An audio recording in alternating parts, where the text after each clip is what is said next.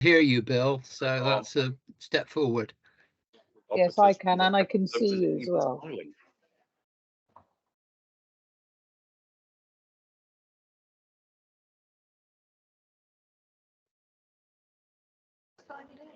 Okay, we are back in and recording. Are we able to restart?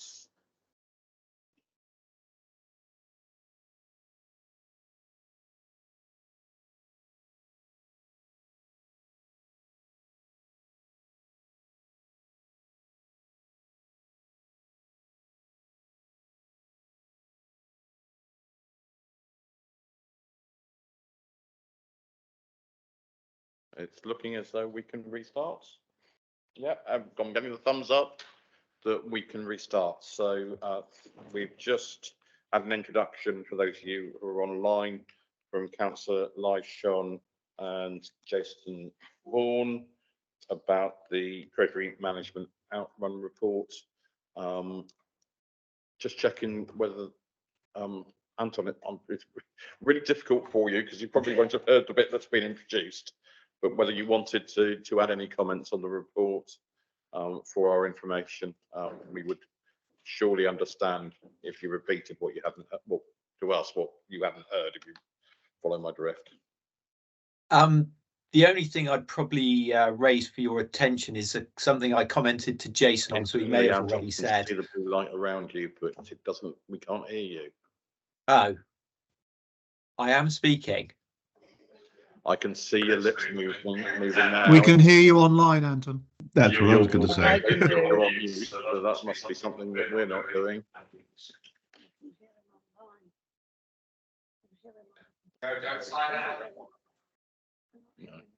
Can you hear me now? Try again, Anton. Can you hear me at all? Yay. Excellent.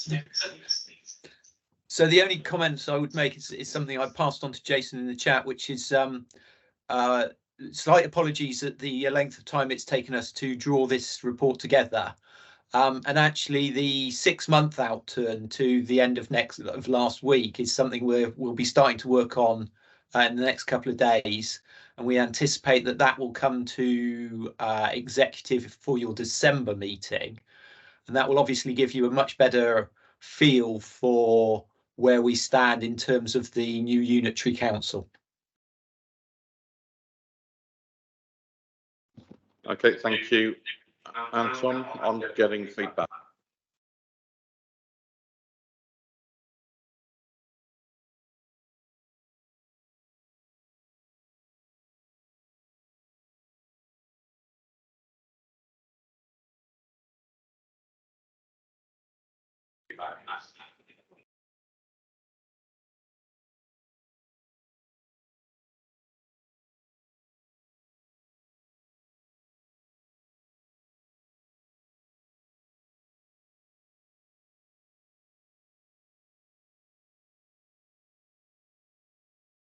For executive lead member or associate lead member colleagues for questions. I've got one, and then I'll come to Mandy in the room. So my question, just wanted some clarification on the Sedgemoor position. Councillor Lyshawn referred to a paper should have gone to council at Sedgemoor that apparently somehow have not. Just wanted to get reassurance on that won't cause us any difficulty down the line, that audit have got that covered. Also, just looking at the Sedgemoor paper, it's got intra unitary borrowing of 34 million. Does that equate to the Somerset County Council loan repayment due of 35 million? And I make that $1 million short. I wonder whether we could just square that off, please. Thank you. I'll perhaps do the first bit, and might look to Anton to come in to clarify the sort of inter-authority borrowing we were doing within Somerset. The two should tie up, obviously. In terms of the not reporting treasury management activities to council last year, that won't cause Somerset Council any problems. It's been identified as part of the audit on Sedgemoor accounts, Clearly, it's not something we can go back and sort out, but that's as far as it goes. So audit committee have noted the finding. Clearly, this report here puts us on the right foot. And as Anton has said, we will be bringing the mid-year report to here in December, and that will also go to council. So we're fully compliant, Somerset Council, with the code. Thank you for reassurance. Anton, am I reading that discrepancy correctly? I don't think you are. So if you look at the two tables in my introduction, you'll see that on the investment side, there is 53 million, made up of 48 million from SCC and 5 million from Mendip.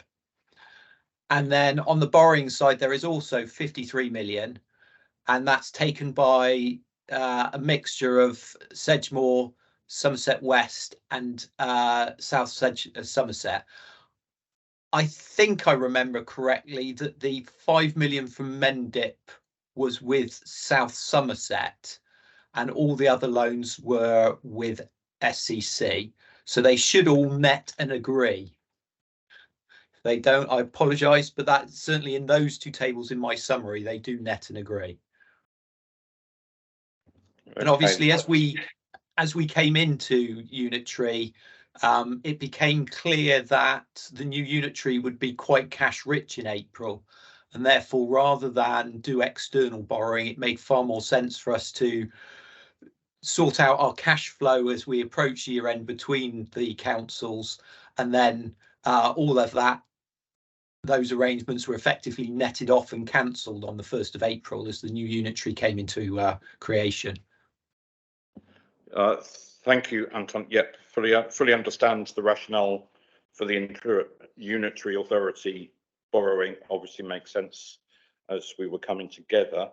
The tables I'm looking at are on page 68 of Appendix 3, where at the top we've got a line that says intra-unitary borrowing taken out by Sedgemoor District Council of 34 million, and that they've got a loan repayment due to Somerset County Council of 35 million. I'm just trying to understand those two figures, and I'm still struggling.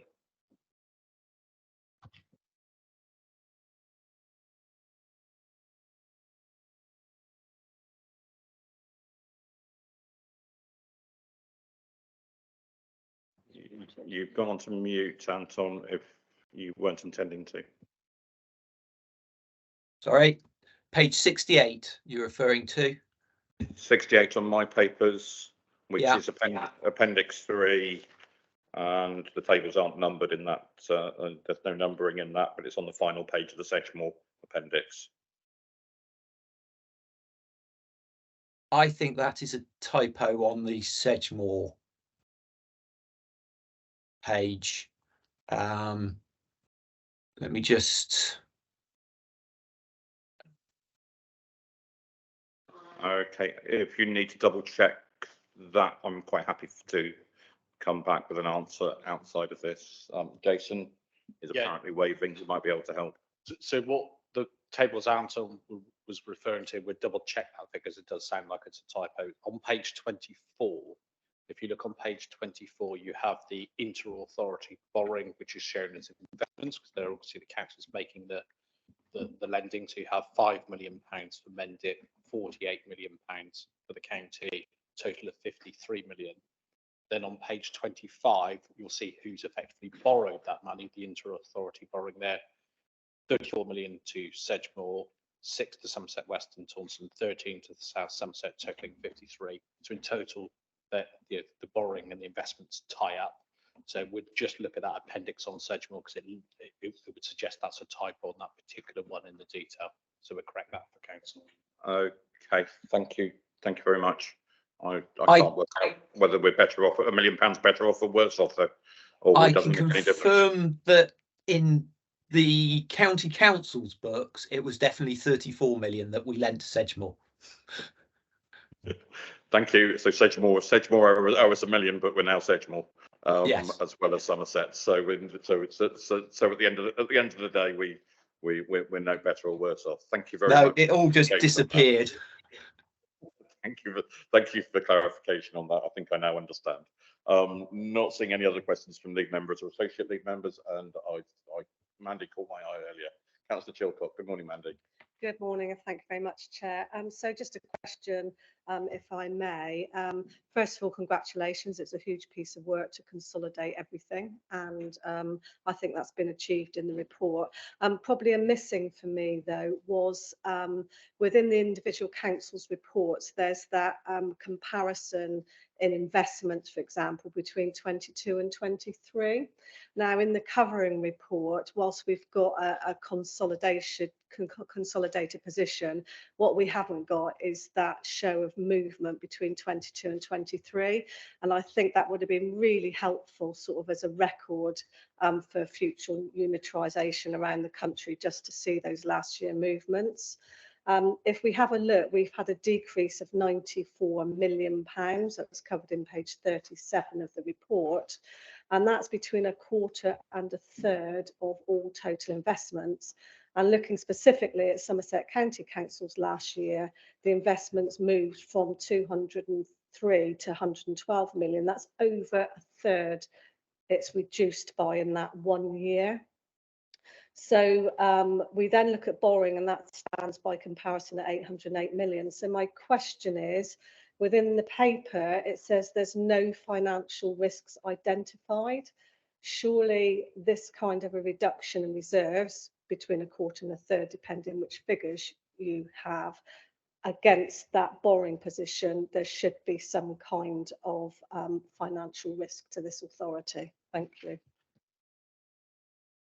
Who'd like to take that one? So absolutely accept we can improve the information going forward. Like I say, this is bringing together 5 different ways of doing it. We will make sure the in-house style is the best way, taking the best from all of them going forward. In terms of the risk, I mean, this is basically a factual paper of this is what the position was at year end. You're right, there are lots of risks associated with treasury management that we need to bring out. So we'll also look at the risk section going forward to make sure that's really clear. But this is a straight factual report in terms of this position from the 5 councils. Thank you. It is a factual report, but I just think we need to, with the current financial position, which we are all in this room well aware of, I just think it should have been highlighted. It is a major move in reserves, and they are there to protect this council, and we all know they can only be spent once. Thank you. Thank you. Do you want to come back on that, Jason? Yeah, just point of clarity, got to be careful. This isn't reserves. Reserves might be one of the underlying things. This is about actual cash either in the bank or that you're borrowing. The 2 are related, but they're not the same thing.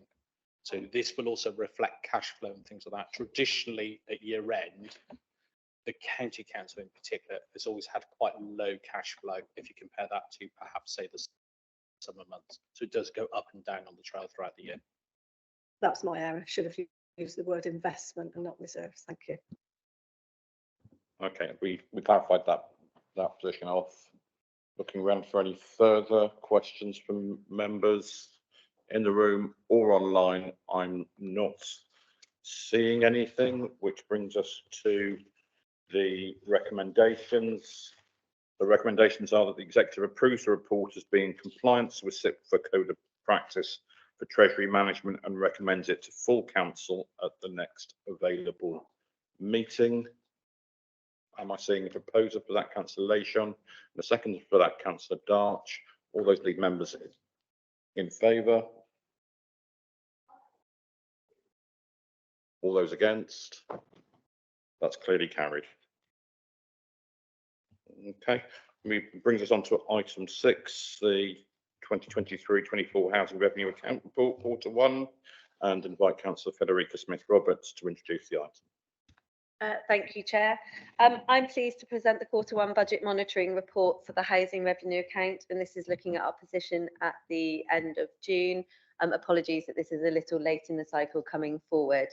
It is important to highlight, as a reminder to all those in the room and those listening, that the HRA brings together our landlord provision and council housing stock of over 10,000 properties in the west and north of the county.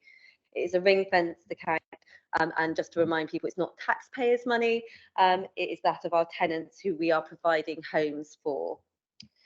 We set a balanced budget this year and it is self-financing, and we also need to always ensure that cross-subsidy of the general fund does not occur. Our highlights at Q1 is at 1.2 in the paper in relation to our revenue, so we are forecasting to budget and we have healthy reserves. Our capital programme is ambitious, with £32 million for new schemes and 90 million of carry forwards. This is ultimately looking to build new social and affordable homes for residents, tackling the housing crisis that we are facing, whilst also improving our existing stock and ensuring we are meeting our regulatory requirements. That is also highlighted in our request at 2.4, where we need to spend money in relation to fire safety. However, I must highlight the challenges on both our revenue and capital budgets that we are currently facing. We have a challenging economy, as we all know, with the rise of interest rates, the cost of materials and utilities going up. We've been impacted by Brexit, COVID, and ultimately inflation. And these are all putting pressures on the HRA. We are also seeing greater demand by our tenants for support that they need as we face the cost of living crisis. So whilst you can see we are ambitious and positive relating to the housing we provide, there are many challenges we face. And I open it up to any questions. Just looking for officers, Jason or Chris wanted to add anything to that. Okay, any executive lead members or associate lead members have any comments or questions? Just one from me, very aware that we have Somerset's only residential tower block in Bridgewater. Just want to cover off, are we compliant post Grenfell with all the works there? I know we've signed off already some works on that, but I'm just making sure that we are confident that we have full compliance there, please. Yeah, so post Grenfell, we are now required to complete the building safety case for all high risk, high rise buildings, and that has been undertaken on behalf of Somerset Council by a combination of officers from Homes in Sedgemoor and Somerset Council. So we're satisfied that the works planned will achieve compliance. That's not to say we're not compliant now, but those regulations are constantly changing. So we've set aside a substantial amount of capital to make improvements specifically at Westfield House.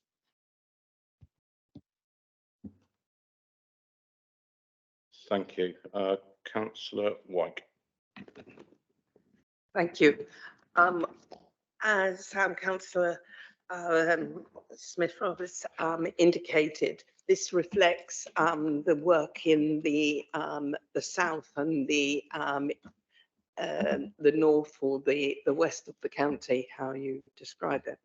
I'm very conscious that it doesn't cover the whole of the county, and we do need to recognise, and I suppose I'm seeking assurance that the work for the other areas of the county will be taken forward in the future, because we need to represent the whole of the council. And I'm very conscious that housing, particularly in the east of the county, is a really crucial issue for residents, and we just need to increase our focus on that area. Thank you. Thank you, Ros. So where this paper is in relation to the HRA, that is specifically in the fact that we did hold housing in the north, so the old Sedgemoor, and in the west in relation to Somerset West and Taunton, and we have a duty as a landlord there in that area to ensure that we not only have a balanced budget, but that we're meeting all the different legislation in relation to housing, and fire safety is one of them. In relation to the other areas, we are keen, and we do work with registered providers. If you want, in relation to things such as the housing crisis that is faced, we know that Frome has declared a housing crisis, and myself, Theo and Chris are meeting with Frome Town Council to discuss that further coming up. It is noted that we need to work across the county, and having an HRA does open that up as to what we can do in those previous other areas that didn't hold their social housing stock, but just for this paper, it's relating to the stock that we hold. Thank you. Also particularly welcome to see the new builds in Minehead, which I think is the first new build council houses in there for some considerable time. Particularly pleased to see that, and also the North Tilton Willoway project, which is proceeding, and having been there and seen the quality of builds there, that will also assist with our adult social care, I'm sure, in due course. Seeing Councillor Fran Smith, thank you. Thank you.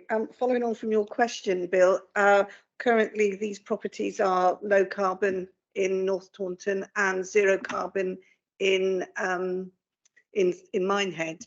And obviously this is higher cost to the housing, but I hope you could reassure us that this will continue and that we can use this as an exemplar for other developers within the area, that we have as a council that backing to continue the effects of our environment by having low and zero carbon properties.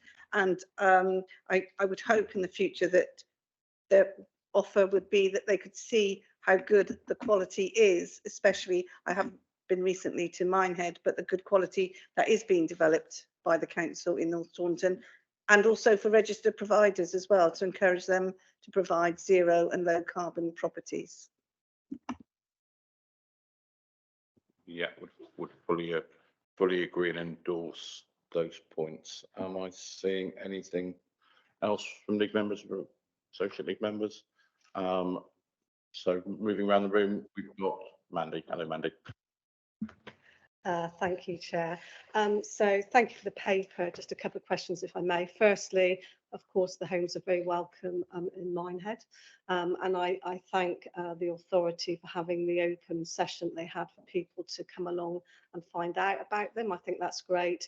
My only request is the next one perhaps is done out of working hours, because there are a lot of people that work that would love to have had access to that, so that would be really helpful.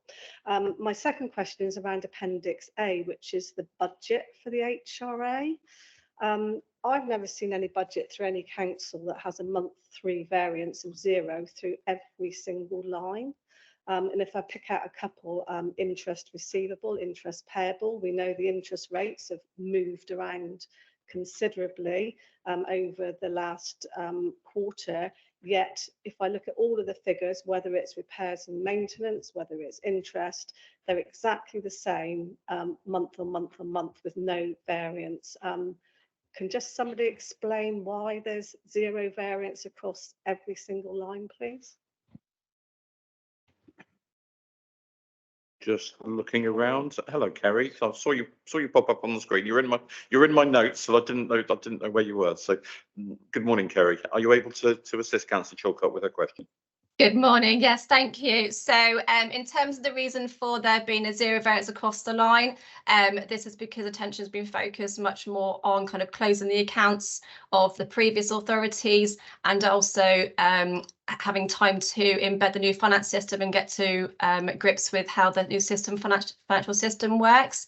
To assure you that there will be further more detailed review coming forth for the Q2 report. I know officers have already been having many detailed budget monitoring sessions with officers during the last month. In terms of your specific reference to the fixed rates of borrowing, so in terms of interest payable, the majority, in fact, I think all of our borrowing for the HRA is on fixed rates of interest. So that is fortunate for existing borrowings, so that we will not be seeing those fluctuations that we are seeing in terms of interest rates in the economy. There will be a review at the end of the financial year, so depending on what the final capital financing requirement will be at the end of the financial year, compared to our existing borrowing, there may be a slight element of possibly kind of internal borrowing or internal investment to be considered, but it's too early days at the moment to be able to comment on an exact variance for that figure. Okay, Mandy, do you want to come back? Yeah, so for me, I can't get assurance, and I'm sure our executive may well feel the same, that this is accurate from the response you've just given. Thank you. Councillor Lyshawn would like to come back. Sorry, I have to share a microphone. I do recall Jason Vaughan telling us that in Dorset at unitarisation, that it was 6 months before budget monitoring reports came forward regularly. if we were in a financial position nationally that was a bit easier and more stable, we might be less concerned about the rate at which our budget monitoring is coming forward, and also how we can rely on it. So if we'd gone to unitary at 2009, we might not have changed a finance system. We might not have had the concerns about interest rates, inflation and everything else. And we might then have been like Dorset Council, slightly less concerned. The combination of moving 5 councils to 1, including 2 HRAs, moving to a new finance system at a time when inflation and interest rates are still having considerable impact. And I do appreciate where rates are not continuing to rise, that they're holding steady. But I think we are in a particularly challenging time, and that we have to acknowledge that and have a really clear indication of us looking to Q2 to give us the more accurate reporting that will give us assurance, or possibly give us due warning of where we need to be paying more regard.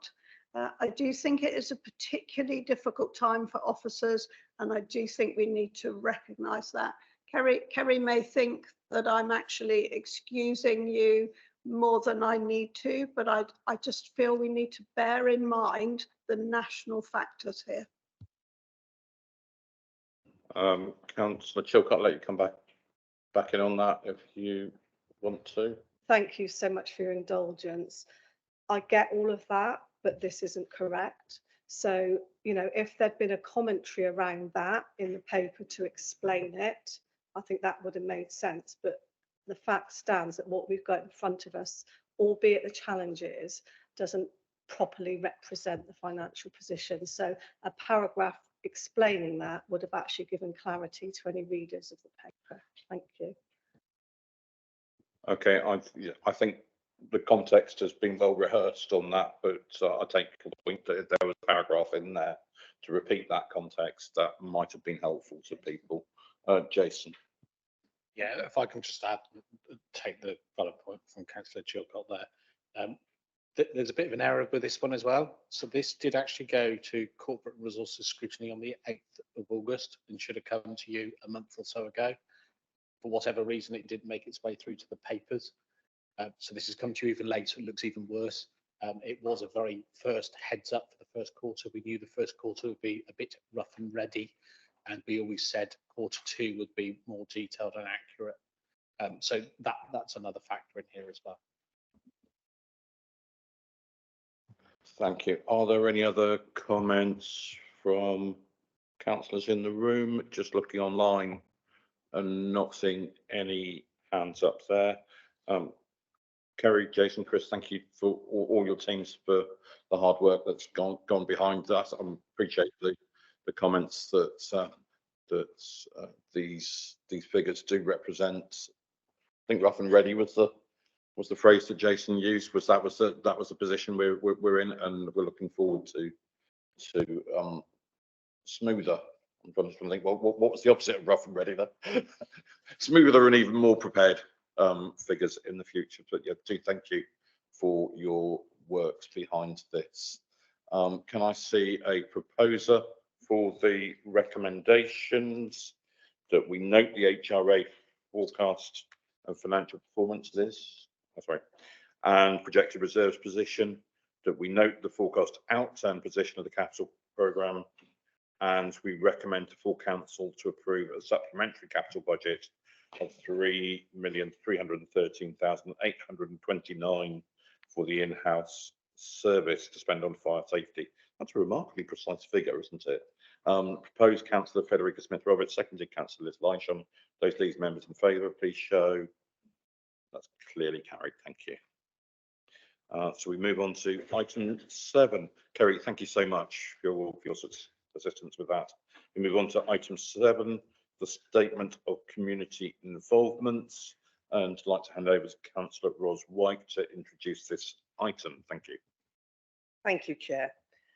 As a new council, Somerset is required to put in place a statement of community involvement, setting out how the council will consult with communities and wider stakeholders on the planning system. Alongside the local development scheme, it's therefore important to get a statement of community involvement in place prior to progressing the new Somerset local plan to ensure a consistent approach across the new unitary area. The draft document was previously before the county exec in January of this year, where it was agreed to undertake public consultation throughout the spring. The final document has now been amended significantly in response to feedback received. As an explanation, you can see it in the supporting consultation statement.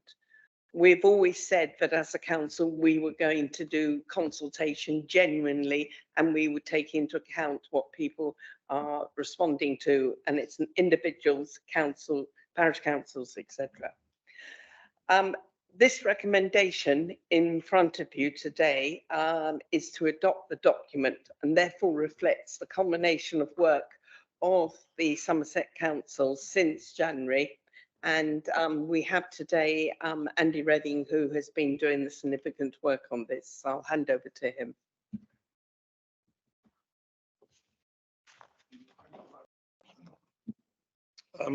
So yes, as was set out, it's a legal requirement to prepare a statement of community involvement under planning legislation. And essentially what the document does is set out how we engage with communities and other stakeholders as part of planning matters. That includes both policy side of the planning department, so that includes local plans, neighbourhood plans, but also development management, so the determination of planning applications, so it covers both elements of those. In terms of the need for a new statement of community involvement, so we currently have adopted as a council 5 existing statements of community involvement, which cover the county and former districts. Essentially, these were prepared separately, covered her own specific remit in terms of planning. So there's very much a need to prepare one single document across which covers the whole of Somerset, which is consistent in terms of how we're engaging. It was agreed in January 2023 at the county executive to go to consultation on a draft document. So that was prepared. And I suppose the key point to make about state of community involvement is that it's very much a high level document setting out statutory legal requirements over consultation. There are much more detailed communication engagement strategies which would be prepared for particular elements of planning. A key example is the local plan, which colleagues are already preparing a more detailed communication engagement strategy in relation to engagement on the local plan. So we went out for 6 weeks public consultation between February and March this year. That included engagement with people who engage with the planning system, in particular agents and developers. Also, of course, include local groups, parish councils, civil groups and the like. We also, as part of the consultation, engaged with existing planning and regulation committees of the former councils, given their experience of dealing with planning matters and making sure that their concerns were reflected in the document as well. So overall, we had 164 sponsors in total to the consultation. That was a good mix of local residents and businesses, planning agents and developers, as well as parish and town and city councils as well. We've got, as part of Appendix 2 of the report, the consultation statement, which essentially includes review of all the comments which were received as part of that public consultation, an officer review of them, and the subsequent changes we've made to the document. What I've done is, in terms of summarise some of the main changes we've made to the document in response to the consultation. Some of the key points which was picked up by parish, town and city councils was the need to that they're engaged throughout all aspects of the planning system. So we've strengthened the wording of that in relation to the introduction section. It was already referred to, but it was clearly something which came up with public consultation of the need to engage with parish, town and city councils. The equalities and diversity section of the document has been amended to be clearer in terms of making information available in different formats, such as large print, easy read, audio and braille. That now reflects the council's equalities and accessibility policy better. In relation to conservation areas, so it's a particular aspect of consulting on boundary changes to conservation areas. The legal requirement is that consultation doesn't need to technically be undertaken on those. We had quite a lot of feedback during the consultation that, of course, you would need local engagement in terms of fact checking, local knowledge to inform boundary reviews to conservation areas. So that has been amended in the document to reflect that. One of the key sections which has been changed is in relation to the application stage. So that's been significantly strengthened in terms of the expectation over pre-application. So this is engagement which developers and applicants should undertake prior to submitting a planning application. What we made clear is that it should actually be early enough to genuinely inform proposals and the ability to change proposals before they get to the plan application stage. We've also included more detail in terms of fees, consultation methods which could be used, and referenced our quality review panel, which is about achieving exemplary design in new development. In terms of how we consult, one of the concerns for parishes was around the fact that sometimes the 21-day statutory period doesn't align with when parish planning meetings are occurring. So we've included wording which reflect what happens at the moment, which is a pragmatic approach is taken in terms of agreeing extensions of time so that parishes have adequate time to comment on applications. We've also made clear in how to comment that, as well as obviously submitting comments online through our planning online system, we'll also receive comments by email and post that reflects the need to account for people who might not have internet access or otherwise be able to comment online on applications. So when the document was drafted, we didn't have many details of the council's constitution in terms of arrangements for planning committee. That was a key point which came back regarding the arrangements for public speaking, the referral process for applications going to planning committee. So we've now included a section on that to cross-reference to the adopted constitution to be consistent in that regard. There are some comments back about the fact that enforcement wasn't currently mentioned in the document. Many statements of community involvement don't touch so much on enforcement, but we felt given we've recently published an enforcement policy covering the whole council area, it would be sensible to include a short section on that, which again cross-references to the enforcement policy and details of how people can report a breach of planning control. And then in relation to the appendices of the document essentially set out the statutory consultation bodies and consultation bodies in relation to the local plan. That has been reviewed in response to feedback to make sure it's up to date. Examples include Active Travel England have become a statutory consultee on applications, so we've referred to that, and it's important we refer to that given the wider discussions in the council regarding active travel. There's also been some additions of local interest groups, so for example, horse riders weren't mentioned in terms of general consultation bodies in the local plan, so we've included that to make sure all elements of travel are referred to as examples in the appendix. Thank you.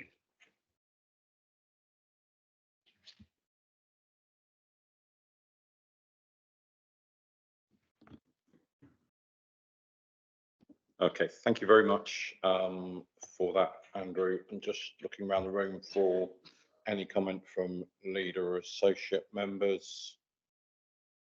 No, I think you've answered everyone's question in your presentation, which is a really good sign. Looking around the room for any comments or questions. I can see a hand on the screen, but I can't see who it is. Okay, I've got Councillor Adam Boyden first. Thank you. Good morning, Adam. Morning. Hi, Bill. Hi. Thanks very much. Hopefully you can hear me. This is to say that at the last Climate and Place Scrutiny Committee, there were a couple of concerns or questions about the extent to which the council will consult neighbours on a planning application or the wider area, either through letters to in writing or a site notice. And I did respond on this point to the consultation, and the response from officers was it's quite difficult to explain it. And in the scrutiny committee meeting, I think we had a commitment for a briefing on this matter because it is of concern to several members. So I just wanted to make sure that commitment to a briefing on consultation and notification in practice hasn't been forgotten about and can be reconfirmed. because it is a tricky issue for neighbours that maybe don't hear about an application that affects them, because our practice has been to limit the number of letters that go out, perhaps.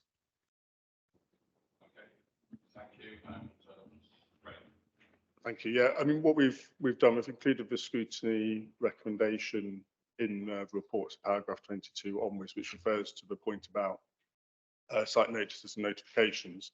I think the concern was around whether the main section of the document needed to refer to the use of both site notices and notifications. What I've put in paragraph 23 is what's currently in the document, which is Appendix C, includes a point, an asterisk in relation to the statutory consultation requirements, which makes it clear that both methods can be used to publicise applications, and that is what officers do at the moment. So I suppose it's whether it's more of a point about whether that needs to be something which is in the main document versus the appendices. I just thought it wasn't very clear, the process, the thinking, how extensive consultation needs to be. It obviously depends on the scale of a development and how it's going to affect an area. So that's sort of that thinking, what considerations are important here, rather than rely on an asterisk or government guidance which isn't clear at all. I thought we could explain ourselves a bit better for people, make sure that enough consultation is done, but not too much, perhaps. So maybe a briefing would be really useful. Councillor White. Thank you. I'm more than happy to take on board the request for a briefing on this subject. What you have in front of you is the minimum. And as with many consultations, as Councillor Boyden is aware, the role of local members and the role of parish councils who may wish to seek to have a broader awareness of the planning application is also available.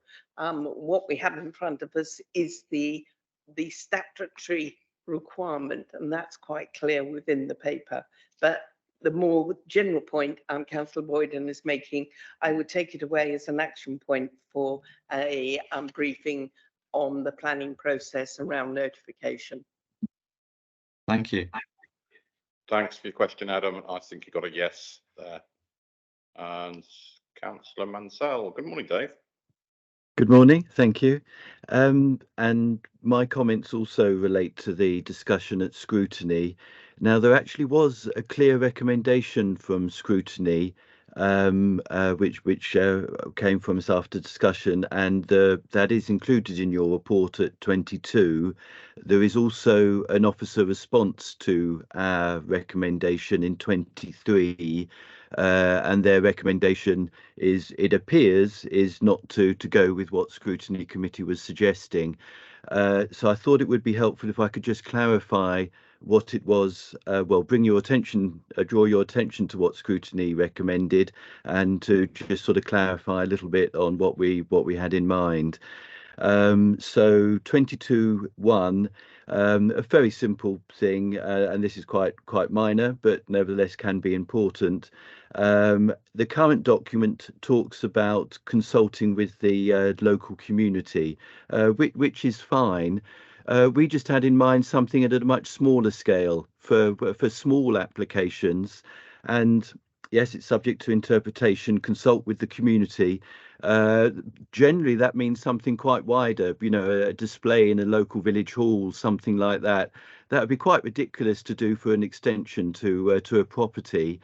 So all we were trying to suggest was for small applications that there should be some encouragement for applicants to notify their neighbours. Well, you know, just let them know and have a discussion. And we were looking for some wording on that in the document. And all we had in mind was that this could be put as a message on the council's website. So it's not onerous, it's not a big thing, it's a little thing, but it's a little thing that can make a difference, and that's what we were trying to suggest there. And I'm not quite sure officers have quite understood what we were saying. The other one, a little bit more significant, although again, how we will see, but a very simple thing we were trying to ask for. Now, in the Appendix C, which refers to the statutory requirements for notification on planning applications, as it says in 23 of your report, both methods may be used. The trouble is with the form of wording. The wording is not clear. By saying may be used, that means may not be used as well. It's an imprecise form of wording that, when it comes down to it, is fairly meaningless. So again, we were just trying to get a little bit of clarification in there that we continue with the council's current approach, which is normally to do both. And that's what we were what we were seeking. Clearly, it would one way of doing that. What was the wording we said? Well, the wording we recommended was should continue to serve both site notices and adjacent neighbour notifications. That would be fine. You know, normally would do it. But keeping that may in there, that's where the problem comes in, by not being precise on what is actually meant. Okay, thank you.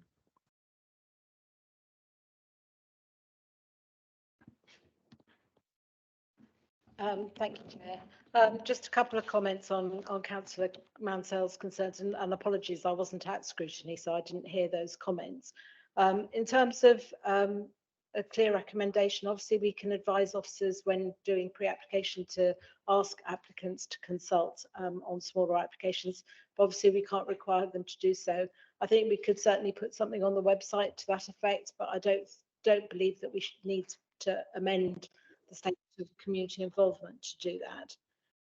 In terms of the clarification around may use site notices or neighbour notification, the reason for that is obviously in some rural areas it's not appropriate to do a neighbour notification because there aren't any close neighbours, and that's where we use site notices.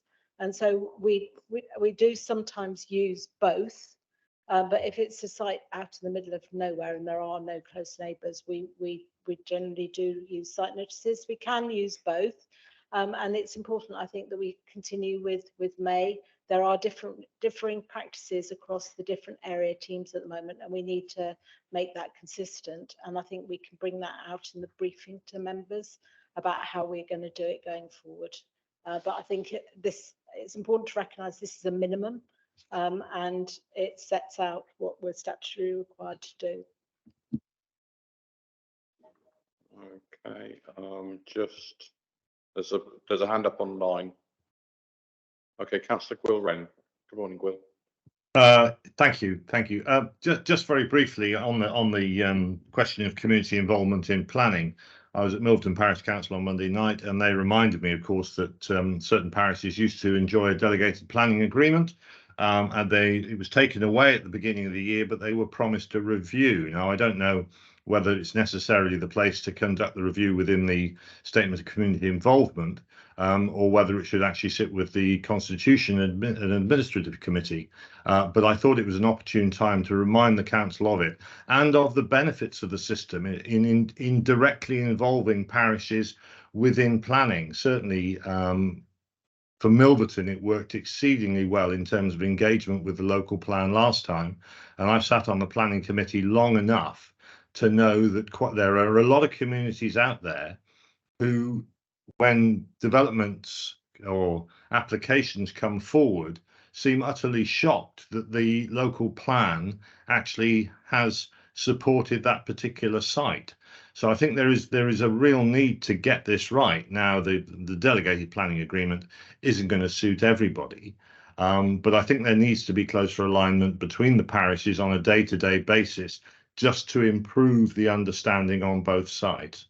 I'll leave it there if I may, but I just thought it was an opportune time just to make the point, and hope that the review is underway and we will hear something about it soon. Thanks. Councillor White, do you want to respond on that? Yes, two things. One is, yes, there will be a review. It is all part and parcel of the constitutional work. And just to point out that, of course, the parish you're referring to is one of very few which had that particular responsibility. However, what I can like to point out to everybody, but we have changed the way parish councils can refer directly to the planning chairs and vice chairs. historically, in many parts of the county, it could only be done through a unitary member. We've now given them the ability to do it directly. And that, more than anything, as far as I'm concerned, is really acknowledging the role of the parish council. And I think we shouldn't dismiss that change. That change has made a substantial difference to parishes who now feel that their voice is being heard directly and not via a unitary member. Okay. Not seeing anything else online, but in the room we've got Councillor Osborne. Good morning, sir. Thank you. Morning, Chairman, and apologies for being late. It was just a comment about the debate about notification and being inappropriate in rural areas. I would actually disagree with that, because I had a case a few years ago where somebody wanted to put a wind turbine up while applications were still coming forward. The only way people found out was that somebody happened to read a notice on a telegraph pole, and all hell let loose from the local community because no one had actually been informed, and it was purely chance that they discovered the notice. I don't know if we've stopped issuing neighbour notifications or requiring applicants to display site notices, because I know for sure there's a planning application bang opposite me which is converting a permitted development right into a full development right, and the full plan is totally different to the permitted development right. The only reason I know is because I happen to be the local unitary member and I was notified, but I'm concerned that others in the community may not have been so, and to me it's wrong. Just to comment, obviously we do still notify parish and town councils and city councils of all planning applications, and so there is a mechanism for them to discuss those at their meetings, notwithstanding any previous delegation or otherwise. And obviously we do welcome comments from parish, town and city councils in terms of their local knowledge and bringing issues to officers' attention. Yeah, I can bring you back briefly, Councillor Osborne. Briefly, that doesn't always happen with parish meetings, because a lot of rural areas are covered by parish meetings. They don't always are able to communicate those out. They usually meet annually or biannually. So that's not necessarily a mechanism. And what happens where applications fall on the boundaries, where one side of the development is one part of a parish, another is another?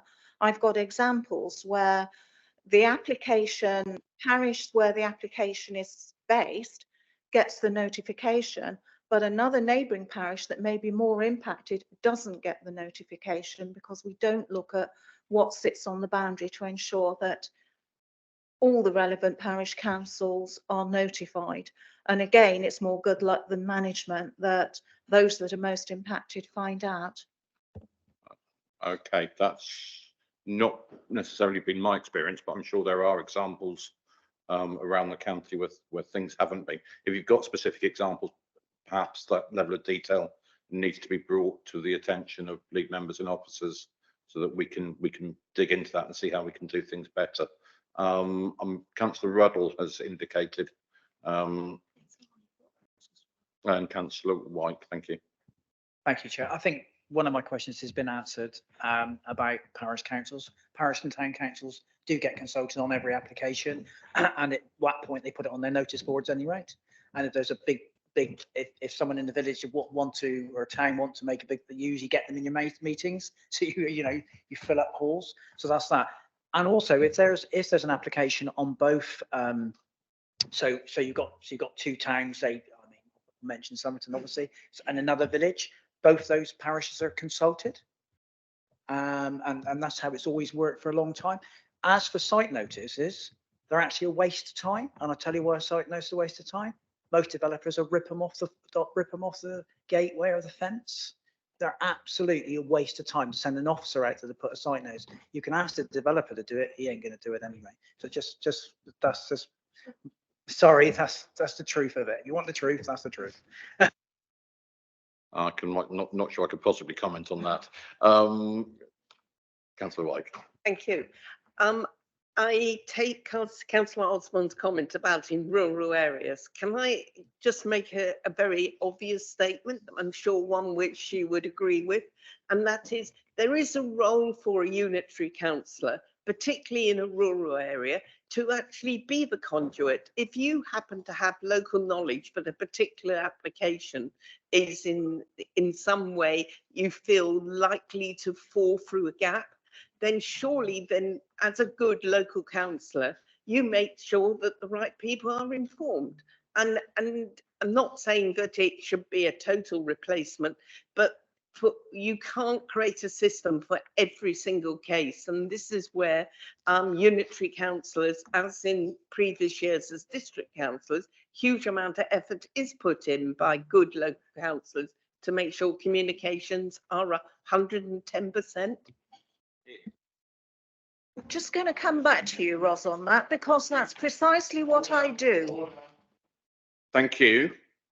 Can you come through the chair, please, Councillor Osborne? That is discourteous to me.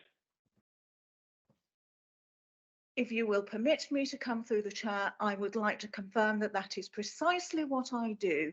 I do share those things around, but then the parish has come to me and say, why isn't this being done anyway? Why are you having to do it? So I do that, and I do communicate, and I object to the inference that I am a bad councillor. To be perfectly clear, there was no inference like that. You did come in without the permission of the chair, and I did not detect an apology. Noted.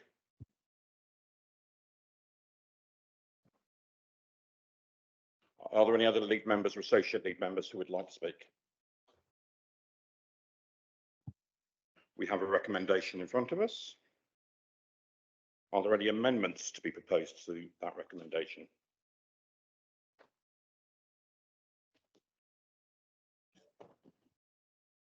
So the recommendation is the executive is recommended to formally adopt the Statement of Community Involvement, Appendix 1. Do I have a proposer for that? Do I have a seconder? Proposed Councillor White, seconded Councillor Rigby. Those league members in favour? Those league members against? That's clearly carried. We'll now move on to item 8, Local Development Scheme. Councillor Ross White to introduce. Thank you. The council has a statutory responsibility to produce a local development scheme which sets out the work programme and timetable for the production of the development plan documents. These include the local plan, minerals plan and waste plan. The development plan is a key vehicle for delivering the ambitions, policies and strategies of Somerset Council, including addressing the climate and ecology emergencies and meeting housing and employment need. Given the large geographic area of Somerset, the local plan will be a very complex piece of work. The timetable is ambitious, but it's necessarily so because the council is required to produce a local plan within 5 years of vesting day. Otherwise, it may face sanctions by the government. This report also seeks to establish a planning and transport policy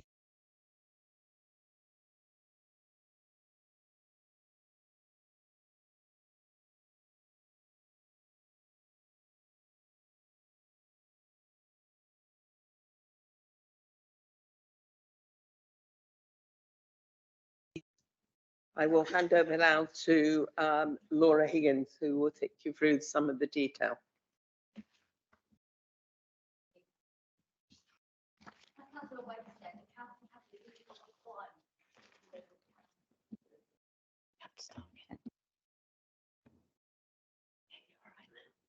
The council has a legal requirement to produce a local plan within 5 years of vesting day.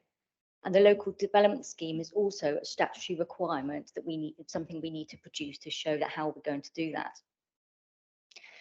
Officers were supported by a critical friend to help us develop a timetable of how we could achieve that within 5 years.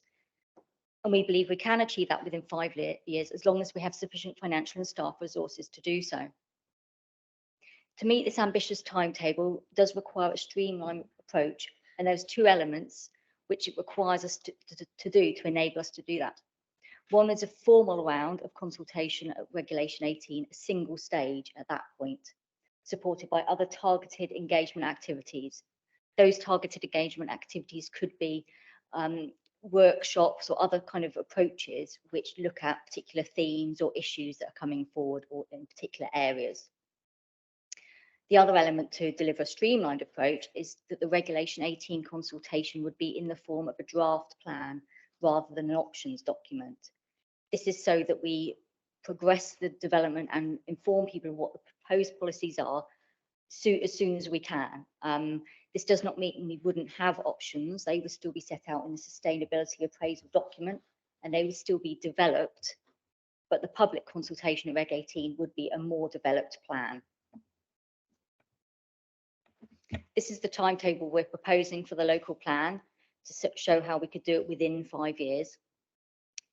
These stages are set out in legislation, and in many areas there's no further way to streamline them. For example, submitting the document to independent examination, the time taken to get the inspector's report cannot be shortened. It's out of our control. The timetable of the local plan is dependent on many factors, and lots of things can influence this, and many of which can be outside of our control. Of all the factors, the Mendip local plan is one key one. That this is one where we have a High Court order in order to deliver the review of the Mendip local plan Part 2 site allocations. So this has had an initial impact on the resources and our ability to progress the local plan at pace. A number of other areas include budget constraints on delivering or having the resources to deliver at pace. There's also a possibility we may be required to undertake main modifications, which is a certain stage in part of the process which we may be required to do the planning inspector, which may require further work and evidence base and time to do that.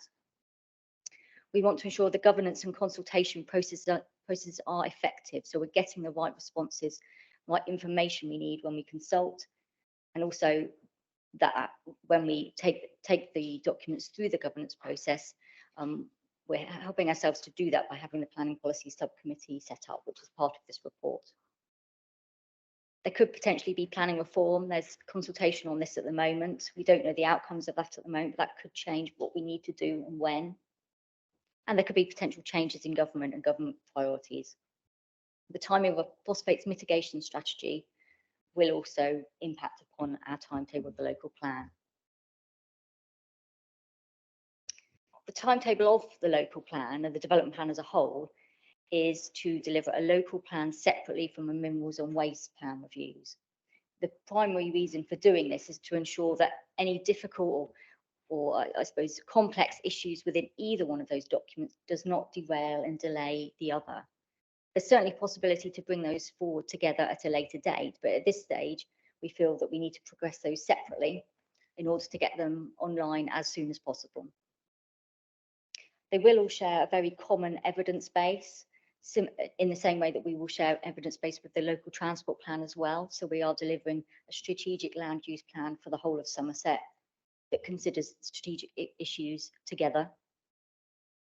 And it's critical that the local development scheme is approved because we need to demonstrate that we are delivering on the High Court order, that's timetable that's been set down by us on the Mendip site allocations review. I wanted to mention about climate change policies. Local plan is a key document that will help deliver our climate emergency strategy. The climate change will be at the heart of the local plan. Policies, a golden thread running through the vision and the objectives, and the local plan is the best place to deliver policies on climate change. The local plan will have strategic policies, development management level policies, and site allocations, which will all enable us to do this. The officers aren't recommending a separate development plan document on climate change, specifically because it would divert resources away from the local plan, and it wouldn't necessarily deliver the policies in a streamlined way, because the local plan itself comes on board and has greater weight the further you go through the local plan stages. The local plan is a statutory requirement, and we may face sanctions if we don't deliver our local plan within 5 years, so we consider that must be our priority. And if we have a delayed local plan, we could have further time without a local plan in place and a 5-year housing land supply, and we could face more planning by appeal. A climate change DPD would have to follow the same production stages as a local plan. So there aren't really any ways, as I mentioned before, about the timetable of a development plan document. There's not many ways to streamline a DPD. Just finally, on the second element of the report regarding the establishment of the Planning and Transport Subcommittee, the purpose of this would be to oversee and monitor the development plan. It would also ensure that we can make neighbourhood development plans within the 8-week required deadline. It would approve draft documents for consultation and adoption, including the transport plan and supplementary planning documents, agree infrastructure priorities and approve Section 106 and SIL spend, and consider comments on documents that relate to the development plan and local transport plan, such as policy options and draft policies. Thank you.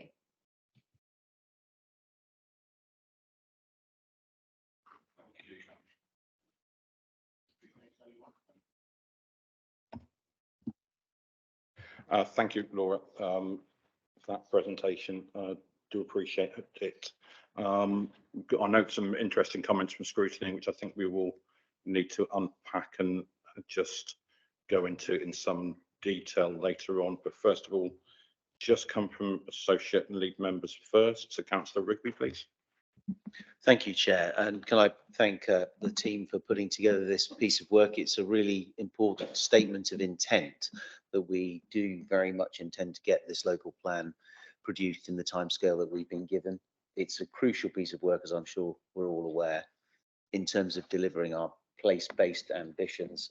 A lot of that set out in our manifesto last year, and in particular with issues such as energy efficiency. It's only through a modern local plan that we can really press the case for the best possible standards from our house builder colleagues in the county. So my thanks to the team for that work, and whatever support they need from us, I'm sure we will give them to make sure we get on with this job with all speed. Thank you. Thank you. Just looking around the room for any associate or lead members. No further comments on that. I've got Councillor Tony Locke. Yes, thank you, Chairman. Just a brief one. We all know the importance of the local plan and the timescales it has to be delivered in. But at this moment in time, a simple yes or no answer would do, not figures. Have we got enough staff in place to achieve what we have to achieve? Because the local plan, for those who've been involved in it in the past, is a massive piece of work.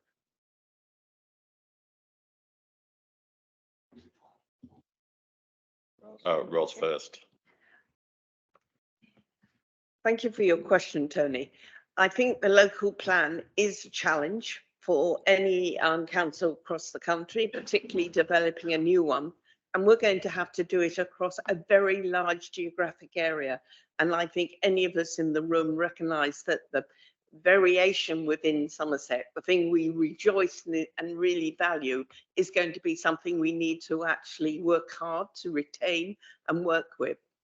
We're working with 5, 6, if you include the national, or 7 if you include the national park current local plans. And pulling that together will be a huge amount of work. I know that the last year there was an external organisation asked to look at this and came up with a, I think, gold standard amount of money required to deliver it. We quite frankly don't have that. However, we will try and do our very best within the constraints of local government finance. I'm absolutely sure that we don't have enough officers in place to totally deliver this. We also need very specialist ones. We need urban planners, we need landscape planners, we need a whole range of officer skills, which are probably not totally within the 5 councils at the moment, the 5 former councils. So yes, we're going to need more people to deliver this. This is the part of the,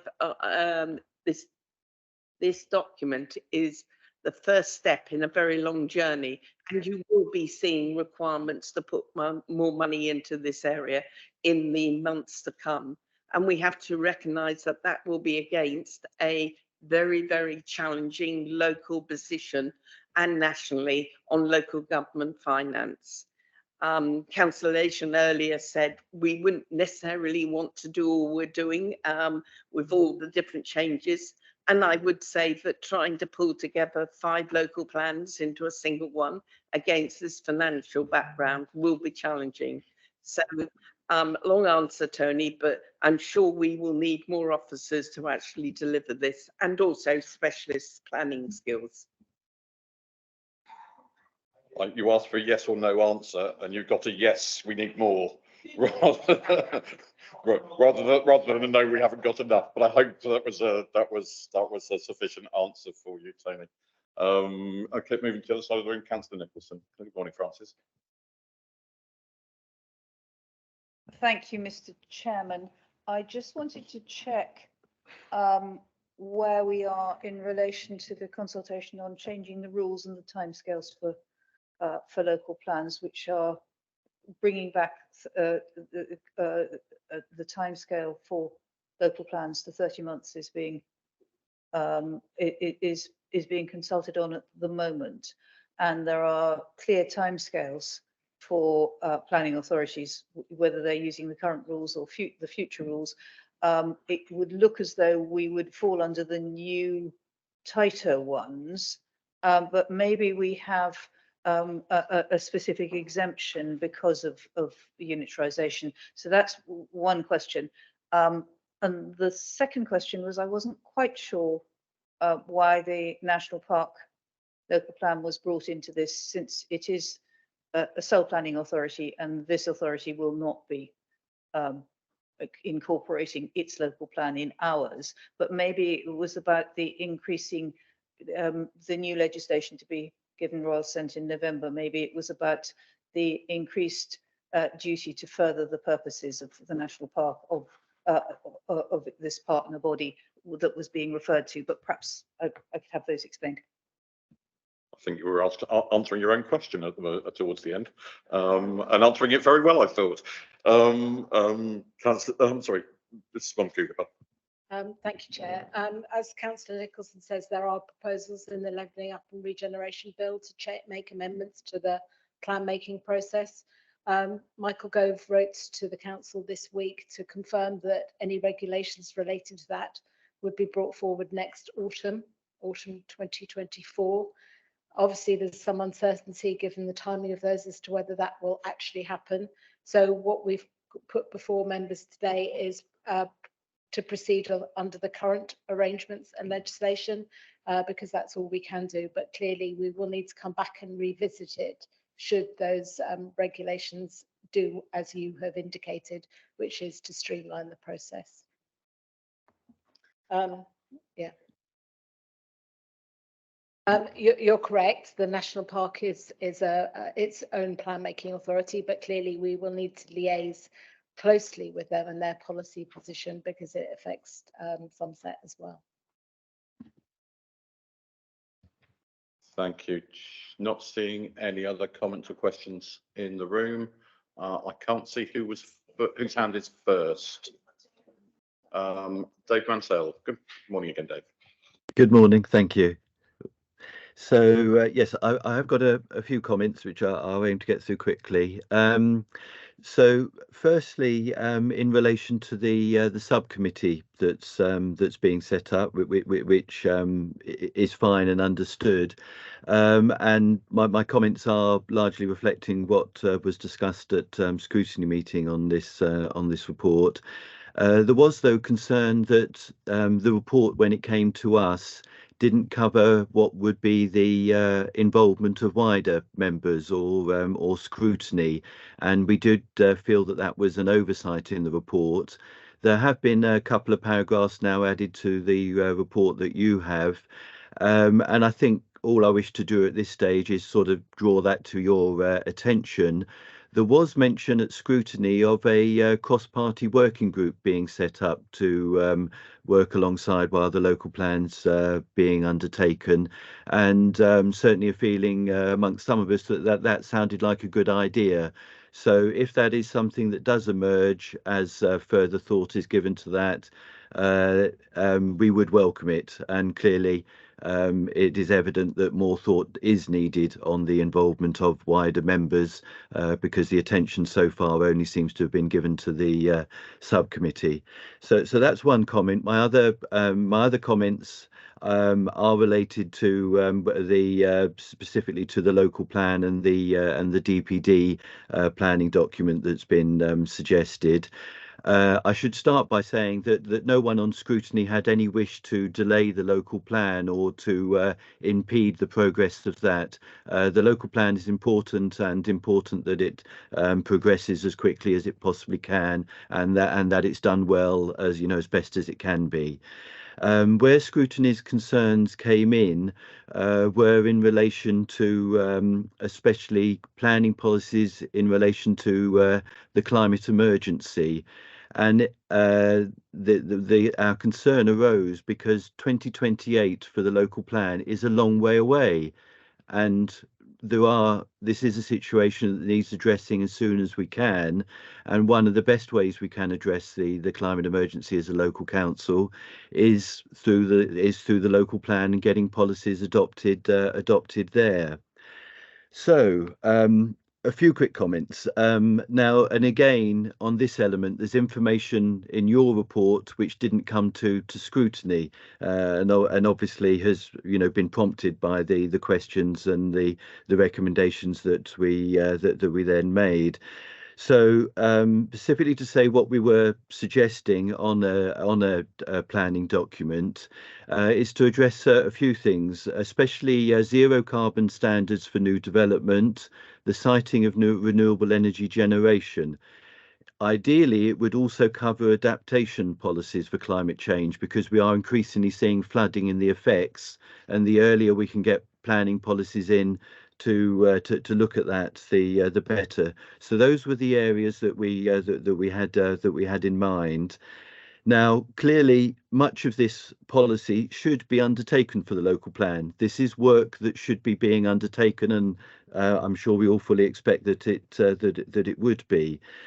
So part of the question is, what are the additional costs? What are the implications of doing that? Now, it should be noted that other councils have already been down this path. There's a small number, but a growing number. So they've already adopted good policies in these areas and have evidence to back them up, which we can use and should use. Examples being Bath and North East Somerset, Cornwall, Warwick, and we understand Cotswold is currently looking at it as well. They completed where those who took the DBT route completed within 3 years, as far as I can tell. So it does give some advantage, but it is still a process to take. In the report, it suggested the cost for a DBD would be £1 million. Now, OK, additional resources would be needed. That clearly has to be accepted. But there are the others we can build on. But to be honest, it's a little bit difficult to understand why it would cost £1 million for a DPD. That seems like a very large figure, and certainly if that had been mentioned at scrutiny, I think we would have liked to asked about that. Now, it's understood, there are documents which in effect would need to be duplicated because they'd need to be done for the DPD, and they're documents that would be part of the local plan later on, and there is the consultation and so on required. Also, it's understood there is the complication of the 5 local plans we currently have and applying it on those, although clearly the policies need to look to the new local plan coming forward. And the justification is because I am looking at the Sorry, others. Councillor Woods, Councillor Woods, Councillor Woods. Sorry, I've got a problem. Can you mute yourself? Can you mute your problem? Thank you. Please carry on, Councillor Mansell. Okay, I'm coming to a conclusion now, and I think the point I was just making was £1 million as a cost for doing this is a little hard to understand. Although it's accepted there would be additional cost. From what I've read, I understand that a typical cost for doing a whole local plan is £1 million. Now, the figure isn't given in the report, so we don't know that. But nevertheless, it does seem like a very high figure, and clearly on scrutiny, I think we would have hoped that it could have been done for a lot less than that. What I expect is the recommendations before you on the local plan are absolutely fine, and I don't think, as I say, no one on scrutiny was questioning those or not saying they should be that they should be approved. The DPD question in some ways is an additional matter. And it'd be interesting to hear what the executive has to say on that. I suspect, and we will clearly see, but that Climate and Place Scrutiny may wish to explore this a little bit further, especially to understand what the costs are involved in producing a DPD. I think we'll also be very interested to explore something else that's new in your paper. It was alluded to at our meeting. And that is what can be achieved by the emerging policies having weight much earlier than the final 5 years when the complete adoption. Clearly, if that's another way to get close to the same thing, that could be good, and I suspect scrutiny will wish to explore that further. So I will conclude there. Thank you. Thank you, Dave. A number of points to respond to. Just looking to respond, please. Thank you, Chair. On the involvement of members, of course, we will need to involve members in bringing forward a new local plan, and we will do that via a variety of mechanisms, and some of which will be in the communication engagement strategy, which we will be bringing forward for the work on the local plan. In terms of the DPD and policies in relation to climate change, obviously 2028 is a long way away, but what we're proposing to do by way of bringing forward and expediting the local plan and going out to a draft plan at the Regulation 18 stage is to ensure that we can give weight to the policies at a much earlier stage. So the idea would be to bring the climate policies through that, and at that stage we would be able to start to have them as a material planning consideration when we're looking at planning proposals, so they would start to carry weight. I think it's important to recognise that we will be bringing forward a lot of evidence for the local plan.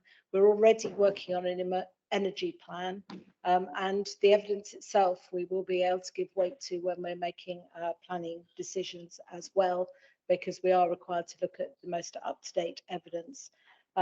We need the climate change policies, sustainability policies to flow through the whole of the local plan. It's not just energy, it's water efficiency, it's the way in which we treat our green infrastructure and our SUDS policy, etc. So we believe as officers that the best way to progress that is through the local plan. And of course, we do also have building regulations and increasing requirements through the building regulations to move towards net zero. In terms of costs, we had identified as part of the critical framework that has been mentioned, the total cost of bringing forward a local plan for Somerset, or DPDs for Somerset, was estimated to be £9 million.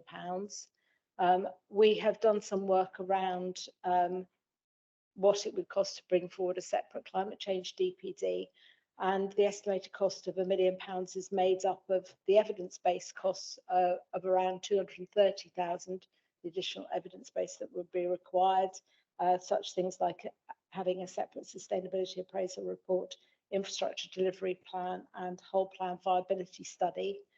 the staff resources, in addition, that would be required to progress that through the statutory stages that we're required to do, notwithstanding the fact that we know that other authorities have produced documents, and obviously we would definitely want to look at best practice elsewhere.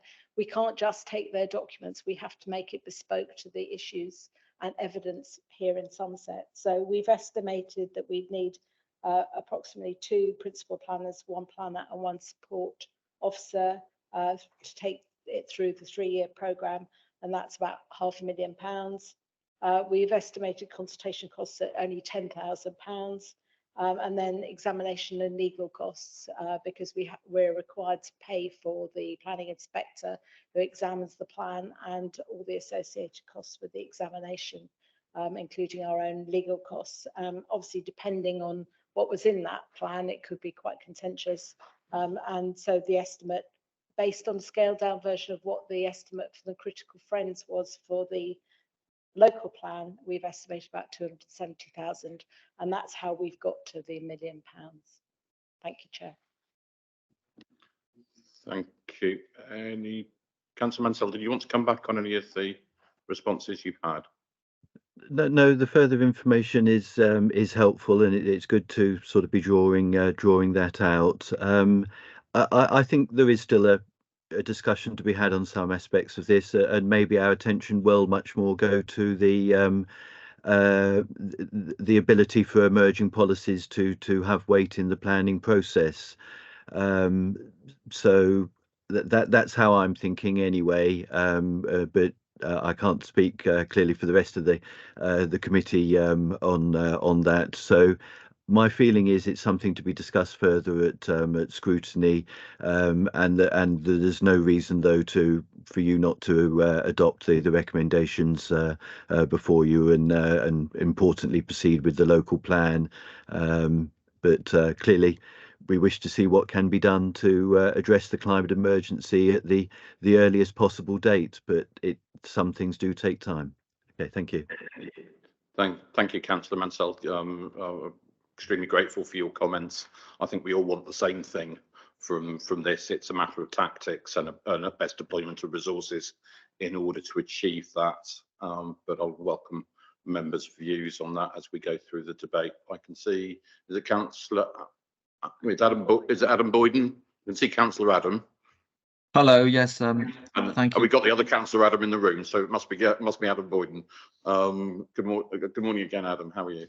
Hello. Thank you, Chair. Thank you, Bill. Yeah, I won't repeat Councillor Mansell's statements, but just a few questions really. Is it possible to get those estimations of costs, please, in writing? So clearly, scrutiny didn't have that at the time, and we've only just been told that, so they do seem quite high. I'm wondering, is there any potential to reduce them by seeking external support for any elements at all, or using internal offices which of other projects in the environment team, for example? It's impossible to scrutinise that live at this meeting, so I would like that in writing, please.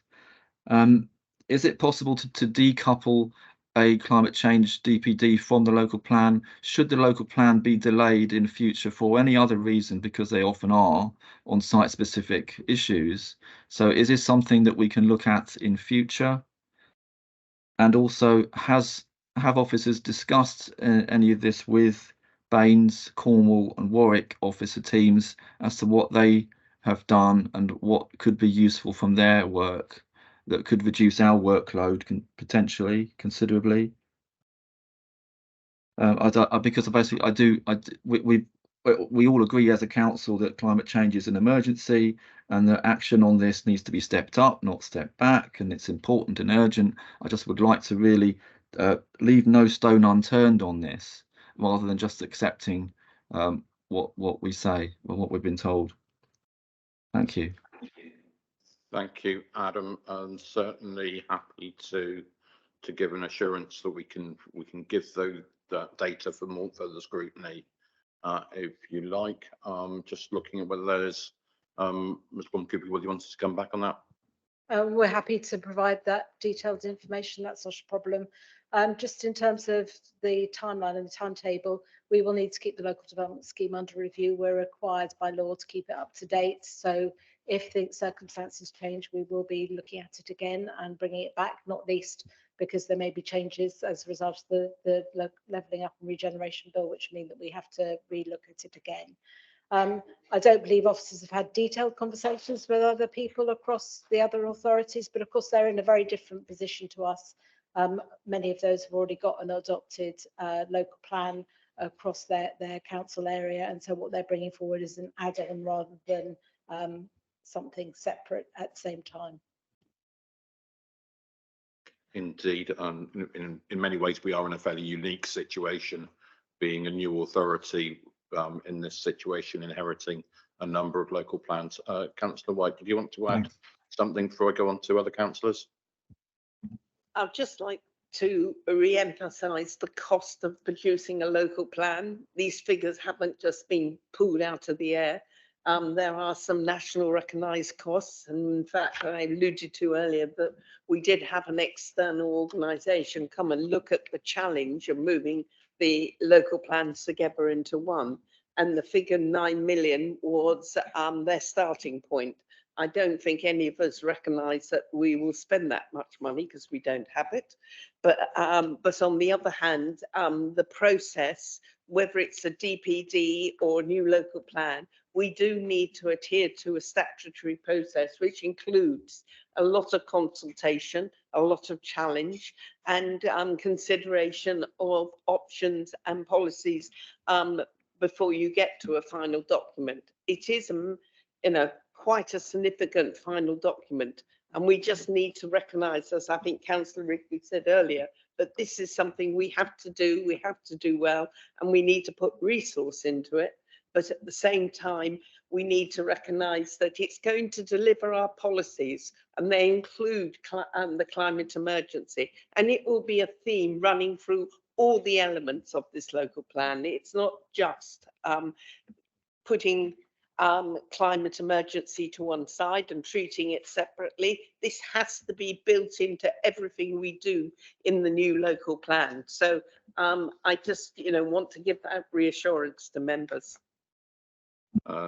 Thank you, Councillor White. So moving on to our next online contributor, who I'm advised is Councillor Kay. Alan, good morning. Good morning, thank you, Chair. My questions relate to the Executive Subcommittee responsibilities, reference Appendix 2.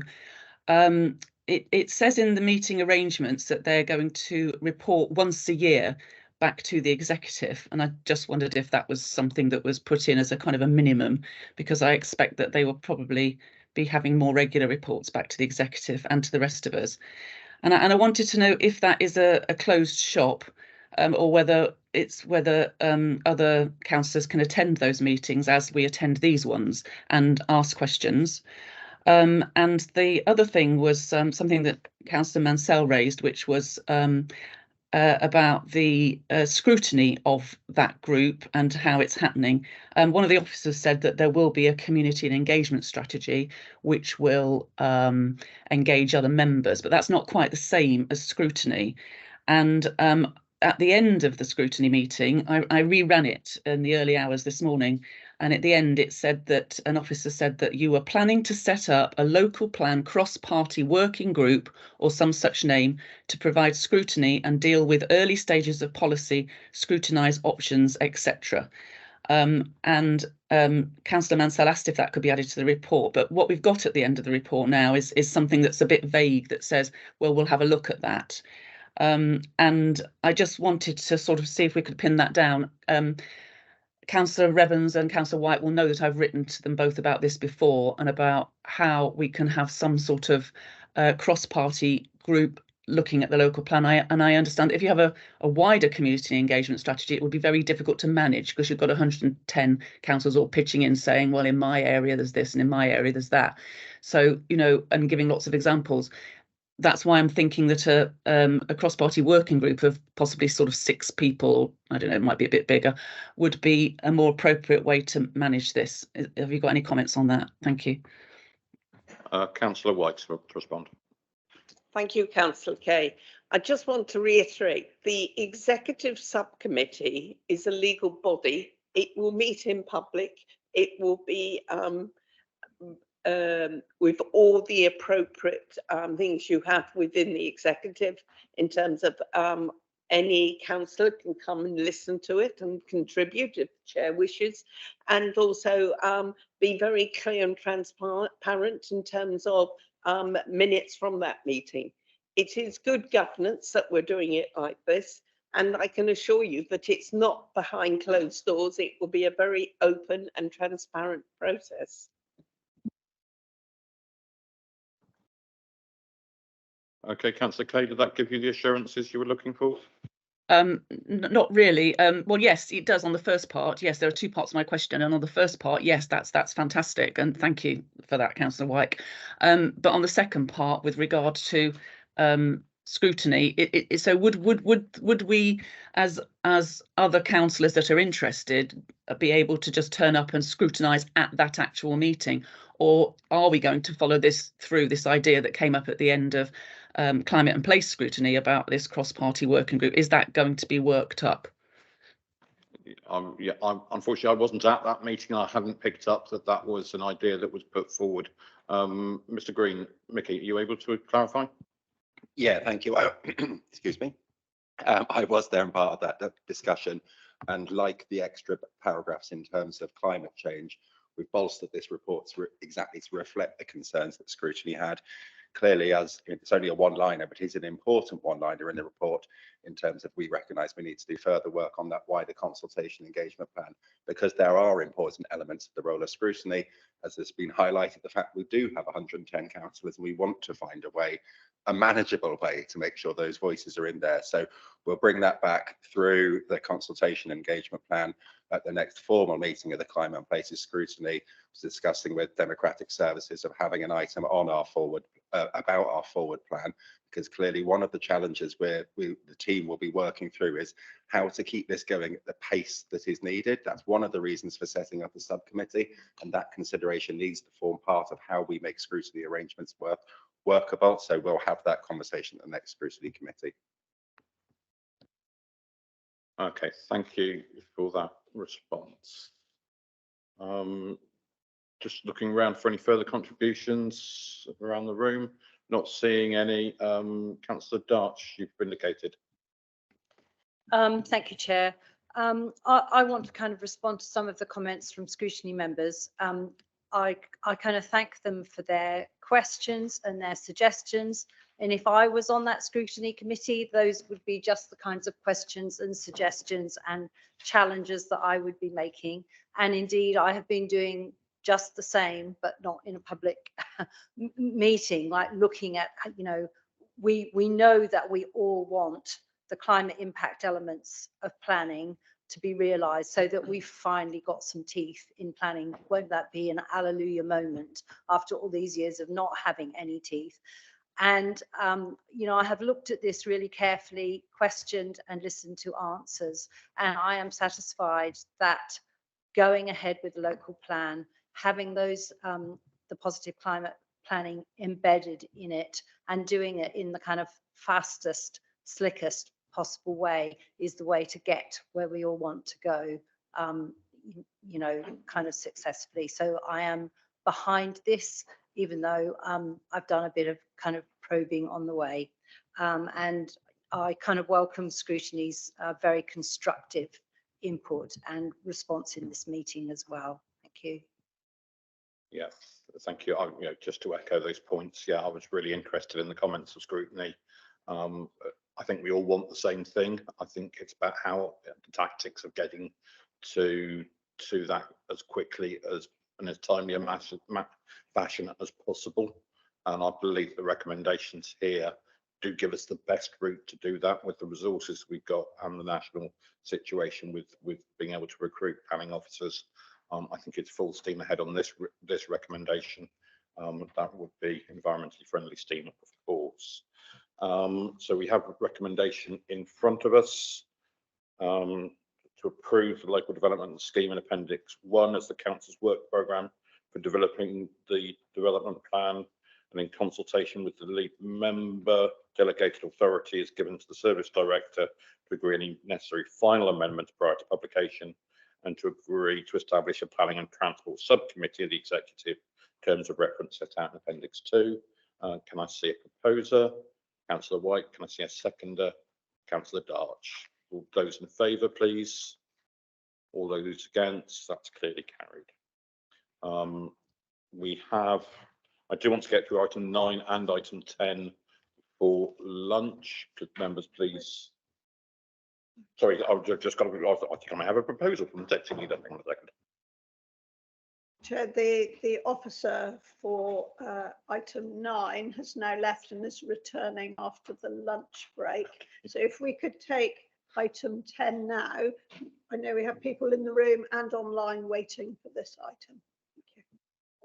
Thank you, and thank you for the mention of kitchens, because we are all aware that lunchtime is coming shortly. So we are moving on to item 10 on your agenda, which is the Octagon project updates, and Councillor Frederica Smith-Roberts to introduce the item, please.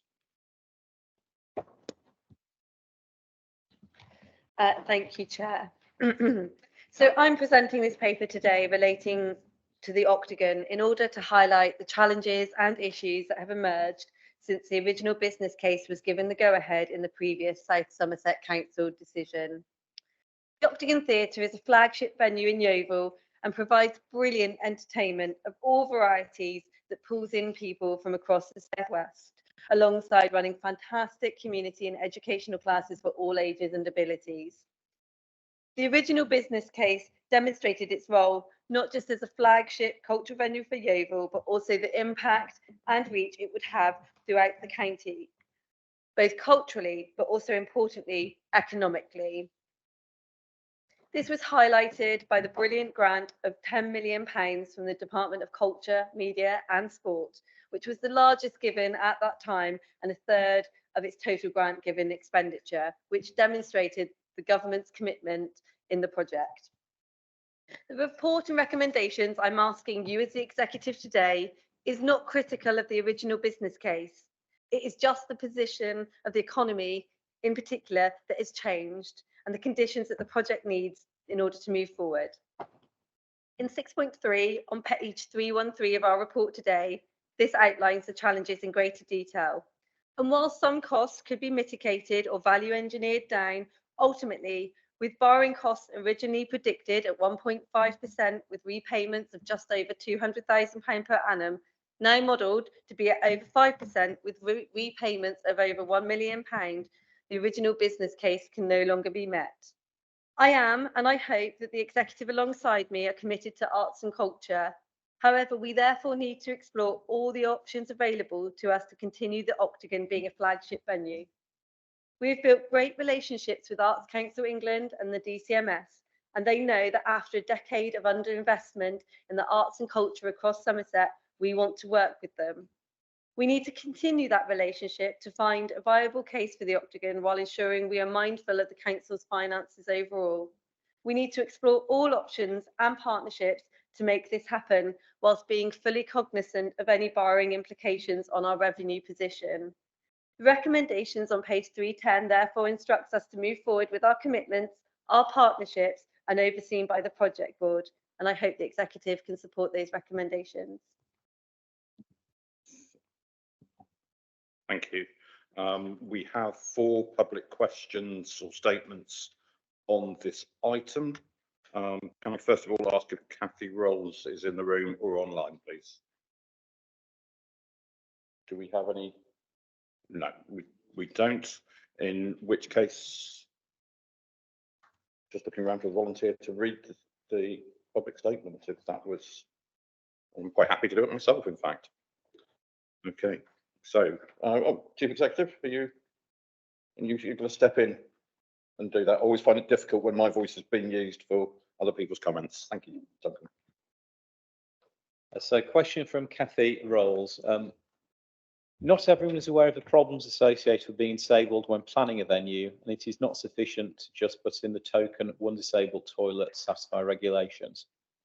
I'm disabled, walking wounded, and my grandson is a wheelchair user. We both find it difficult using the facilities at the Octagon. I've often found the one disabled toilet being used by men who appear to not want to queue for their own facilities and admit it to not being disabled. I know not every disability is visible. Also, parents with kiddies who require a need for them to all access and use a cubicle at the same time. I understand the parent and children need. However, it still makes it difficult for the wheelchair user, who for obvious reasons takes longer to actually get on the loo. They need the ease and quick access. In addition, there is a need for toilets that are gender neutral.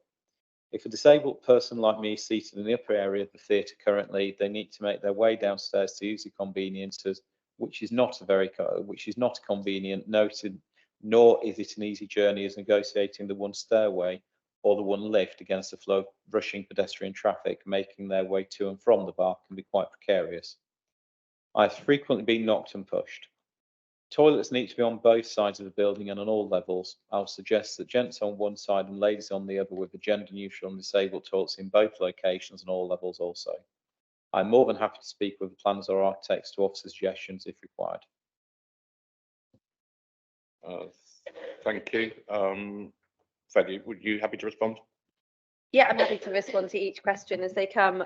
Thank you, Kathy, for your question, and I'm sorry to hear of the challenges that you experienced.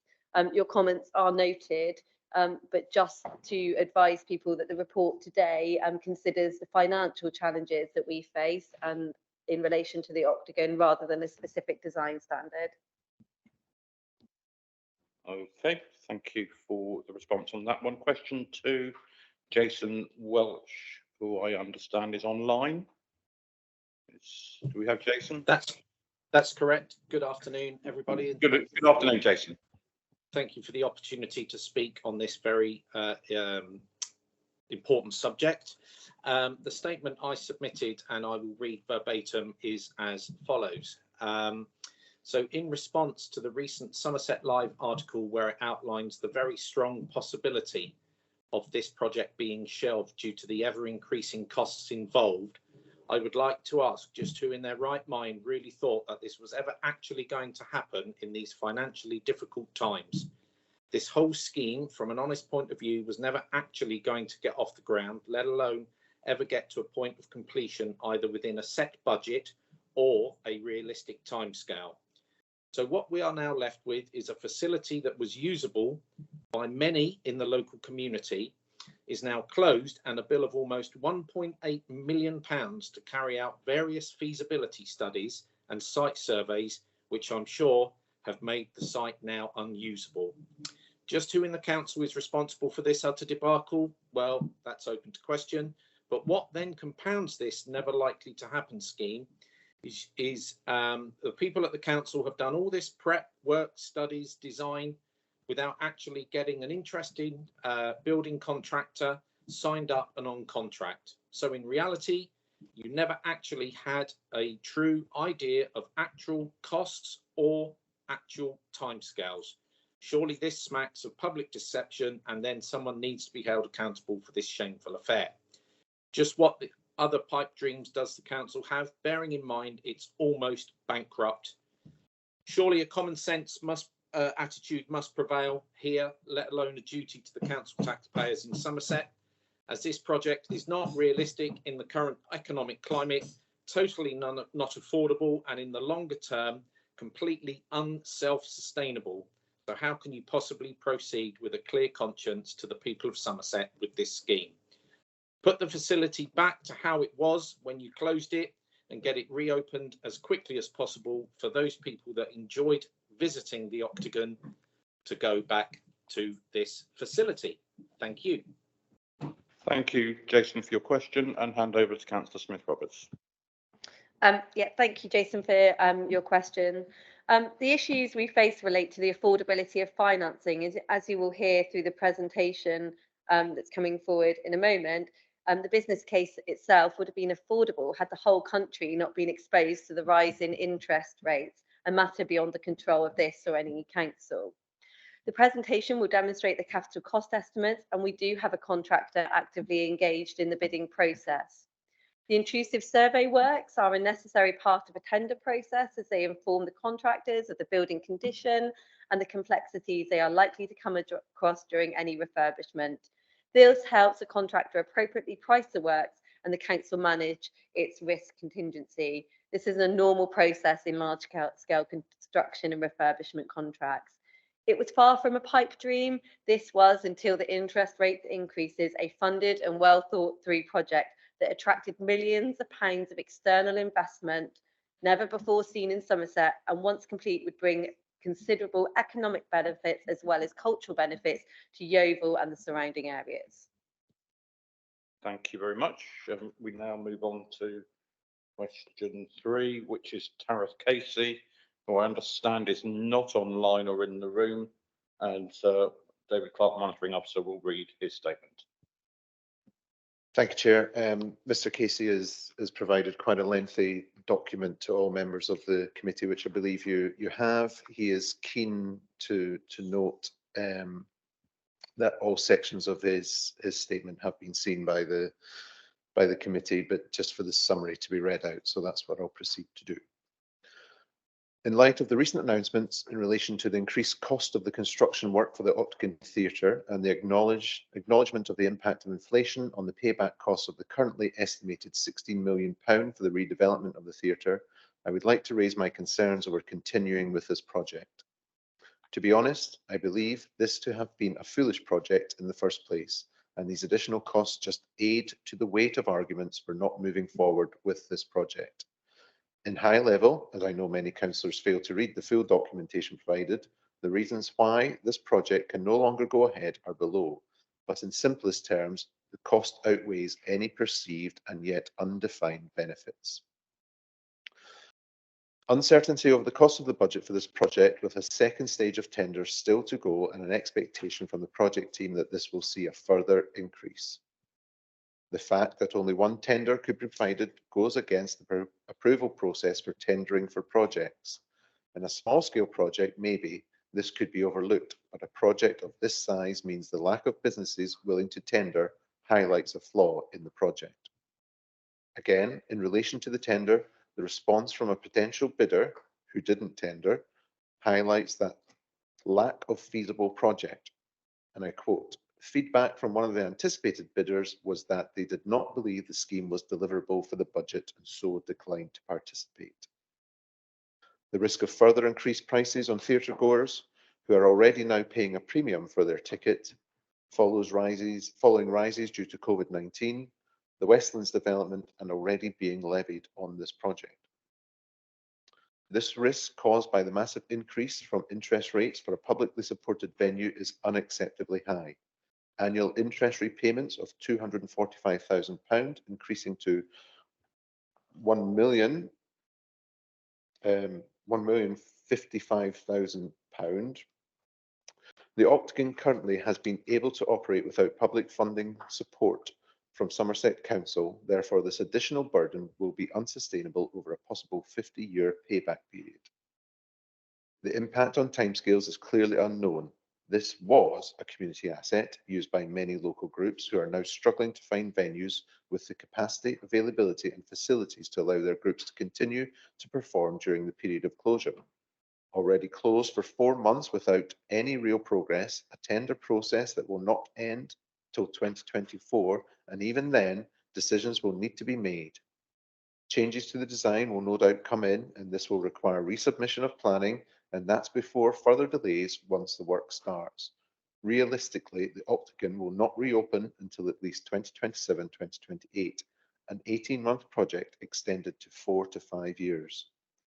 It is worth noting that mounting costs and the increase in payback should come as no surprise.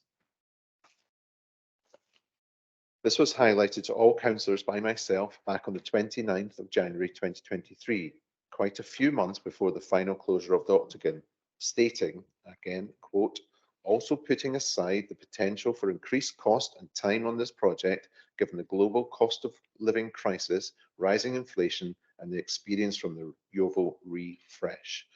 Again, he refers to an attached objection letter also available on the planning portal, and the web link is provided as well. Therefore, this was no surprise for the project team or Somerset Council, and yet where was the contingency and active risk management?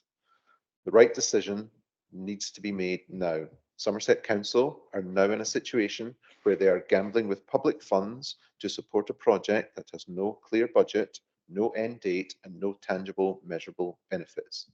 This is not an investment opportunity, it is a money pit. Halt this project, accept the hit on costs, and reopen Yeovil's community asset ASAP. So thank you, Tareth, for your detailed submission. Without wishing to inaccurately summarise, I would say that your request is that the Octagon project as is not continued. You will note in the recommendations that continuing with the project and absorbing the increased costs is not being put forward by the council. The committee today will hear that it is my recommendation to have a further options appraisal conducted to gain the best solution for Yeovil and beyond. You've questioned the benefits assessment, and I can confirm that this was not only a consideration for the council, but was also assessed by the Department for Culture, Media and Sport, along with Arts Council England. Their support was so strong for the Octagon that they awarded the 10 million grant that I referred to earlier. You raised concerns over the number of tender responses. It is disappointing that we haven't drawn greater interest in the project. Had we been able to meet with the outline business case, we could legitimately have awarded a contract. We have held an open market tender process. Whilst we have received a limited response to the process, that has been a compliant one. This position has been tested with our own procurement professionals and with DCMS who are satisfied with our approach. The purpose of the report coming before us today is to clearly articulate the issues. Whilst we could have waited for the final stages of the tender process to complete, the main challenge is actually access to affordable borrowing, so it is right to bring it forward today for us to make a decision. Okay, thank you for the response to that question. And finally, Ray Tostervin, who I believe is in the room. Good afternoon, Ray.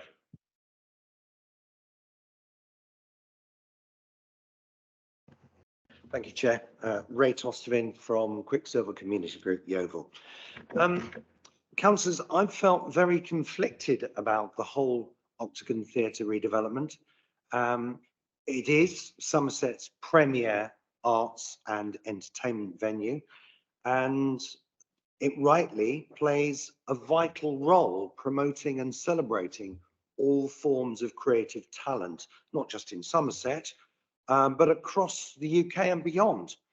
The hugely successful Yeovil Literary Festival has made its main home at the Octagon for the past decade, and I'm a keen supporter and advocate for improving the Octagon's long-term cultural offer. However, the executive report from Community Services Director Chris Hall makes grim reading. I'm not persuaded by the case to continue with the current proposals. Likely costs already 30 million plus and expected to rise yet higher. And as we've already heard, 1.77 million has been spent on preparatory works, according to the report. And the single contractor tendering for the rebuild has not been confirmed or finalised. So no clear timeline on construction actually getting underway, never mind completing it, and no firm date set on when the Octagon will reopen. 4, 5 years, who knows? This cannot be allowed to continue. Even reopening the Octagon with an unscoped refurbishment scheme could cost, we're told, £9 million. Why so much?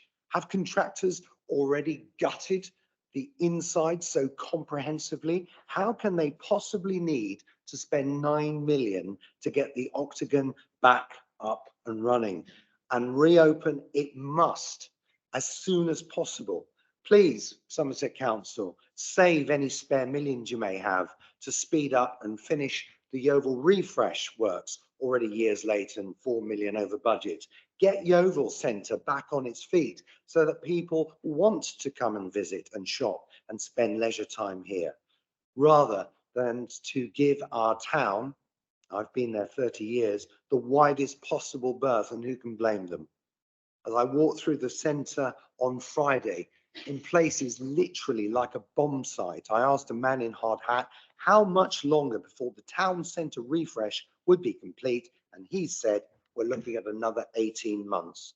So finally, I urge you to stop the Octagon redevelopment and spend whatever it takes to reopen now, to boost our economy now, and to bring back some civic pride to our town. Thank you. Thank you so much. I forgot to remind you that it's three minutes, and that was dead on 3 minutes. So if you knew that, congratulations. Fed. Thank you, Ray, for your questions and coming along today with those.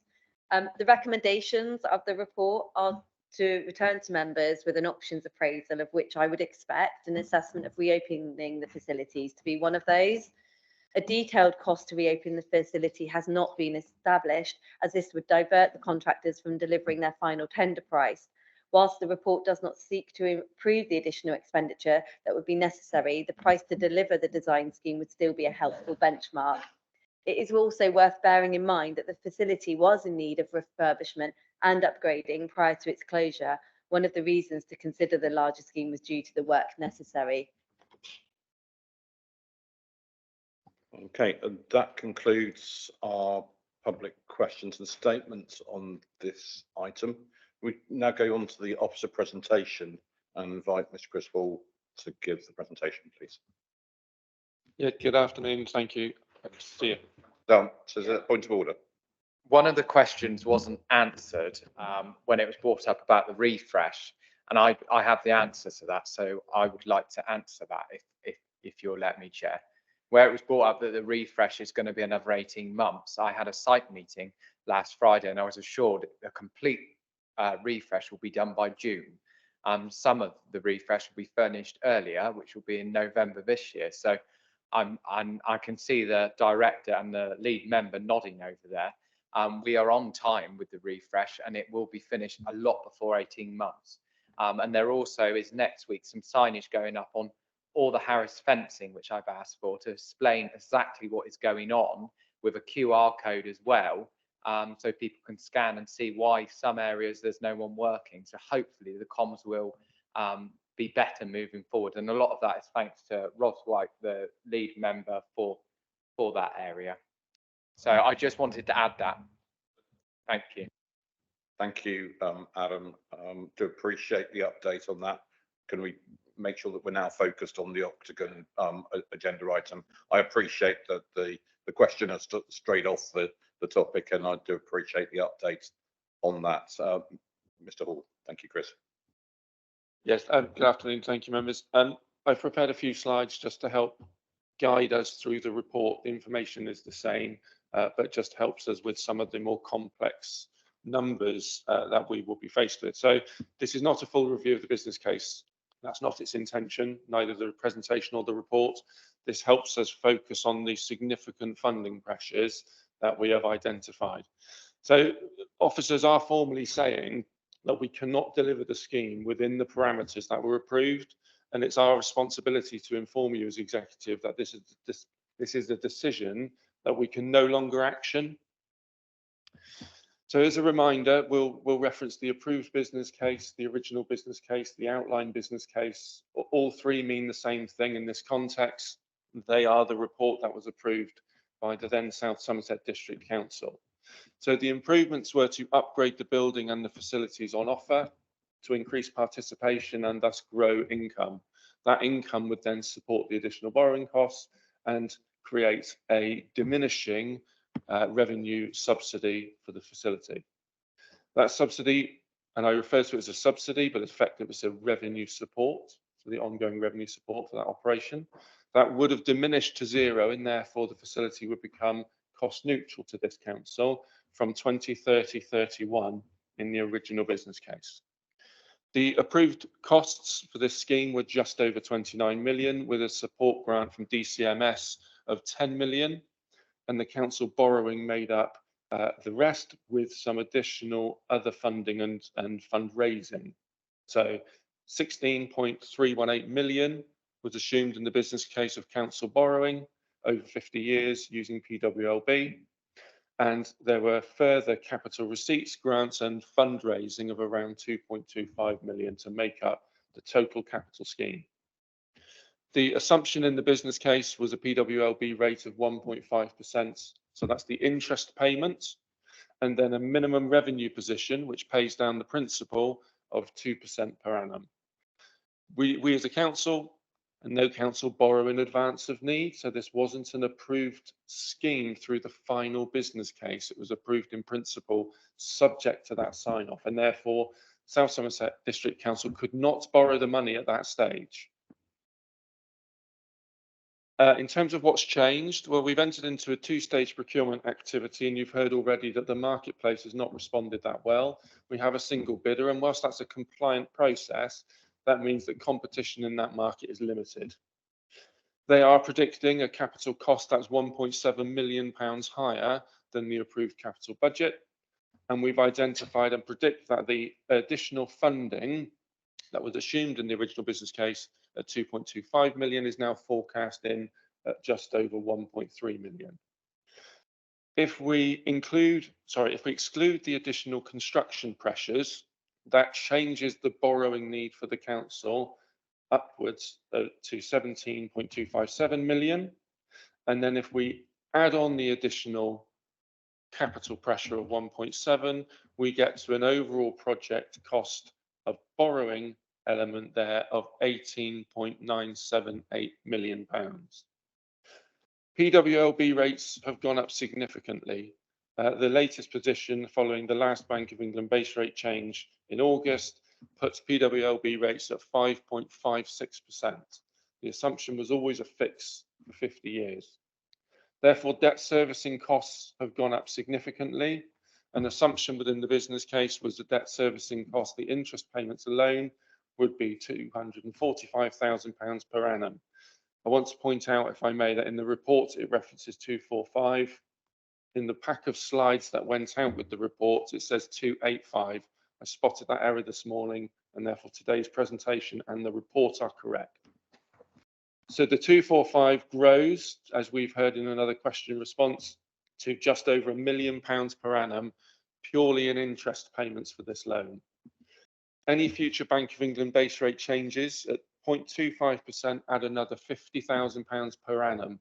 Now that's per annum in the early stages of the scheme. MRP pays down the overall debt and reduces the interest over time, but £50,000 per annum for every Bank of England base rate change.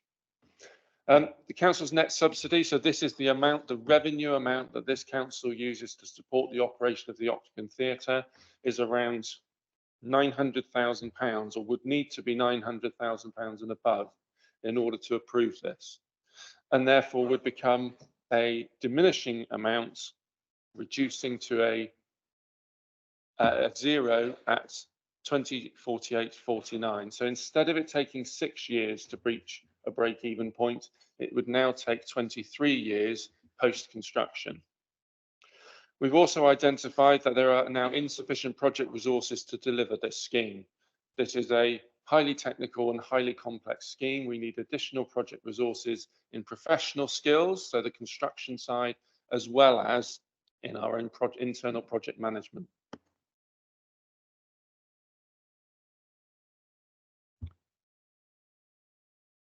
In terms of the drawdown of borrowing, I just wanted to profile it for you so you could get an understanding as to where the problem is.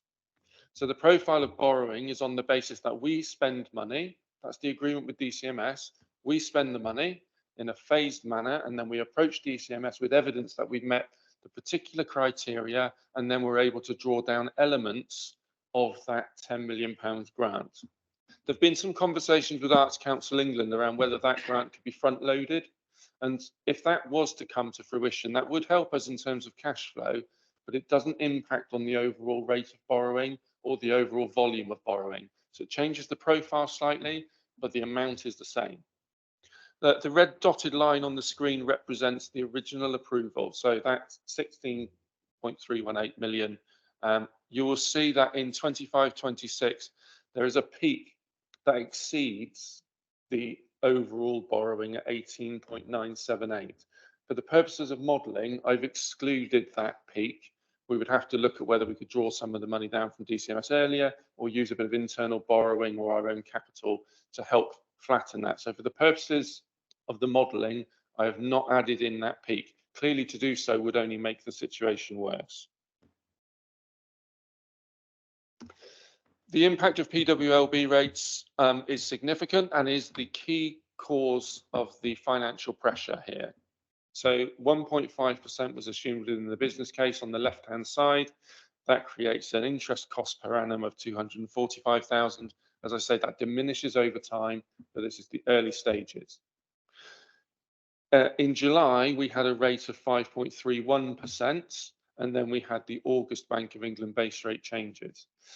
Until recently, there's been talk about further Bank of England base rate changes, and whilst there hasn't been one at the last meeting, that doesn't mean there isn't the risk of future base rate changes.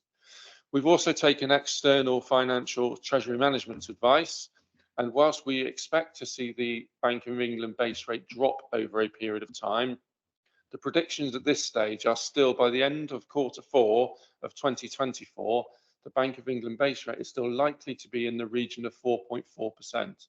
Whilst I haven't modelled 4.4% exactly, you can see that 4.5 is around £854,000 a year. So still significantly above and beyond that was approved within the original business case.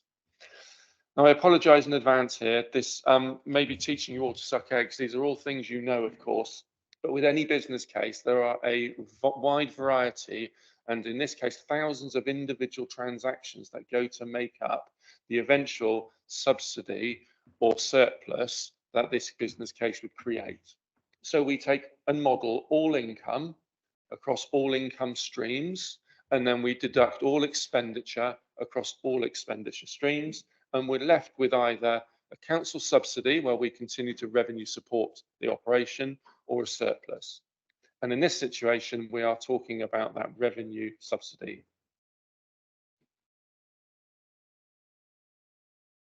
So prior to coming to you, we've naturally looked at what mitigations do we have available to us? How can we help manage down the impact of this additional borrowing? There are opportunities, and there are some assumptions already built into the business case around increased ticket levy. So the business case already makes an assumption that we will increase that ticket levy above and beyond where it was when the theatre closed. There is an opportunity to increase that further, but there is a fine balance between what's affordable in the marketplace. And I will have to say, it's not material in the scheme of things. It doesn't help close down that gap greatly enough. We are continuing to work with the contractor that we do have as part of the first stage tender, and they will deliver a second stage tender response. They're very clear that we want to value engineer down the scheme back to the original 29 million approval. To do so, we need to make sure that the outcomes are not changed. If we alter the outcomes, then we alter the income available in the business case, and it starts to have another impact. It also means that the DCMS grant could be at risk. So any value engineering must not change the outcomes of the scheme and put that money at risk. The council could, in theory, take some future risk on PWLB rates, and therefore choose to fix at a later date. But with that external treasury management advice that we've had, we're not seeing a significant drop-off over a predictable period of time, and therefore you would have to take short-term borrowing. That would therefore cost more, and we're not seeing the overall benefit as I showed you in that previous slide. There is a possibility of a cultural exemption on VAT, and we are taking external VAT professional advice. That might be an opportunity for the council, and it might create some savings for this business case. However, we are very clear that we will not do anything that will put at risk the council's overall partial exemption for VAT. Saving a couple of £100,000 on a cultural scheme could have many millions of pounds of consequences for the rest of our VAT exemption. We have had conversations with DCMS and Arts Council, and we have already requested additional funding.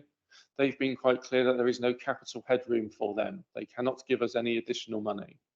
They are, however, open to discussing ways in which we can deliver a scheme for Yeovil and potentially beyond. They aren't immediately saying they will withdraw their support. They are genuinely open to having a conversation around what might be possible and how we might be able to use that grant. that would equal a new business case, both for us and for them. So we would have to submit a new business case to them to release those funds if we are not delivering the approved scheme. We did consider whether we could divert the subsidy from the Westlands Theatre operation across to the Octagon. That again is not a material difference. There are other consequences. There are outstanding loans in regards to the Westlands refurbishment works. There are other business cases that support the operation of Westlands. There are staffing resource issues, and therefore we're not proposing to take that forward. That's not a mitigation that would help manage the current gap. Obviously, construction costs, if we get to the stage of a fixed contract, those construction costs are fixed, but they are fixed for the known elements of the scheme. Anything that is abnormal on site that is otherwise not being picked up through the survey works will come at our cost, and there's a risk to that. Anyone who's ever done any refurbishment of a building will know that things are never quite the way you assume them to be once that work begins. And as much as we can do intrusive survey works, things change when you put a spade in the ground. So there are some risks as we identify, and actually the first one is deliverability within budget. That's no longer a risk, that's an issue. We are saying quite clearly that that has come to fruition. We are not able to deliver within the defined budget for the scheme. We have had costs to date of around £1.8 million to get us to this point. That's design works, procurement works, structural works, survey works, etc. And therefore there are costs that are associated in a capital scheme that were a capital scheme not to be delivered would become revenue. There is a risk that we could lose the DCMS grant, although, as I've said before, they are very open to a discussion and negotiation on what schemes could be delivered, and therefore we would hope to maintain that grant in any future scheme. There is clearly a potential loss of facilities for Somerset and particularly for Yeovil. We have original feasibility works done in 2020, and that described the scheme as being around £23 million. We went through the REBA Stage 2 process, and that said it would be around £29 million.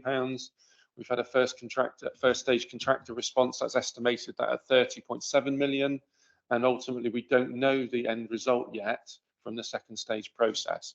But it is very clear that we are trying to value engineer down that capital growth. So in terms of what happens next, I think we've been very clear that assurance cannot be given to members that this is an affordable scheme. We have a communication plan that sits alongside this, and we are arranging guided tours for colleagues within the media and for interested stakeholders. DCMS are one of the stakeholders giving money, but they're not the only one. And we are very keen not to lose any of the grant allocations that we've been awarded so far. And then there's the recommendations of the reports. So I'll pause there. You can see them on screen as well as in the copy of the report itself. I'll happily pause there and take any questions. Okay, first of all, are there any questions from lead members within the room? We'll go to Councillor Dance first. Yeah, Chris, I'm sorry to say, but there's one comment you made today, and I don't like the tone of it, where you said that this could be lost for Yeovil. Because at the end of the day, if we don't go ahead with this project, the sensiblest thing to do is raise the money and put it back together and reopen it immediately. So I don't like the tone of the report where it says there will be a loss to Yeovil moving forward, because actually this council, in their no right mind, should they ever say that the Octagon will never reopen. That should not be something which should come forward. Now, my concern is with everything that's going forward, where we can't do this at the moment in time due to funding, which I completely understand. And unfortunately, if we didn't have the government we had at the time, we might not have been in such a mess with interest rates. So this is going to take numerous years to be able to get us to planning stage again, because as we've said, we're going to have to change the business case to make it more affordable. We're also going to have to look at different options. Now, if this is the case, I want to know exactly how much it would cost to reopen the Octagon tomorrow. I have a rough idea because I've spoken to one of the officers, and why all this work's going on, why the discussion with the Arts Council is going on. We should look at reopening this theatre we should also talk to our partners to see if they can help us in any way with this. Because if we leave this to 3 to 4 years shut, the building's going to get in a worse state for one thing. But secondly, the people of Yeovil and the surrounding area will be let down dramatically by not having that theatre in place. So I would like to know, how much would it cost to reopen the theatre, a realistic cost, because it hasn't changed that much inside, and how long this period is going to be. We're talking to the Arts Council and also finding out how long it will be until we can actually move forward with the scheme. And my final comment is on recommendation C. I just don't understand the recommendation there. Acknowledge the revenue finance pressure created by the works to date and instruct operators to explore mitigations to these costs. What do we mean by mitigations? Where are we likely to try and get the cost from? Because we've paid the cost. I don't see where we're going to find the money to pay for what's already been done. So I'm a bit confused on that, on C. Thank you. Okay, I've got Chris and Liz Lashon to respond. So Chris first. Yeah, thank you. And I'm sorry if the language of the report or the presentation is causing concern. I think it's fair to point out that there is a risk to the people of Yeovil and the surrounding area. It's a risk because I don't have a mandate to reopen the Octagon Theatre as is. I don't have an approved budget, but the recommendations seek to bring forward an options appraisal. So until that options appraisal is presented and approved, the risk remains. I'm not saying that we are trying to exit the project. I'm saying that a revised approval would be required in order to reopen. So reopening requires a decision on borrowing and it requires a decision on budget. And the way to do that is through an options appraisal. It becomes one of those options. In terms of recommendation C, in regards to the capital scheme and in regards to mitigation, we'd have a capital reserve. We have a capital reserve that is specific to the Octagon Theatre project. We may be able to use some of that money to help fund this. It depends whether we see this as an ongoing capital scheme. If we are saying that we are looking for a future options appraisal, and if that is supported today, then we would have to discuss with our finance and audit colleagues as to whether that is legitimate to retain that as an ongoing capital scheme. If it is not, it turns to revenue, and that's where there is a pressure. If it is a not yet closed down or decided upon capital scheme, and we can legitimately argue that it's still valid and live in some way, then that problem doesn't crystallize. And it's those mitigations that we have to look through. We've also received external fundraising, and we need to understand what our current position is with that. So depending again on a future option, we would hope that people would maintain their fundraising with us and their grants. If they don't, we'll have to deal with that in a different way. But if they do, and it stays as a capital scheme, then that 1.8 million is funded. In terms of timeline, that's very difficult. We not only have to create those options, cost them as well as we can, and then bring them back to members, but they will be dependent upon a new submission to DCMS and DCMS's appetite to support each of those individual options. So we could come up with a date today, but I can't guarantee DCMS will be able to consider a business case within that time frame and therefore come back to you with certainty of that budget. So that is difficult and frustrating. In terms of the cost of reopening, there is a reference in the report to a £9 million figure. That is not a funded scheme, as you will be aware. It is not a designed scheme. That number came from a contractor who was having conversations with us around value engineering. They said, well, we could just do something different, and that something different would be about £9 million. We haven't taken that forward. It's completely outside of the original approval, and therefore it's not detailed and designed. So I can't tell you what that scheme constitutes because we didn't commission that. I can't give you an exact price today as to what it would cost if we simply said, let's get some work done and reopen. That has to come as part of the options appraisal. So I'm sorry, I can't give you a defined timetable for that or a defined cost at this stage. Briefly to come back, Adam. Yeah, thanks for that, Chris. I'm glad the 9 million is not that case, because all it's had is a few holes knocked about in it and some stuff removed. I would think that if we're going to look at, my option would be that it'd be great to actually deliver this project, but in the meantime, it'd be great to get it reopened. I'm sure if we spoke to the good people of the Oval, we could get plenty of builders to volunteer to put the building back together and get that reopened. I don't see it costing a huge amount at all, but I would like, as I said before, a site visit to actually see what it's like inside, because I might then look at it and say, actually, you're right, it is in a lot worse state than what we all know. But I did ask for a site visit and we haven't had that yet, so I would like that moving forward, please. Thank you. I think there was nods of assent to a site visit on that. Liz, did you want to add to the point? Right, okay. So I've got Councillor Rigby next, please. Sorry, I was just trying to retrieve my name from the floor. I knocked it off again. I'll be brief because I know lots of people want to speak about this. I've read the papers carefully and the recommendations are clear. We're not being asked to cancel this project, so let's be very clear about that up front. I'd like to thank Mr. Hall for flagging to us the problem with the original business case. It was his duty to bring that to our attention, and now it's our duty to decide what to do about that. And as far as I can see, all options remain on the table. I have some sympathy with Mr. Tostervan's eloquently argued plea to put the theatre back in something as close as possible to its current form, and I'm pleased to hear that the League members confirmed that that also remains an option. But before we decide to do that, I think we have an obligation to try and see if we can examine whether or not we can put together a business case based on the current financial conditions in which we find ourselves, but that deliver something close to the original ambition.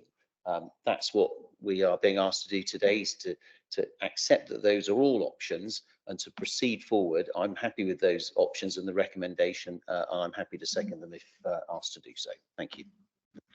Thank you, Councillor Rigby. I've got Councillor Ruddle next. Dean. Okay, so that's been covered for you. Now, just looking around for associates, we've got Councillor Dave Wone and Councillor Val Keach online. So Dave first, then Val. Thank you, Bill, and thank you to Federica and Chris and all the members and officers who are working on this extremely challenging business case. As a performing and recording songwriter, and with a daughter who runs a Yeovil-based RAD accredited dance academy, I'm fully vested in the performing arts arena. And as a former business sector representative in Yeovil, I'm fully aware of how this project will deliver significant long-term benefit to the local community and the local and regional economy. So I just wanted to flag up that in my role as Yeovil Town Councillor, I attended a Yeovil Town Council meeting last night to discuss the Octagon project. This meeting had to be deferred due to the extremely high level of public interest, which took everybody by surprise.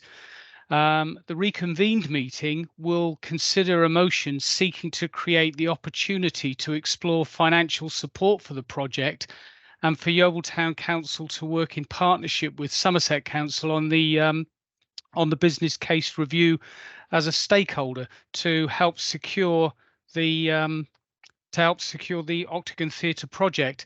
Can I ask that the executive and the council make note of this potential offer from Yeovil Town Council in their deliberations over the business plan, and can they agree in principle, should the motion be carried, to work with Yeovil Town Council on the review of the business plan? I believe the answer is going to be yes and yes, please. Just go over to Fed. Thank you, Dave, for your support there and highlighting the Yeovil Town Council meeting that was planned to take place yesterday evening. As Somerset Council, we want to work with all partners and so welcome to work with Yeovil Town Council. So it would be great to know when that next meeting is, just as I wasn't aware of last night's in advance, and we will look to see if also we can attend. Okay, thank you. Councillor Keach and then Councillor Deakin. Thank you, Chair. I'm not going to say a great deal because I'm here against medical advice, as you're well aware. I'm disappointed in this. I don't think there was anything wrong with the original business case, and the members of the public can disagree with me all they will. Does anybody really think the Arts Council would have given us £10 million, which was a third of their overall budget for the whole country, if they didn't think this was a viable project? Don't get me wrong, I understand about interest rates, and I understand how things have escalated. What I want to know is, we're talking about selling this and selling that. Can I have some assurance that anything that is sold within the original South Somerset area actually goes towards paying for the cost of the Octagon? Because if it's going elsewhere, then I really do have a problem as remaining as a member of this council.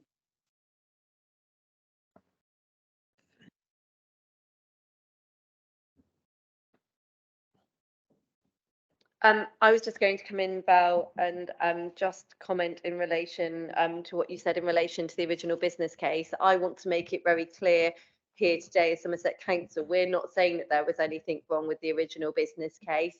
It is in relation to their interest rates that are currently making that financially not viable.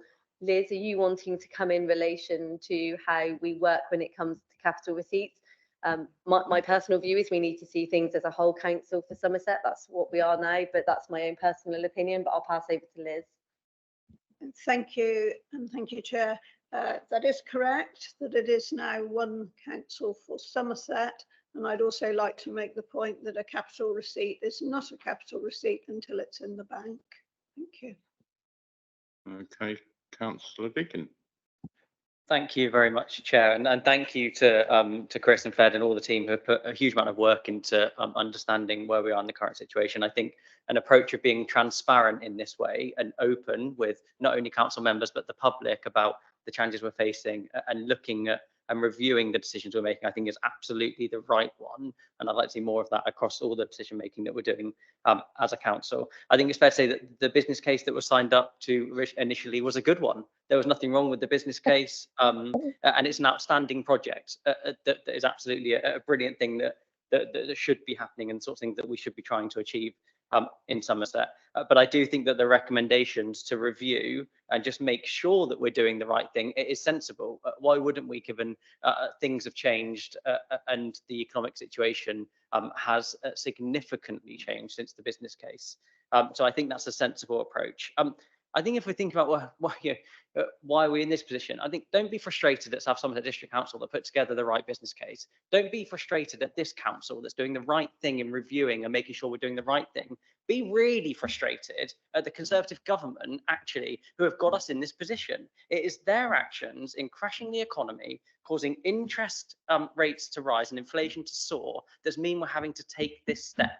So if you're going to put your frustration anywhere, I would point it at our central government, who have absolutely let us down. That's why we're in this position. We're doing the right thing as a local council and reviewing where we are. So the frustration should be pointed at our Conservative government, who have let us down. So thank you to Chris for what you're doing. I look forward to seeing the results from the options appraisal. Thank you. I don't think there was anything to particularly respond to there. I think that's all the league members and associate league members that wanted to comment. Sorry, Chair. Sorry, Chair. Can I come back, please? Sorry. Just 1 second. Yeah. Sorry, Val. Yes, please come back. Part of my question was asking if resources and assets are being, if we're divesting of assets, can I have some assurance that any that are divested from the old South Somerset District Council, and I know we're one council, actually are spent and go towards the Octagon? Because my reckoning is that would pay for the Octagon. Maybe I'm wrong. I don't believe that we look at capital receipts in that way in particular. I'm just looking for guidance from the Chief Executive. No, thank you, Leader. We can't make that statement. The council's always got to have the ability to look at its budget in the round when it sets its budget. It can't ring fence in that way, and it must look at all the debts. So whilst I appreciate the sentiment, obviously the formation of a new council brought in everyone's existing debt and assets.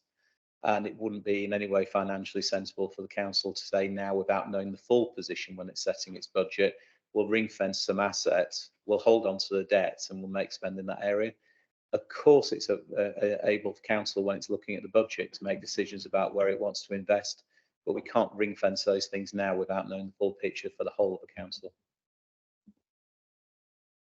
Okay, thank you. Are there any other league members or associate league members that need to come back? Liz and then Adam. Thank you. Chair, I want to ask Chris Hall a question about, I know we don't yet have the complete quote for the following the stage 2 survey. I just want to ask whether we, as part of an options appraisal, if that's agreed today, would we be able to use the results of that second stage survey to inform our knowledge of the structure of the building? Because we keep hearing nationally, not just about long understood risks of asbestos, but of course about different types of concrete too. So I'm really interested in the status of that survey and whether it can feed into an options appraisal if agreed.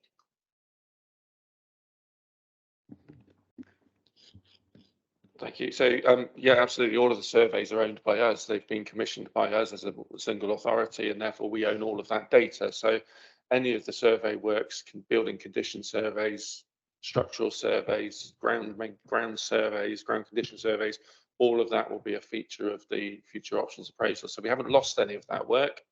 We've paid for it. There's a cost to that, but we own all of that information. Councillor Dance. Yeah. Thank you. It's my final comment. As we've been on the call, obviously one of your officers heard one of my questions and they've sent me an email directly. My question really is, moving forward, if we obviously go ahead with the option appraisal, if this is going to take a considerable amount of time, then there is already a rough costing of reopening the Octagon with a light refurbishment, which is not a considerable amount of money in the grand scheme of things. So my question really is, if this is going to take a considerable amount of years to deliver, I do think for the future of the Octagon and the future of the residents in the Oval, it would be advisable for this council to look at getting grants or working with other partners to fundraise to reopen the Octagon now, while all the plans, if we do decide later on to change the plans. Because last night at the meeting, there were so many people saying we're prepared to do fundraising to get it open for the moment, but I'm seeing the email I've just had with the costs, it's nowhere near considerable what I thought it would be, and that includes a light refurbishment as well.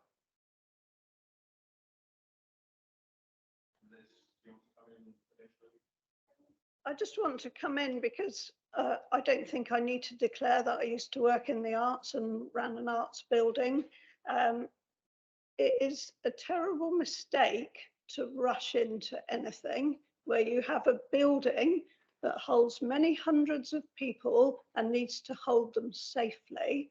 We've also heard, and I've heard over many years, the failings of the Octagon for disabled access particularly. We've heard that very eloquently from one of our questioners today.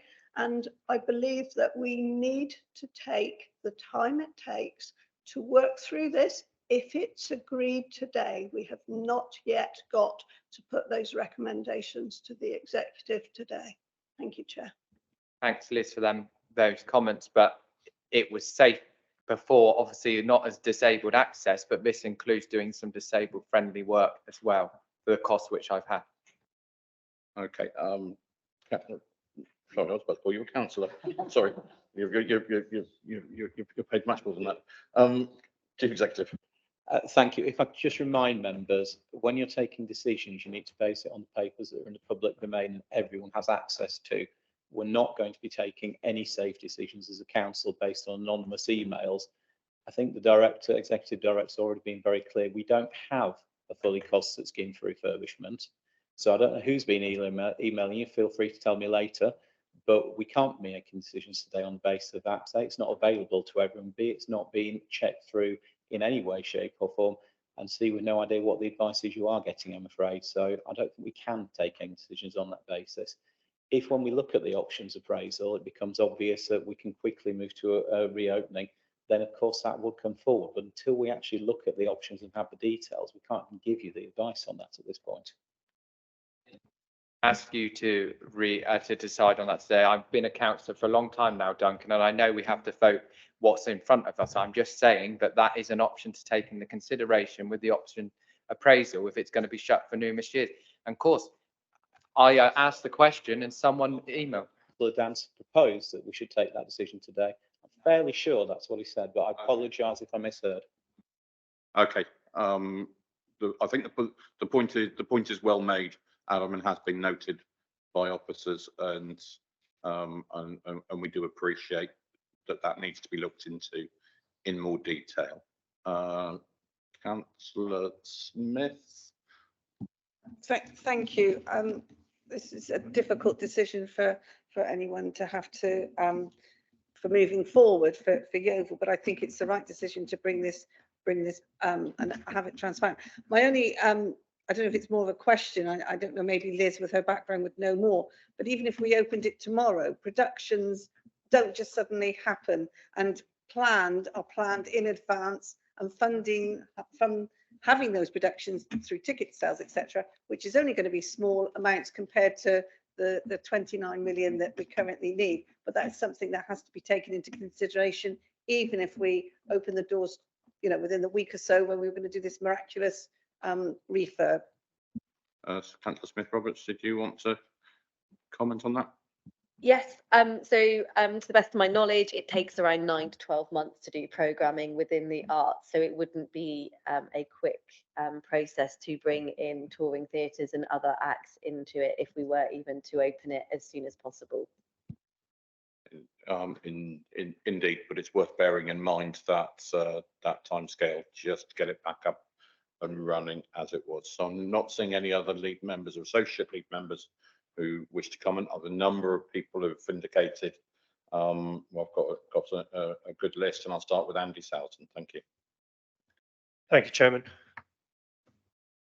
Sorry, thank you, Chairman. For members that don't probably know, the Octagon lies within my division, so I have a particular interest in this particular building. And it's not a building that's just for Yeovil, it's a building that's for Somerset as well, so it's for everybody in Somerset. However, my interest on this one, really, I want to sort of go into the report a little bit more, and I've got several questions, Chairman, if you would indulge me, that I would like to ask regarding the report. Do you want me to ask those individual questions and get an answer then, or do you want me to put all the questions and then answer at the end?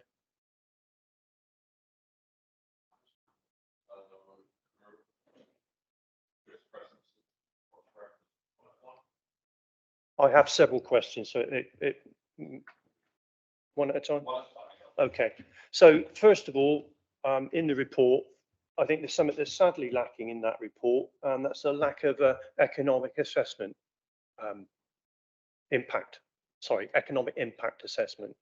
Why haven't we got an impact assessment in that report? Economic impact assessment. Sorry.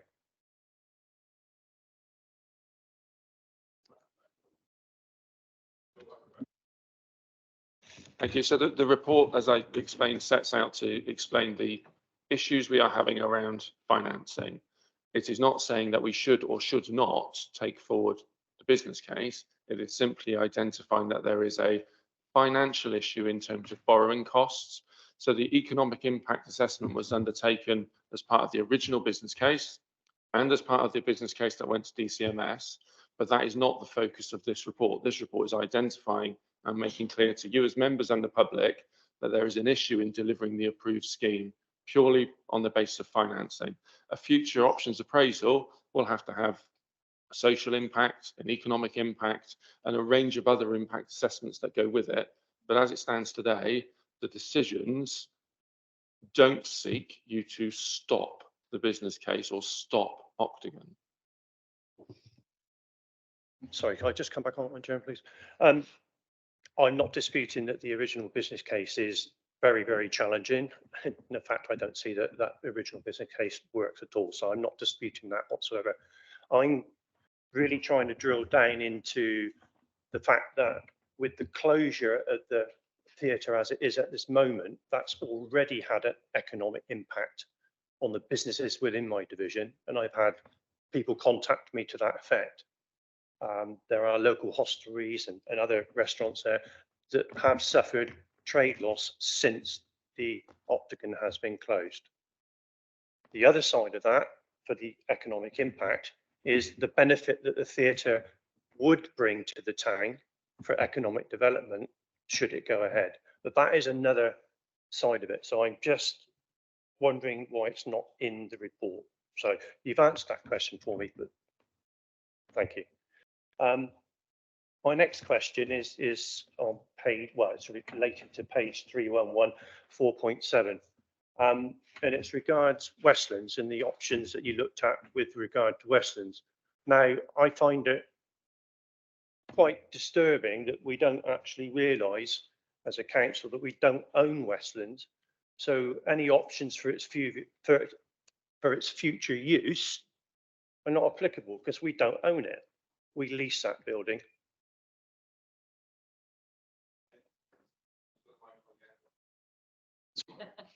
Thank you. So yeah, we're well aware we don't own the asset, but we do provide an annual revenue grant to the operation. So we are subsidising, we are paying using council taxpayers' money for the operation of that facility.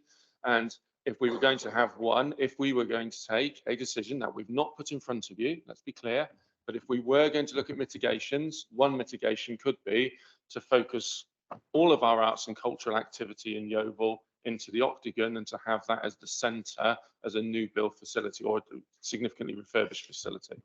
So we know we don't own it. There's a break clause. I don't think I'm breaching any confidentiality to say it's in around 5 years' time. So there could be an exit mechanism or a negotiation to be held with the owners.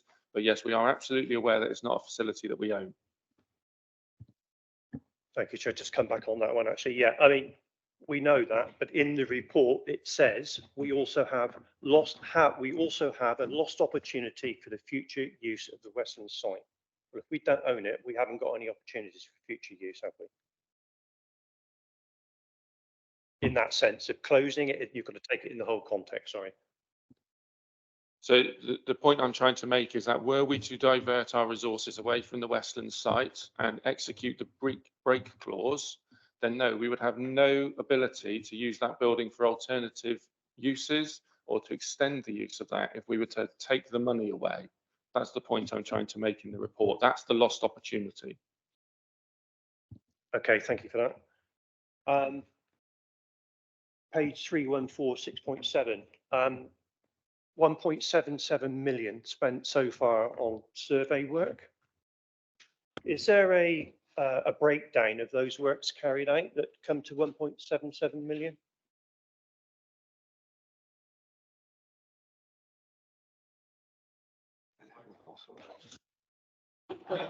So we have that. If members want to see that as part of a confidential appendix, then we can provide that. It's not just survey works, it's the design works, it's the architect's fees, professional fees, it's the procurement activity and the survey works. So we can provide a breakdown, but it will need to be in a confidential paper. Thank you. That'd be very helpful if we could have that.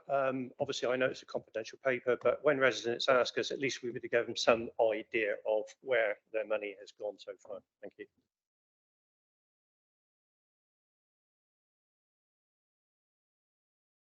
Two on page 314. External funding streams, alternative funding. What were they? Can you enlighten us to exactly what they were? So again, I have to provide a breakdown separately, but as I alluded to in the slides, the original business case assumed we'd get 2.25 million of external grant funding. We're currently forecasting 1.3 million. Much of that 1.3 has already been allocated, although not necessarily received. So we need to give you a breakdown as to who those contributors are, but I don't have it to hand, I'm afraid. Okay, thank you. And my final question, the alternative funding options that weren't forthcoming, could you enlighten us to what they were as well, please? So again, they're linked to the same collection of cash, so that is the 2.25 assumed down to the 1.3. I haven't got a breakdown of those in front of me, but we can look at that. I was working simply off of the approved business case and the forecast from our finance business partner at the time. So we can see if there's any obvious gaps where those haven't come forward, or whether they were just fundraising targets rather than specified agencies or bodies that would commit sums.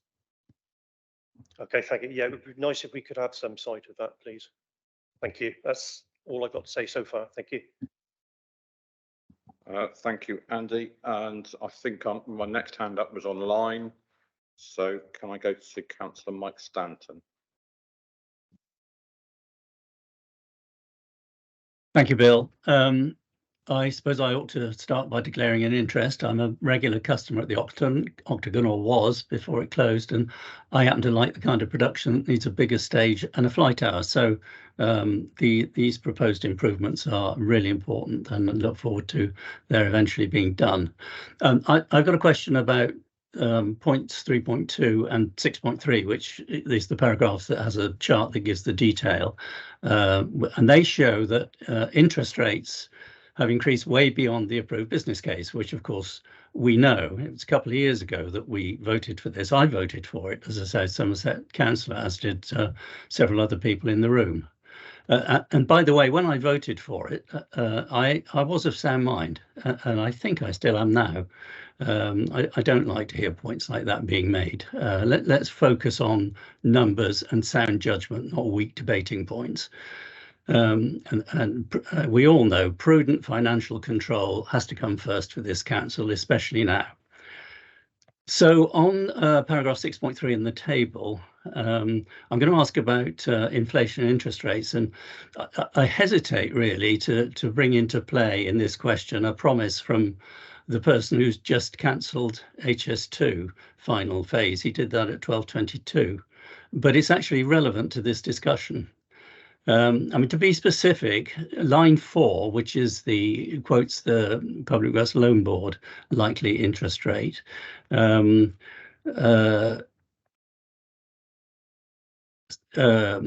Yeah, take line 4, that's it, in 6.3 on page 313. So the question is, what would the figure be in the light of anticipated interest rates? I mean, I know Chris made an assumption in his presentation of 4.4% at the end of 2024 based on Bank of England's thinking. But what could the figure be in the light of the Prime Minister's commitment to get inflation down? I think he's promised halving it at 5.3% by the end of 2023. So could the PWLB or the Bank of England get rates lower than 4.4%, which would help?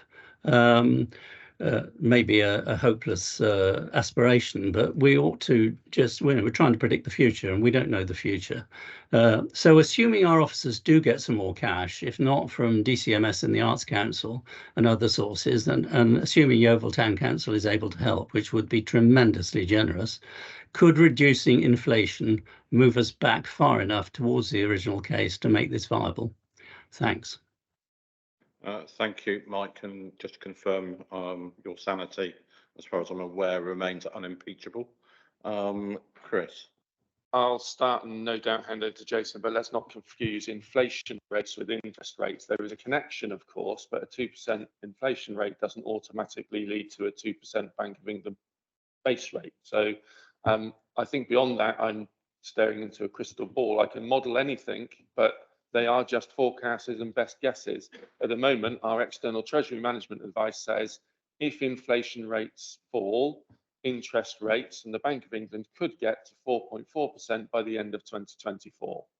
And even in giving those numbers, there is a range either side of those. So it's very difficult for us to be able to say, well, what if inflation was at 2%, what would that mean for Bank of England base rates? And then to be able to give any kind of credibility to that impact on this business case. Jason, to you. Yeah, could I add to that? Current interest rates from PWLB this morning, 5.84%, so higher than in this paper. We do get 0.2 for certainty rate off that, so we'd actually do a deal today at 5.64. So that's another £25,000 extra cost on the interest there.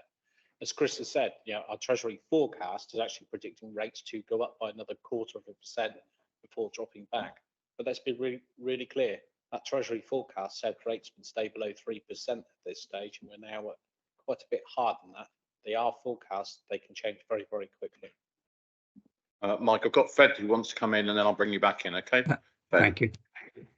I think I just wanted to come in relation to partnership working and interest rates in general, because I think it would be brilliant if we can work with all partners, and it's great that Yeovil Town Council want to make a contribution to the project. But based on the current interest rates, and okay, Mike, we could model it down, we would need to see a reduction in our borrowing need of over 14 million in order to meet the original business case. So our borrowing would need to be around the 4.4 million pound mark. That shows just the kind of mountain that we would need to climb in order to meet the original business case based on current interest rates. So it would be great if we had a crystal ball and that the national government did something to actually help us and all councils in relation to our borrowing, not just for the Octagon, but in general, but we're not there yet. Okay, Mike, can I bring you back in, please? Yeah, just a quick one, Bill. Thank you. And Fed has really made the point very formally. And thank you, Fed, for all the work you and your team have done on this. It's tremendous.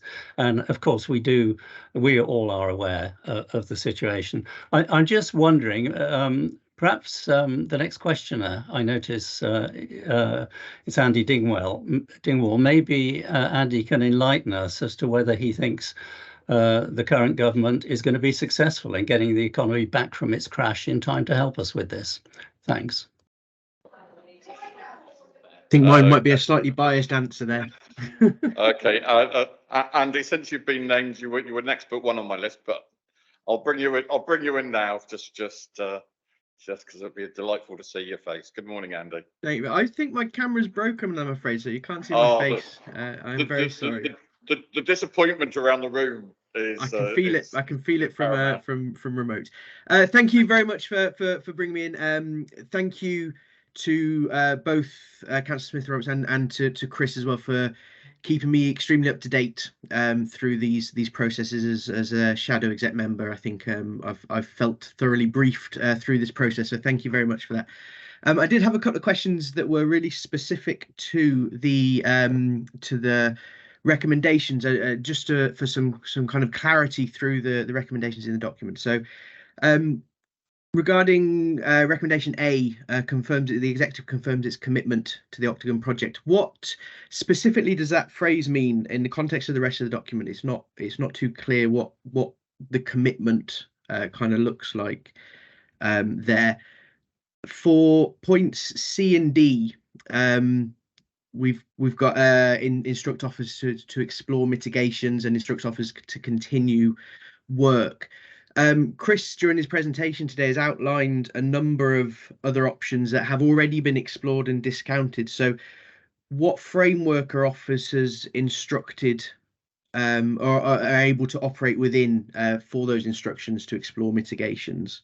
And then for point E, recommendation E, what powers or authority, if any, will be delegated to the Octagon Theatre Redevelopment Board, and what oversight will they have? Will there be regular reports back to council? I think just overall in there's this feeling from my point of view that there's no timeline set out in these instructions, and without a timeline in place, we kind of by default fall into one of these options that Chris has already highlighted, the kind of the wait and see option almost, that Chris has already highlighted the significant risks for. So yeah, they're my questions. Thank you. Thank you, Andy. Councillor Smith-Roberts, you want to take that first? I'll take the first point, Andy, and I'm glad that you have acknowledged obviously being kept up to date, and we'll look to continue to do that moving forward. In relation to point A in the report, as an executive, we are confirming our commitment that we know that how important the Octagon project is as a flagship venue across Somerset. And actually, we're not cancelling the project because we're saying we're committed to looking for a way forward. And that's the reason that is there, and that we're asking officers to look at all the options that can be presented to us. But I'll pass over to Chris in relation to the detailed questions. Yeah, thank you. So I suppose one thing to point out is that section 4 of the report covers a range of actions taken to date, but they're all around how could we make the current business case work financially and deliver exactly the same outcomes. So to some, it could read a bit like an options appraiser, but it isn't. It's about delivering the agreed outcome and finding alternative solutions, mainly financial. The future options appraisal, of course, looks to deliver completely different outcomes that might be more affordable, whether that is a just enough essential parts get the doors open, or it is a midway point with some money from DCMS around a refurbishment scheme. So I think the two things are notably different in their intent. In terms of the power of the Octagon Theatre redevelopment board. To my recollection, they don't have any specific decision-making power. They're an oversight board, and then they report back to council. But what they do is meet regularly, publish reports, and would be that kind of member challenge and support for officers in helping to bring forward these options. I think I might have answered the question previously around financial mitigation. So how do we prevent ourselves from crystallising the capital into the revenue issue, and what resources are available to us if that is going to crystallise? And I've probably missed one, so I apologise. Well, there was the question that kind of focused on the timeline here. So how long, and I'm not sure I'm quite clear still on the framework within which you operate. Are you suggesting that you're, obviously we've talked about, sorry, let me square my thoughts away there. Sorry.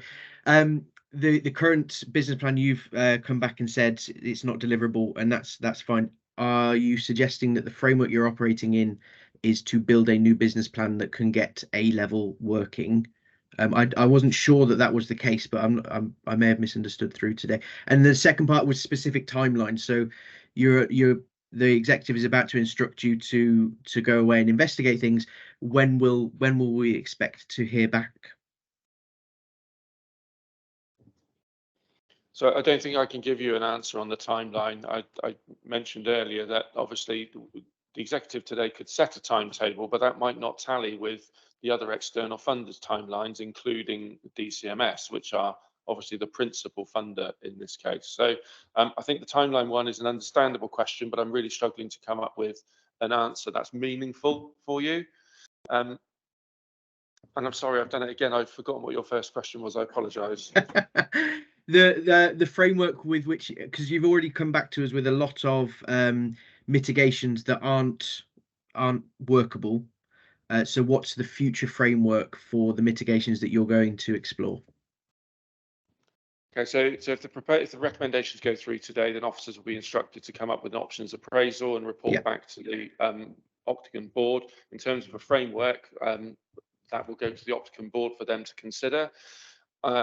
It will be interesting to see at that stage whether we are coming back to council with a headline of what are those options, or are we going to start writing business cases to DCMS for some of those individual options, because there's a duplication of work there.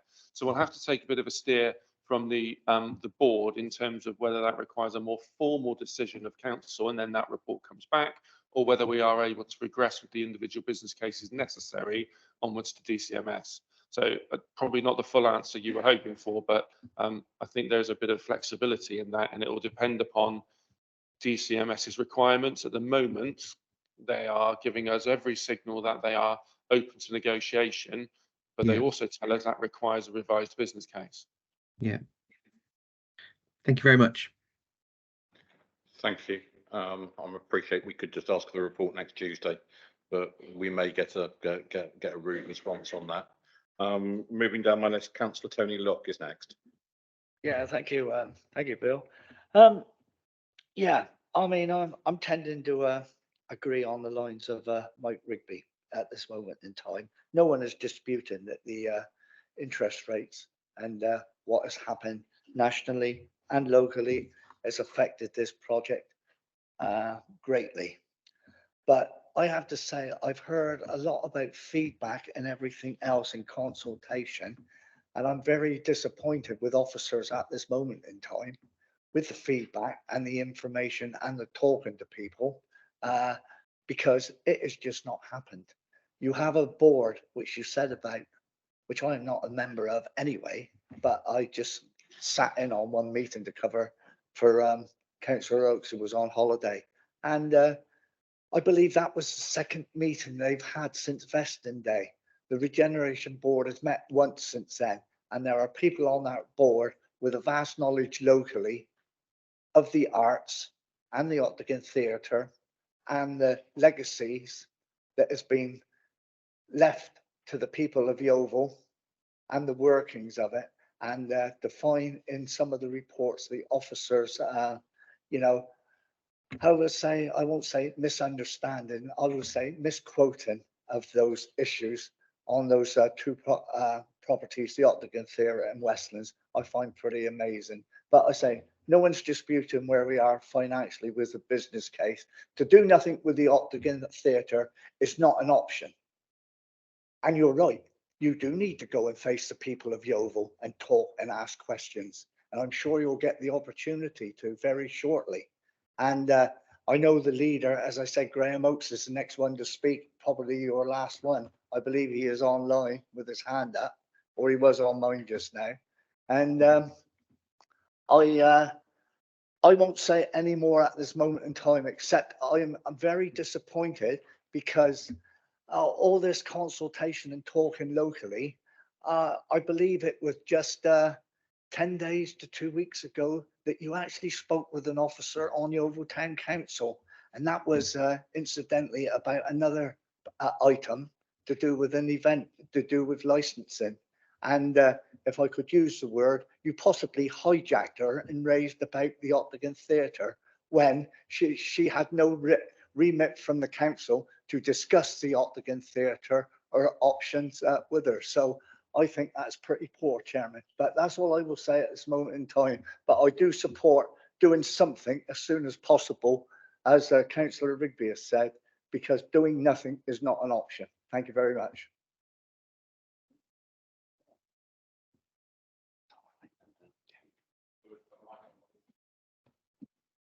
Thank you.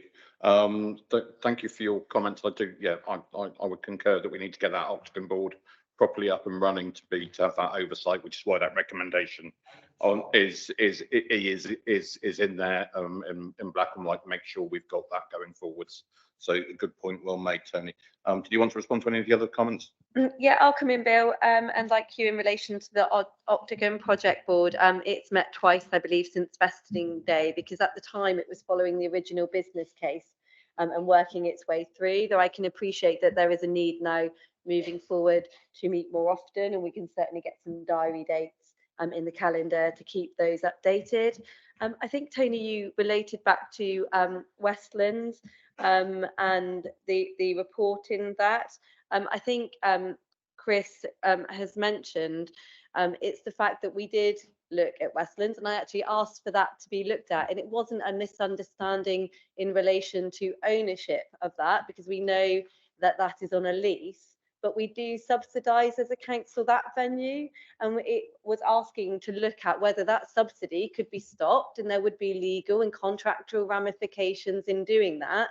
But it was a question as to whether a subsidy was needed in both places in Yeovil, and could there be a propping up of or moving that subsidy from one venue to the other. But as Chris has highlighted, that would never be enough to fill the gap that the financial viability of the current business case is showing, as we've heard today. More than happy to continue to meet with Yeovil Town Council and to hear the voices of the people of Yeovil. But again, we as the executive have a duty to all the people in Somerset when we look to make our decisions. So we have a duty in relation to, do we go ahead and go with the recommendations that we see before us?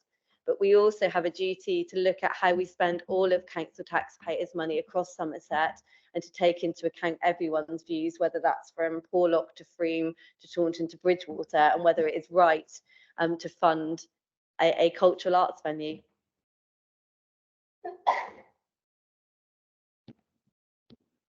Thank you. I've got 4 more people with their hands up, which are Mandy, Richard, Sue and Graham. And I would like to draw a line there because I think we have exhausted all avenues thereafter.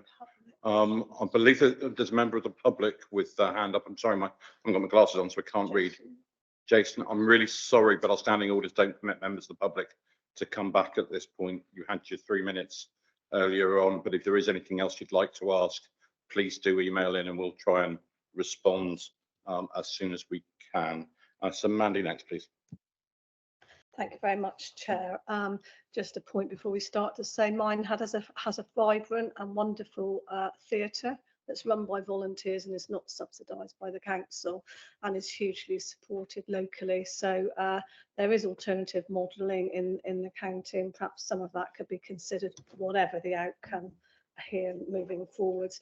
So my questions are around several things. First of all, we're talking about a 50-year loan for a refit. So our children's children will be paying for a refit. My question is it anticipated that the actual refit will be fit for purpose and suitable for the next 50 years? That's the first question. So on the basis of the design scheme, yes. Now, there was always technology changes and things that happen with audio and visual internal workings, mechanical engineering, all of that stuff. There will always be changes in technology, but yes, from a fabric of the building perspective, then yes, it's expected to last the life of the loan. Thank you, Chair. Just to follow up then, which should be a question as you expect from me around the finances. So many of us in the room would have heard the CIPFA presentation. They were brought here to talk to us. And I just wonder whether the context of that advice has been taken into account when discussing what we're discussing today. And also the advice from the paper that it's no longer possible to give assurance to members that the future taxpayer funding revenue costs can be met. If we look in the paper, their advice is that even well into 24-25, the current predictions are 4.4%, which would still really make this project unaffordable. The final point is, and I do have a level of agreement actually with Adam. I think this is impacting the local community. It is impacting businesses. And we all know the longer that you leave any community groups, and I'm talking about the theatre groups, there will be many of them, the longer that you leave them without a production to work on, the more likelihood is that actually membership, etc., falls away. So you are actually risking that as well. So I'd urge prompt decisions. I think Yeovil needs a decision to be made economically and to have a vibrant community there. And at the moment, this does feel a little bit like kicking it down the line. And I actually think it would have been helpful in this paper to have the reopening costs. So that could have at least been discussed today. And I think that would have been helpful for the local community. Thank you, Chair. I think the only specific question in there is whether we've taken account of the external treasury management advice that we've received, and then we have. It's noted within 6.5 and was in my presentation. So yes, we have used that. Thank you, Chair. I just want to make the point that we invited the Chief Executive of CIPFA, Rob Whiteman, to come and speak to us. And we asked him, not just because we wanted to give him a day out in Yeovil, although it was kind of him to come to us. I had heard him speak at the LGA conference, and I really took note of not just what he said, but how he said it, because he was very straight speaking and understandable for those of us who are not accountants, not economists, not even financial managers. And so I do think we've taken account of him, and that is why we're here today looking at this paper. I just also want to make the point, as anyone else in Yeovil could make, that those groups who generally and regularly use the Octagon are able to use Westlands while the Octagon is closed. So, and I can't see any point us sitting here talking about looking at an options appraisal if we thought that anybody in a couple of weeks could come up with figures. It's completely unreasonable to think any officer could do that. Okay, so Richard Wilkins next. Thank you, Bill. Yeah, I think it's quite clear that the paper has to be followed. I mean, the money situation is what it is, and we are where we are. But I'd just like to follow on from my fellow councillor, Mike Stanton, and his questioning. Given the ability to follow the current business case, or the inability to follow the current business case, Councillor Smith-Roberts mentioned a £14 million issue in that. Could I reverse the question and ask for a figure? If there was a fairy godmother or Yeovil Town Council or someone like that to throw the money front loaded, what figure would that be, so that the Somerset Council's liability in today's current situation, what would that figure be? Thank you.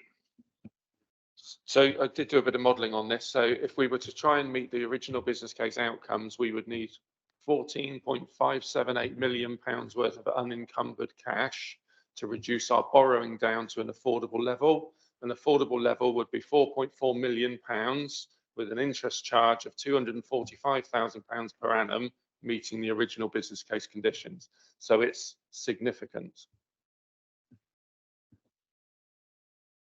Thank you, Richard. Very good question and an interesting answer.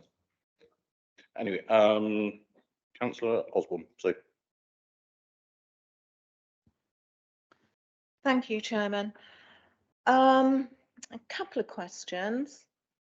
In paragraph 4.5, although you ultimately discounted that option, you did refer, I think it was about the fourth line from the bottom, that you would need to proceed with construction by December 23. Yet looking at the forward plan, which I know you're going to come on to later, I didn't notice any key decision down for when you were going to make the key decision. So when is that key decision going to come back to this council to make? Okay, so just to be clear, what we're exposing is a problem. That means that we cannot continue in the same vein as the original business case. We are not proposing to bring that back as a key decision for members to absorb the additional borrowing costs. The proposals in this report say that we need to undertake an options appraisal, and we come back to members with those options. We're not going to come to you with a key decision to say, please allow us to sign a contract that is clearly now unaffordable. But can you still give a rough indication of when you would look to be bringing that options paper back, the process for bringing that options paper back, and when it would find its way as a key decision, and who is going to be taking that key decision? Is it going to be the executive, or is it going to be taken by full council? Because from memory, when it was South Somerset, I seem to remember that the final decision was going to be taken by full council. I believe the timeline question was asked by Councillor Dingwall, wasn't it? The governance question is, it will come back to the executive, I'd expect. Is that correct? Yeah, I believe Chris has answered the question in relation to the timeline and not being able to give a definitive because of having to work with partners and work within their timeframes. We've demonstrated, or I've demonstrated, my commitment. So we would like to do that as soon as is reasonably and practically possible, bearing in mind that partnership arrangement. I think as to where that decision ends up is based by our own governance process and the decision that's needed to be made at that time, depending on the outlines that are brought forward. Thank you. And finally, Councillor Oakes. Graham, you've been described as a fairy godmother. Well, thank you, Bill. I mean, I've been described as many things, including and so disappointed you're not in costume.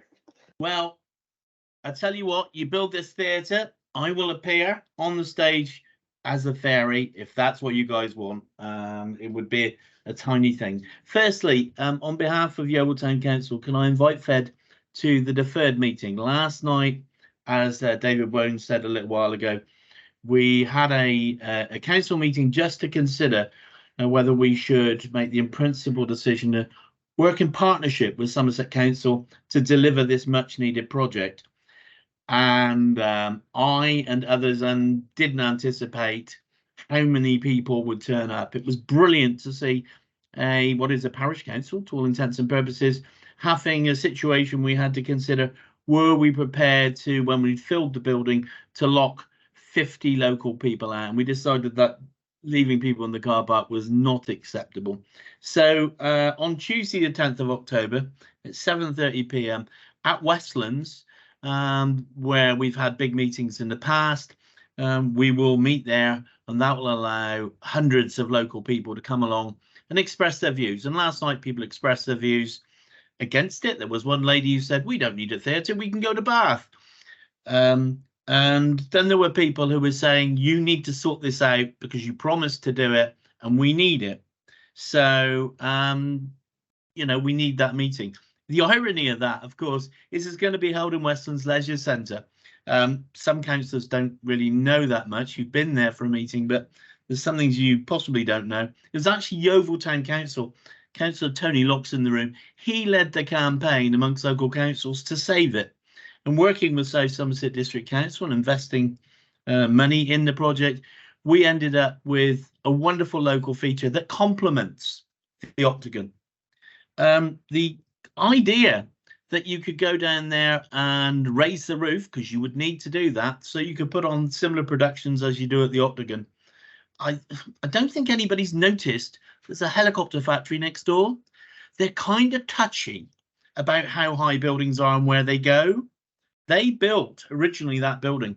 I would be very, very surprised if they allowed us, because they have a right of veto in these things, to actually build a proper theatre on that site. But again, I mean, I'm a local person, so I understand the local nuances and what you can and you can't do at Westlands. So just a few points that I feel I have to make on behalf of the people of Yeovil. People of Yeovil East, who I represent, but also in my role as leader of the town council. A lot has been said about the fact that we have to take on board all the issues, the problems and promises of the other councils when we came together. And I have been noting a long list of things which have been done in various places. And when I asked why Somerset Council funding this, well, it was a commitment that was raised by the previous district council, and we're honouring that. And you know, that really made me think, wow, this is a council I am a part of, and I'm proud to be a part of, because they made a promise and they were keeping it.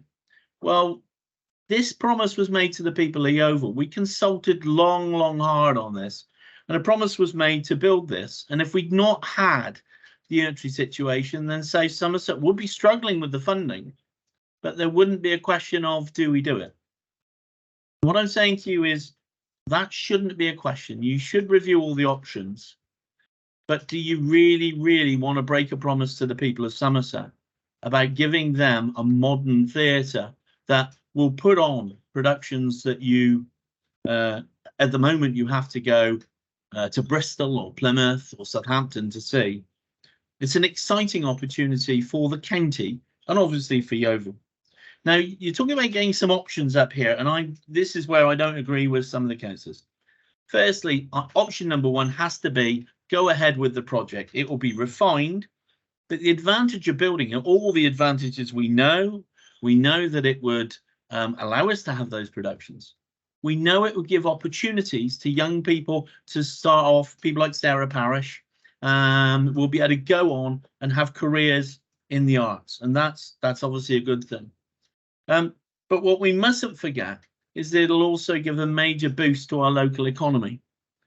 The local economy has been severely damaged, and the people of Yeovil, I think, have lost confidence. And that started, I believe, not with the Tory government, although maybe partly by their inaction, but by the hospice. You will know that we raised over £1 million to build a hospice, and then we were promised, then it was closed, and everything was relocated to Taunton. And we were promised beds. They never appeared. There's a lack of confidence in our town. There shouldn't be, because we are the home of British helicopters and we're brilliant at that. But Losing Pittards, which is a worldwide brand, is a real blow. I mean, our town centre, we decided a few years ago, we did the refresh project. It was the right thing to do. We were really unlucky in how long it's taken. This theatre, this new theatre, the effect it would have on the local economy would also boost that refresh project just at the time it was needed. And let's be clear, we are part of our responsibility at this council is to help with economic regeneration. So we're meant to boost the economy, not damage it. We have damaged it by closing the Octagon, but people have generally accepted that. Local businesses are telling me that they've suffered because of that, and they look forward to the new theatre. So let's look at those options. We build the new theatre. We keep £10 million. We keep a large amount of money that comes from Yeovil Town Council and other parish councils, because you've not asked anybody yet. We've not been asked to contribute to this project. This council has not approached Yeovil Town Council, right? That hasn't happened. There was a little bit of briefing between some officers, but we've not had the partnership working that we need as Somerset Council. If we're going to survive, we've got to have partnership working. And this is a great example. We can send a message to all the other parish councils across the county that joint working brings results. Or you can choose not to do joint working. That choice is yours. If we do the project, we keep the 10 million. And in fact, I think that with the various changes in interest rates and everything else and various capital assets, I know you can't earmark them. I heard the chief executive. I understand this more than perhaps many people realise. But the fact is that those are capital receipts. And the capital receipts really should not be spent on revenue. They should be reinvested in things that will make money. And this project will make money if you set it up correctly. We've got the people, we've got the talent. We lack some people in County Hall, but we can sort these things. So option 2 is don't and reopen the Octagon. I disagree with some of my colleagues on this one. If you reopen the Octagon, and that's not a bad thing to do per se, you will never, ever, never build the new one. Because when you do that, the day you do that, £10 million goes back to London and leaves us and won't come back, because we waited years and years and years to get any money from the Arts Council. Then they came along, they gave us a massive chunk of money of I think it was an £18 million fund, and we got 10 million. We won't see that again. You also obviously won't see it from the parish councils, because you'll have reneged on a promise. So you could reopen it, but then you have to, when you talk about refurbing it, you're refurbing it for the next 20, 30 years. There will never be a big theatre built in Yeovil if we don't do it now. If you delay it, the costs just go up. And so if it comes back later that maybe you could afford it, you've lost the 10 million. So I'm not sure, unless we end up with borrowing interest of 0.1% or something, I can't see how it can ever happen. I don't have a wand to go with my fairy costume, and so I can't see how refurbing is going to solve the problem. It will also do something that Somerset Council will become like Somerset County Council, who knocked down the George Inn in Yeovil, and people still angry about that. And that was 1962. Somerset Council will be blamed for breaking its promise. Now that's harsh. I realise that's harsh, but it's the reality. Not everyone in Yeovil supports this money, I know that, but I believe a majority of people do want to see a thriving Octagon. The third option, and I think it's the only third option, is to demolish it. It's the cheapest option. Just leave it. You can't build housing on it because it's got covenants and stuff, but it's cheaper to demolish it than it is to pay security on an empty building. So those, I think, are the three options. It's just, I've ruled out Westlands. I'm a little bit annoyed, like Councillor Locke was, about people talking as though there were options there that just aren't there. And we've lost the expertise in this project that we had when there were other people running it. And I think that is a shame. So rather than look at this, rather than be Treasury led, do not let us be Treasury led, because that's what's wrong with the country. Let us listen to the voice of doom who says things are very bad, and then let us work a way out of it. And the way we get out of it is we build this project. We actually start working in partnership with our parish councils. and talk to them about how they can really help in this project and other ones, and use it as a new way forward for this council to do partnership working. If we choose not to build this, I think it will be viewed badly by not just people in Yeovil, but I think we will have broken our word. And I can tell you as a Liberal Democrat, I know what the consequences are when you break your word. We as a Somerset Council cannot do that. We must build this. We must find the funds, and we should be saying to those Treasury officers, the financial officers of this council, this is what's going to happen. Now we've made the decision. Let's make it work, rather than stopping all capital programs. Because if you stop this one, I guess we'll have to stop them all, and that would be bad for Somerset's economy and bad for Somerset people. Thank you, Chair. Thank you, Graham, and the passion in your comments was very well heard in the room here. I do draw your attention to recommendation A, which confirms our commitment to the Octagon project as a flagship venue to deliver arts and culture in Yeovil for Somerset, and also the very last statement, which is to instruct work to be overseen by the Octagon Theatre Redevelopment Project Board in collaboration with partners. And you're absolutely right, that's the approach that we need to take. It sounded like you'd already done the options appraisal for us.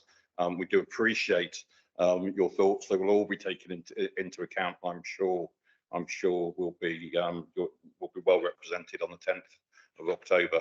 And certainly, if I'm available, I'll be there, and certain officers and other members will be as well, to listen to views of the town council and your residents. It's great to hear that you had such a good turnout last night, and we do look forward to that.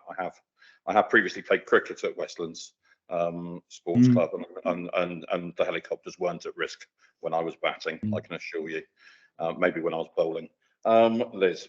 Sorry, but just to be clear, Bill, that cricket pitch was also saved as part of Yeovil Town Council's campaign. So it'll be great to have you there. We need to work together and get this solved. Excellent. Liz just wants to come in on a point, and then I want to move to the recommendation. Thank you. Chair, as a point of accuracy, can I just make the point that the £10 million is from Department of Culture, Media and Sport? We need to make sure that the minutes are accurate with every mention from every member. Thank you. Okay, so that concludes the debate, and can I just thank everyone for their contribution to the debate that we've gone. I think we have absolutely confirmed our commitment to try and deliver a flagship venue project at the Octagon. We acknowledge that the current business case can no longer be met, and a revised business case would be necessary. We acknowledge the revenue financial pressure created by the works to date, and we look to officers to explore mitigations to these costs. And we look to officers to work with the DCMS and Arts Council England to find a viable business case to deliver cultural services in Yeovil for Somerset. And we instruct work to be overseen by the Octagon Theatre Redevelopment Project Board in collaboration with all partners. I was particularly struck by Councillor Soughton's points about the economic impact of these ongoing works in Yeovil. I'd just like to suggest an amendment that we work with partners to mitigate the economic impact of the Octagon closure in Yeovil as an additional point. Councillor Dance has already seconded that. So just have that as an additional point to acknowledge that we've got that. I'm sure the Town Council and Chamber of Trade will work with us on that as well. So that's an amendment. So that amendment's been proposed by myself and seconded by Councillor Dance. All those in favour of that amendment? And all those against? And then the proposal as amended, all those in favour? And all those against? Oh, I didn't get a proposal in a second, as did I? Sorry, it's Councillor Federica Smith-Roberts to propose and Councillor Liz Lyshawn to second. Thank you. My apologies for forgetting that bit. Are we moving on to kitchens, or are we moving to the kitchen? Excellent. I think we're adjourning for half an hour, so is that a return at 2:30, please? Thank you very much. Please accept my apologies for the rest of the meeting, as I've got to chair a meeting at County Hall.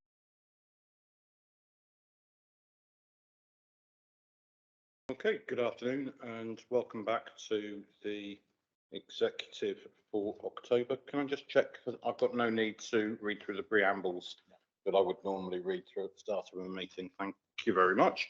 Can I just remind you, we're rewinding to item 9 on our agenda, which is kitchen replacement programme. And I'd like to ask Councillor Federica Smith-Roberts to introduce the item, please. Thank you, Chair. So earlier on, agenda item number 6, in relation to the HRA Q1 monitoring report, you were informed of the current budget projections and how our budget is balanced, that took place earlier in the year when we signed it off of full council alongside the HRA business plan. Part of that included replacement of kitchens within our properties. We have a rolling programme of approximate 300 new kitchens that we need to install within the West this year, and are predicted to be at a similar level annually across the 6,000 properties that we are responsible for. We have a requirement to comply with the Decent Home Standard, not only so that we look after our assets, so the actual buildings, but most importantly, to provide quality homes for our tenants. I ask that you support the recommendations on page 290, and whilst the scrutiny committee did not review this, the chair has been briefed and, as noted, is in support. Thank you. Ian, do you want to present any further information at this stage, or are you just available to entertain us with your answers to questions? I am primarily here to answer any questions, but just again, just to confirm the funding is available within the HRA ring-fence budget and the 4-year period included within the MTFP for that period as well. I would quite like to just bring people's attention to the emphasis we put on the social value element as well. So there's some examples on item 20 on page 293 of the report, and also just to confirm there's a tender evaluation report, and particularly an equality impact assessment including in the report as well. Thank you. Thank you. Particularly pleased to see the money spent in the local supply chain, as we know that will have a multiplier effect. So very pleased to see that in the report. Just looking around the room for anybody who'd like to contribute. Councillor Roswell first. Thank you. Appreciate we need to replace kitchens, and kitchens are actually very critical to the overall well-being of how a house functions. I'm just interested, what is the average age of the kitchens we're replacing? So the Decent Homes Standard recommends a 20-year component life cycle on that. So that would be our normal. That would what we were looking at when we do our future plans of work. So just to perhaps explain that slightly more. So we do a rolling 5-year stock condition survey on all of our properties and look at the condition of it. So in reality, some kitchens will last less than 20 years, some kitchens will potentially last longer. And in terms of the Decent Homes compliance with the regulator, then tenants are entitled to refuse a replacement kitchen, and we do get that on occasions, particularly perhaps with more elderly residents who don't want the disturbance and their kitchen's perfectly sound, and we're quite happy to accept that as a position as well. Thank you. Just looking around the room for any other associates or league members to comment.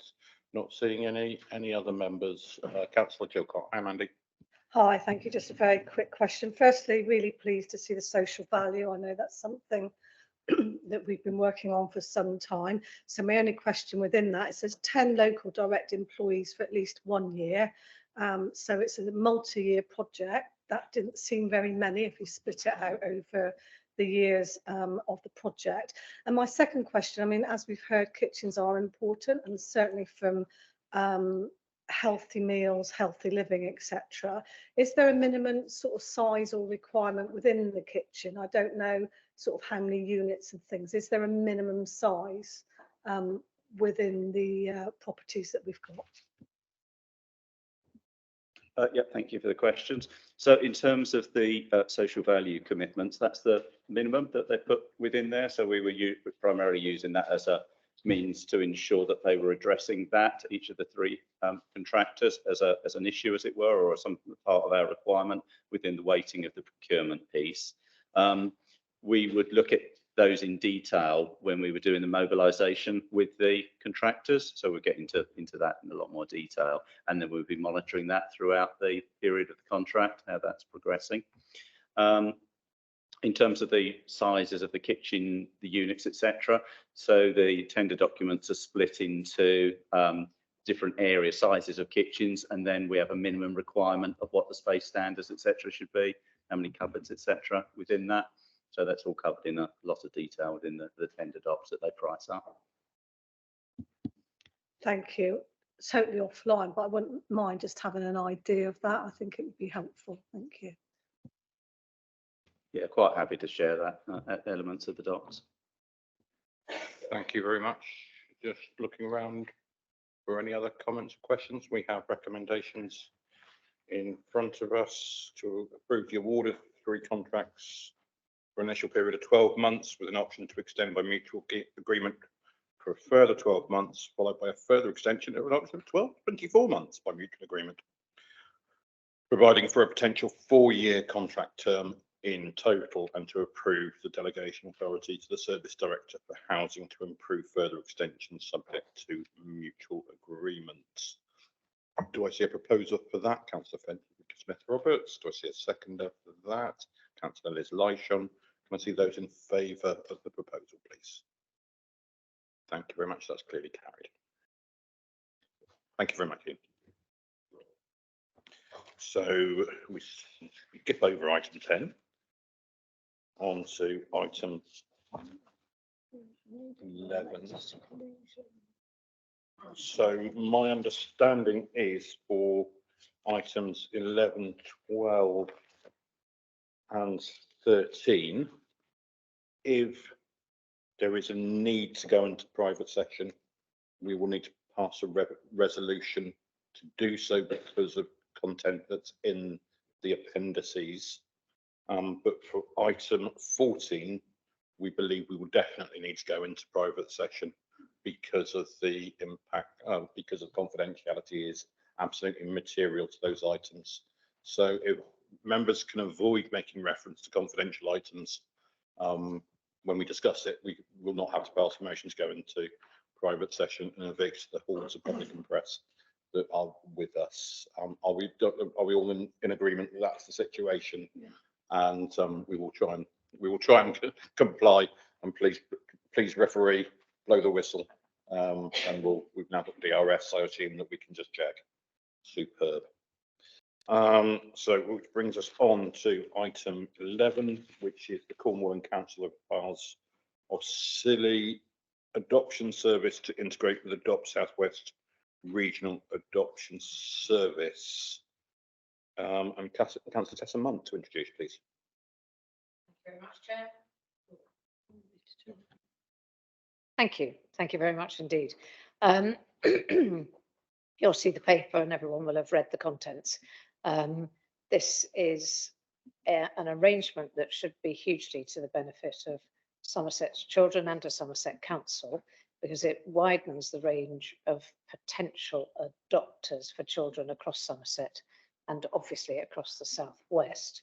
Now, Cornwall Council had an outstanding adoption service, and when it was adjudged in 2019. The points I would make, I suppose, is that the increase in the number of partners means there are more people to share the overall overhead costs, and we should benefit, all of us, from Cornwall's contribution of a large sum of money for their membership. The review of costs will be, the cost contributions will be reviewed in the second year, but this is hugely advantageous, and we ask that the executive agrees the proposal for Cornwall and the Arts of Scilly Adoption Service to join Adopt South West as a full member. And I'll leave it there. If there's any further questions, I have no doubt that I can rely on Claire to actually provide the very great detail if anyone's interested. Thank you, Claire. Is there anything you wanted to add? Can I just add that Julie Goodwin is also with us. She's on the screen, who is the lead from Cornwall, in case we have any questions for Cornwall Council in terms of the application.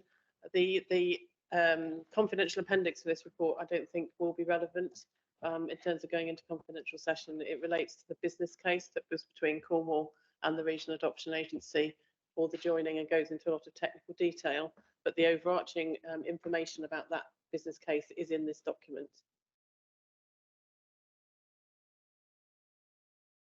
Afternoon, everybody.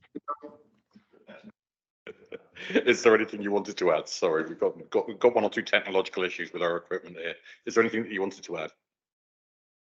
I've got nothing to add, but I'm happy to answer any questions. Okay, thank you so much. Am I seeing any questions from associate or executive lead members in the room or online? Excellent. And are there any questions from other members in the room or online? Councillor Francis Nicholson. Good afternoon, Francis. Hi. Thank you, Mr. Chairman. Yeah, I know about this. It's been going on for a long time.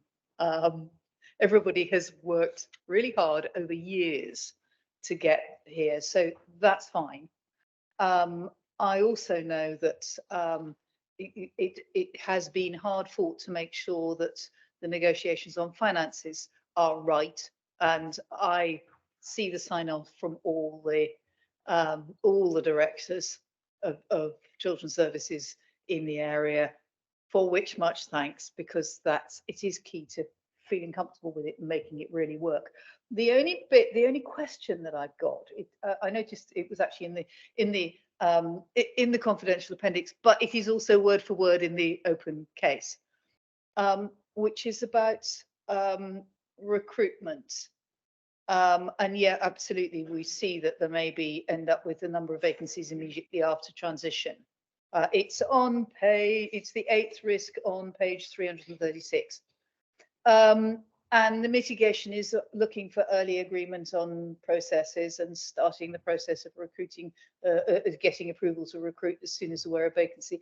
I'm really worried that Devon's recruitment freeze should be made to apply to the Regional Adoption Agency. It may be hosted by Devon, but if recruitment is needed for this, this is something that we are all paying for, and it should happen.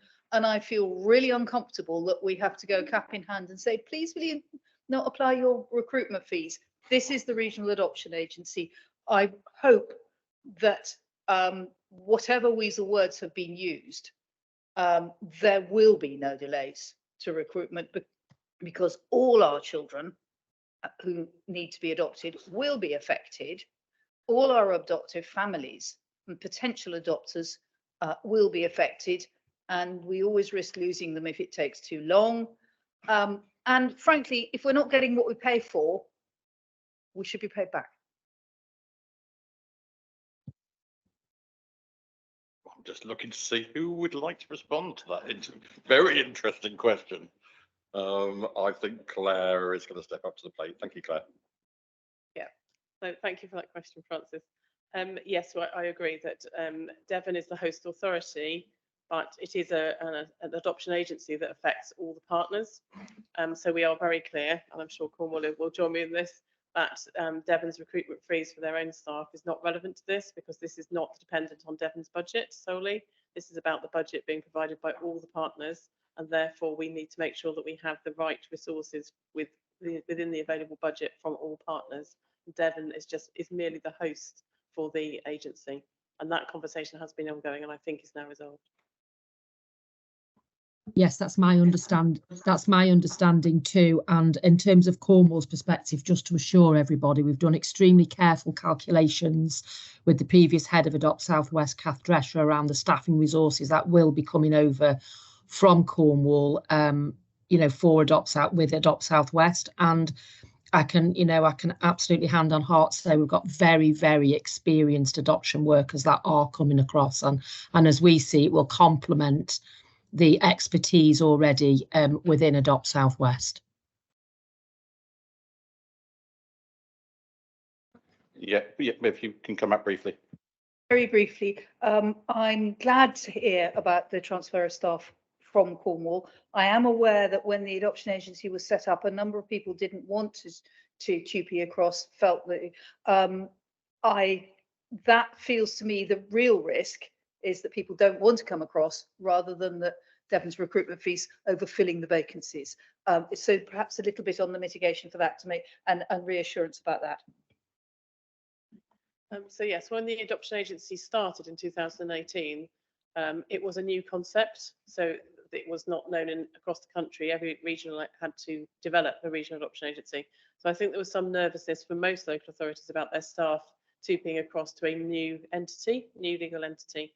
I think it's different with Cornwall, because Cornwall is joining an existing structure that is known for its good practice in terms of the Southwest, Adopt Southwest, and adoption agencies are now a very standard part of adoption practice. So we have worked very hard, as Julie says as well, together to make sure that the conditions are right for those social workers to feel able to transfer. But I don't think we've had anything like the resistance that we would have had in the 2018 picture because of all those factors that I've just outlined. Thank you. Julie, did you want to add anything? Just very quickly, just to echo everything that's just been said, and through our joint venture around practice alignment groups and meeting with Adopt South West on a regular basis, our staff already are beginning to feel very much part of the team and are looking forward to joining Adopt South West. Thank you. Councillor Wyke. Thank you. I may have missed it looking through the report, but I don't get a feel as to the number of children we're talking about throughout the area. And I just wondered if they could get just a feel for my understanding of how much effort we need to put into this particular service and what are the measures of outcomes. Okay, thank you. So in relation to children in Somerset who are placed for adoption, we currently have 27 children who are on placement orders and placed for adoption. That's quite a normal sort of number that you'd have in a year. We'd normally expect between 15 and 20 children to be adopted. It is really complex work because you're having to work with those children in the adoption agency to identify people who can actually care for those children. It's a very complex assessment, and more complex than fostering, because foster carers continue to have the support of the local authority. Once a child is adopted, they are legally that adopter's child, and quite often have no support at all from the local authority or anywhere beyond that. They choose to leave completely independently. So we have to be very, very sure that they can manage that and that they can care for that child, that not just their childhood, but for their life, so they're integrated into that family.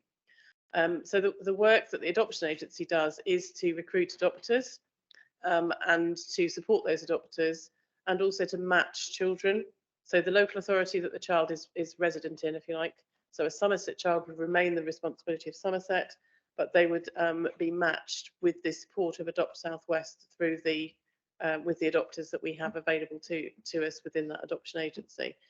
So in terms of the numbers of children across each local authority area within that adoption agency, depends on the size of the area and also on the adoption practice in each local authority area. Cornwall, I suspect, is roughly the same as Somerset. Devon is slightly more because it's a slightly larger authority. Plymouth and Torbay are much smaller numbers because they're such small unitary authorities. It doesn't sound like a huge number of children, but it's so complicated that it's quite a costly way of working. We did have a review from Essex, a peer review from Essex in 2021 of the adoption agency, looking at both the practice and the sort of financial accountability, and both of those came out as good in terms of being efficient use of money as well as good practice and social care. Thank you.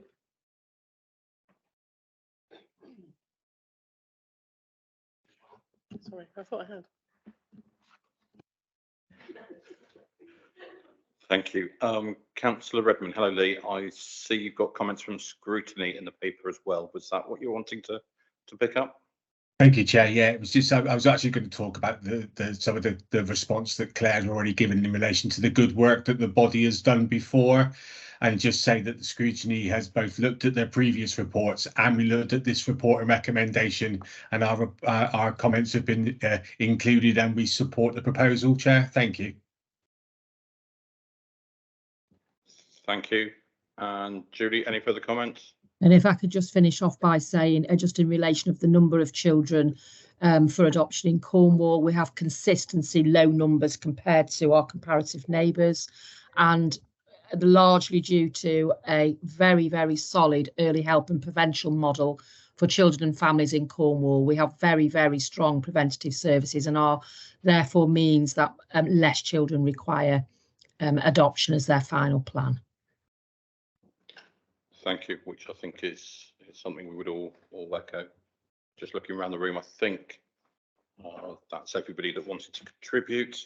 So we have the executive agree the proposal for Cornwall and the Isles of Scilly Adoption Service to join Adopt South West as a full member. I presume that's proposed by Councillor Tessa Muntz and seconded by Councillor Ros Wyke. Can I see those in favour? Can I see those against? That's clearly carried. I'm really pleased to see this moving forwards as a partnership working between ourselves, Cornwall, Isles of Scilly and Devon, hosted by Devon County Council. And I don't want to talk to you too much, but that makes them the Devonly host. Anyway, thank you very much. Thank you, Julie. Thank you. And moving on to item 12, the award of contracts for highways services.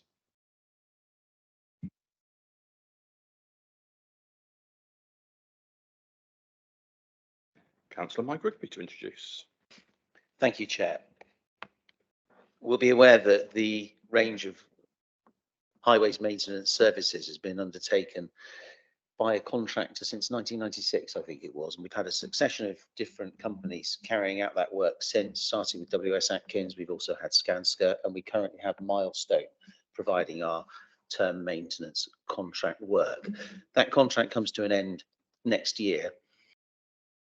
I'd quite personally like to have put together a solely in-house option to try and compare what value we get externally with what we could do internally. The difficulty is that in order to do that, we'd have to have started before we were elected. So we haven't been able to do that. There isn't enough time to have done that. What we have done, however, is to break up the contract that has been in one piece into 4 smaller contracts. And the reasons for that, one of the main reasons for that is to hopefully enable a wider range of bidders to put in their price to us. Having a range of smaller contracts also gives us the possibility of more bids from local companies, which we're obviously keen to see, keeping that work in the county. So the contract that we have before us today is the main term maintenance contract. We've had a series of bidders on that, and we've had a really good and engaging conversation with a number of those contractors, and we're happy to recommend one of those to go forward. Another advantage of the way that we've structured this contract is that we brought in-house the design team. So under the old system, the design team, which frankly should be part of an intelligent client, had gone out with the contract. Not a particularly good idea, I don't think. So we've recovered that function, and that's already happened. I think it happened this week. Mike, nod at me if that's right. Yeah, I think it happened on Monday. There were 8 people performing that function in the contractor. 6 of them have chosen, because it is their choice, to TUPE over to the council. 2 of them have not, and we've got temporary arrangements in place to recover those 2 empty roles while we consider whether or not they require replacing permanently in the longer term.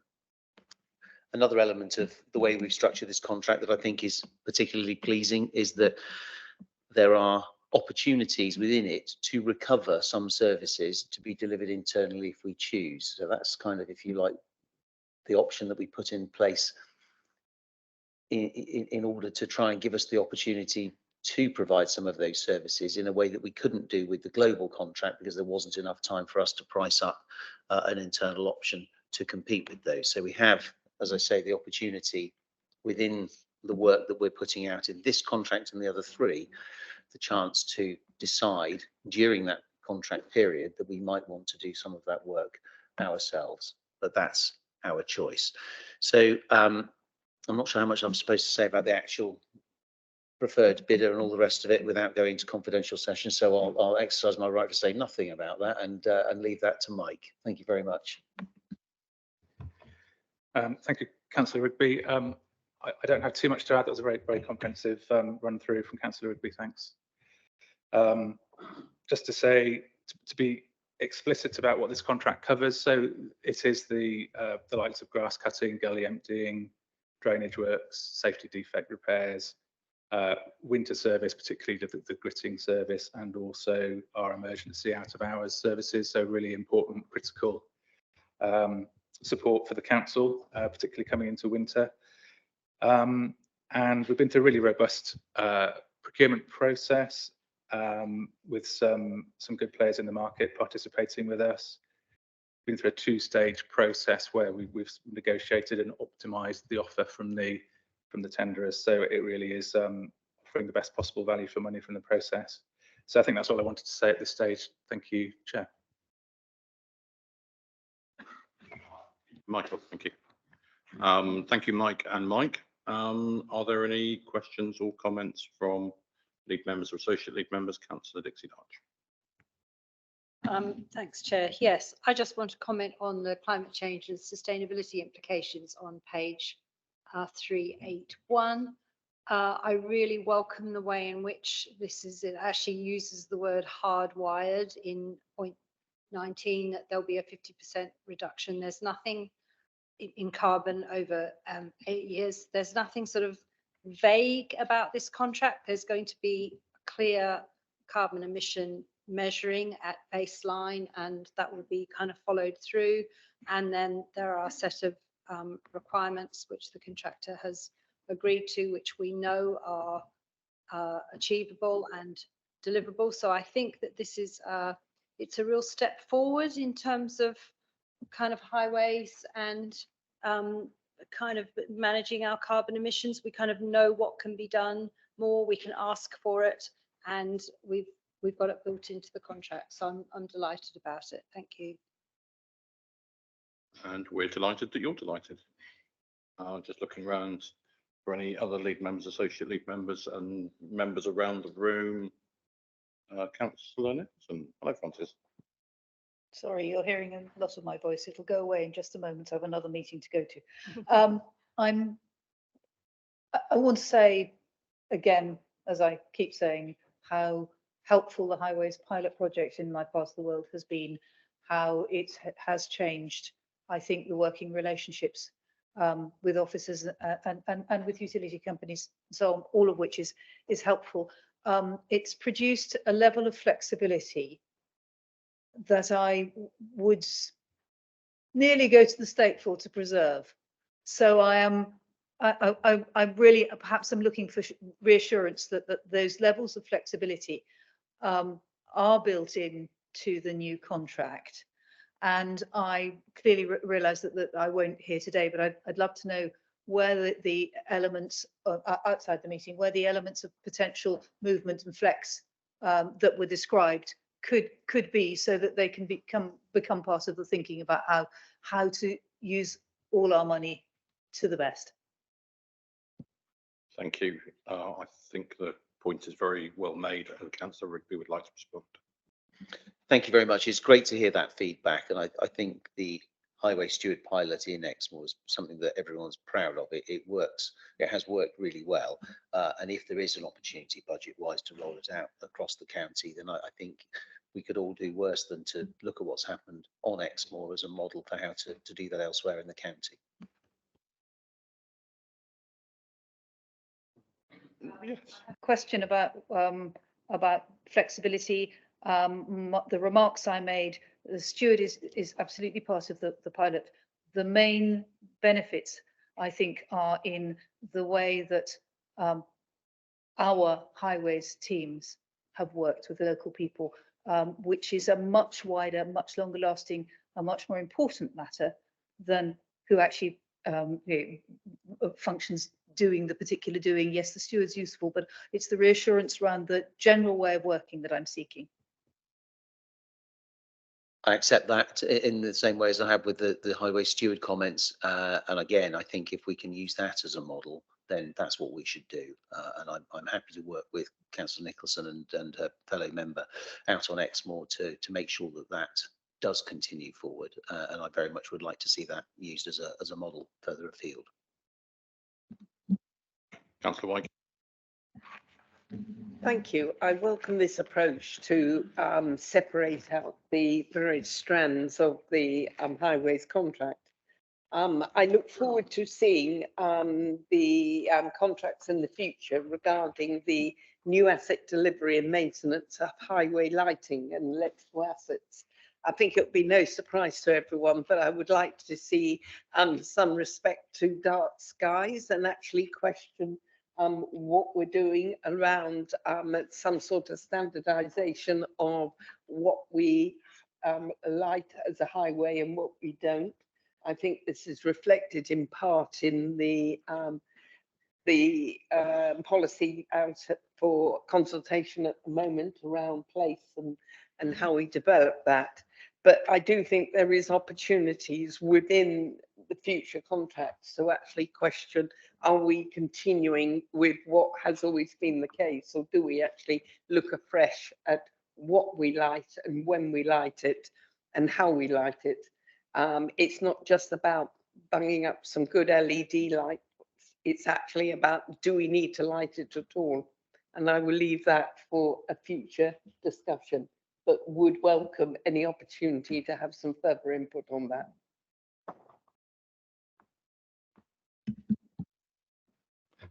Thank you. I think that's a conversation for another time. But yeah, fully taken board.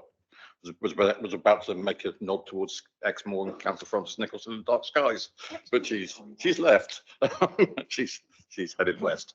Are there any other? Oh, sorry, Councillor Ruddle, you did have your hand up. I apologise. Okay, it's attached. How realistic is it for all the vehicles to be EV, Mike? I mean, you say 18 months, but really, how realistic is it to get the contracts to go over to electric vehicles?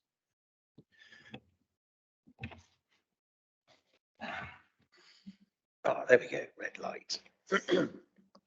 Yeah, I think it's certainly an aspiration, and that's something we're going to work closely with our contractor to try and achieve. We are rolling out EVCP across the county at a rate of knots. The technology is improving all the time. The range of vehicles, the range, not the range of vehicles, the driving range of a vehicle is improving all the time, and we're starting to see more electric vehicles creeping into the commercial sphere as well. So it's not just cars we're talking about. So yeah, I don't think that's unreasonable, and it's certainly part of the, I'll just give a quick nod to the Live Labs work that you'll be aware we've been engaged with for some time now. We were successful earlier this year in gaining a share of, I think it was £7 million to help decarbonise highways maintenance, and an element of that work locally and nationally is in making sure that the vehicles that are used are decarbonised. We were surprised, I think, when we did the work that a large percentage of the carbon that comes from highways maintenance is vehicles used to move people and materials. It's not what you might think in terms of it just being hot materials and the carbon associated with asphalt and other materials. It's very much about how you move people and material around, and a big element of decarbonising our highways maintenance will be necessarily in getting that electric vehicle fleet rolled out. Not seeing any other comments, questions on this, so we have the recommendations in front of us to approve the award of an 8-year contract with the option of a 4-year extension to supplier B identified in the appendix for the provision of highway maintenance services from the 1st of April 24, and to delegate future decision making regarding the extension of the contract beyond its initial term of 8 years to the executive lead member or equivalent responsible for highway services having due regard to the contract terms, and agree that Appendix A be treated in confidence as the case for the public interest in maintaining the exemption outweighs the public interest in disclosing that information, and we haven't needed to exclude the press and public on recommendation D. So do I have a proposer of that? Councillor Rigby, seconded Councillor Wyke. Can I see those lead members in favour, please? Those against, that's clearly carried. Which brings us on to item 13, which is, thank you very much, Mike, and thank you to your team, sorry.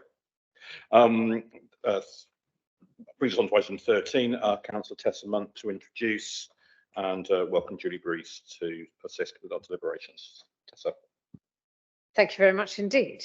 Yes, I recognise that Federica's team has a part to play in this, but I'm doing the speaking. So there we are. This contract award is the council's response to prevent youth homelessness in Somerset. Somerset Council has a statutory responsibility to provide a housing offer to young people who are homeless when they're aged between 16 and 25. And these responsibilities, as I said, are shared with communities and children, families and education directorates. Commissioners have thoroughly tested the market for this procurement exercise, working closely alongside housing colleagues, and have selected suppliers who have demonstrated the most advantageous tender. This decision is to award a 5-year contract for suppliers to deliver housing-related support and accommodation for 16 to 25-year-olds, and to set up a dynamic purchasing system to provide further beds for young people where they are required. The award will ensure that young people are supported to manage a tenancy and develop daily living skills, as well as helping them into education, employment or training, and when they're ready to move on, to live independently. The decision also requests agreement to delegate authority to the executive directors for both community services and children, families and education to take a further decision on 2 2-year extensions if that's required. If I may, I'm going to hand over to Julie Breeze, who's the Strategic Commissioner for Placements for Children and Young People, and she'll provide the detail of this decision if anyone has any questions. Thank you. Lovely, good afternoon. Thank you, Tessa. So my name's Julie Breeze. I'm a Strategic Commissioner for Children in Care. So we took a non-key decision back in May earlier this year to go out to tender. So we've gone out for a 2-stage restricted procurement procedure. So that's sort of a selection and award type approach. It's for 2 block contracts. So one of those block contracts will be for 100 beds for children's social care, and it'll be for 90 beds for those young people that present as deemed in priority need that fall under housing. So as Tessa said, it's a joint procurement exercise, this one. We're also going to launch what we call a dynamic purchasing system. So that just gives us a better flexible route out to the market, just in case we need additional beds. So we'll be able to go out quite quickly with to our sort of pre-approved providers, and that will give us the flexibility if we need to actually do that. So we've done a thorough market testing. We've really stimulated the market in this area. The market in this area is quite a challenging one to work in. So we've done about 3 market engagement events. We offered 17 individual consultation sessions. So we really did get some very good conversations with our interested providers. We had a very good response from the market, and quite a tough invitation to tender went out. We wanted to see evidence of the capacity and capability to actually work with these young people that can be quite vulnerable at times. We wanted to understand their recruitment and retention approaches, get some innovation and service improvement in there as well. It's quite a long contract, this one, so we really wanted to just not stay the same. We wanted to see some innovation, obviously value for money and operational efficiencies, but also how do they support our young people to gain those independent skills. Some key questions around safeguarding as well. Young people were involved in the tender, so they came up with their own question. Young people wanted to understand how providers would support them on moving in. So the young people set and scored that question. And we also included the 10% social value commitments as well. So the award of this contract does allow us to meet lots of our obligations. So the Homelessness Reduction Act, the Children Act and the Care Act, and they're the main three, but there are more that come under that as well. It's probably worth noting that individuals within this contract will either be looked after by the local authority, or they will come under children's, or there'll be young people that fall under the housing responsibility. So it's two sets of quite vulnerable young people. So both of those groups, they can face quite similar challenges, and they will have experienced some disruption to family life. So they can be quite vulnerable, and they need that different levels of support. The concept of the service is to allow young people with housing related support needs to progress along a pathway. So depending on their need, they'll get support until they are ready to move into independent living. We also put quite a lot of pressure on providers to help young people to get into some form of education, employment or training. So in terms of the accommodation, we have asked for a good range of accommodation, good high quality, flexible accommodation, which can be flats, shared houses, shared foyers, with sort of really good communal spaces. So we get that peer support across our young people, and also close to education, employment and training opportunities. So it's across the whole of Somerset. The properties are mainly in the sort of key market towns, Taunton, Yeovil, Bridgewater, and others as well. So I'll just pause there for any questions. Thank you, Julie. Just looking around the room for Associate League members and League members. Councillor Roswike first.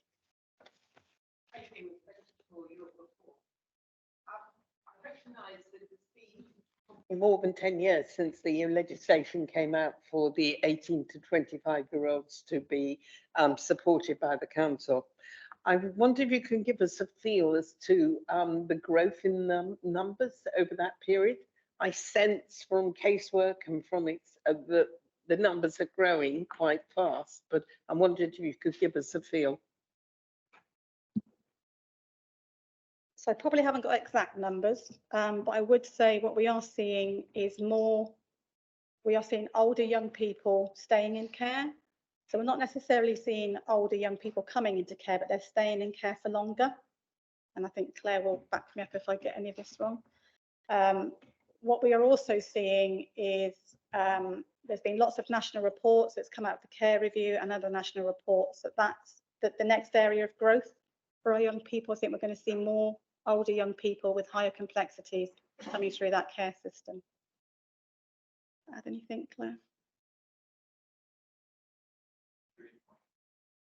So I could just add to that in terms of numbers. So there are currently 90 young people who are aged 16 and 17 who are in semi-independence provision. So some of that will be in the existing contract, Pathways to Independence, and some in bespoke individual support placements. The complexity of need is definitely increasing. It's increasing hugely, and as Julie says, there are more children coming into care at the ages of about 14 and 15 than there ever have been before, and the profile has changed significantly, particularly since the pandemic. Before that, there would have been a larger proportion of children in care who were under 10, and now 2/3 of children in care are 14 and above. So it is a really difficult position for those young people because of family disruption and families falling apart effectively. I think there are also more young people becoming homeless at sort of 18 than there ever have been before in terms of that housing duty to house young people as they become homeless. So it's a sort of broad effect across the whole system. Okay, looking for any other associate or lead members to comment. No, then looking around the room. Councillor Chilcott. Thanks, Mandy. Thank you very much. I just have two very quick questions. The first one is, does this provision cover the whole of Somerset? In that, is there a chance that young people can be, if they need to be, kept nearish to families and support networks? And my second question is, it's 16 to 25-year-olds, which is quite an age difference between a 16 and a 25-year-old. From a safeguarding point of view, would we ever get to a position where we've got lots of perhaps 16-year-olds with 25-year-olds sort of within the same provision? Thank you.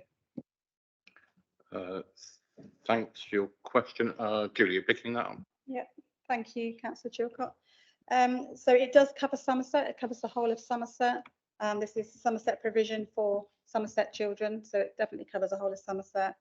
In terms of the 16 to 25, one of the reasons why we've done 2 block contracts is for that. So those that are 16 and 17 will have to be in Ofsted registered supported accommodation. So 16 and 17-year-olds will probably not, maybe not be in with the older young people.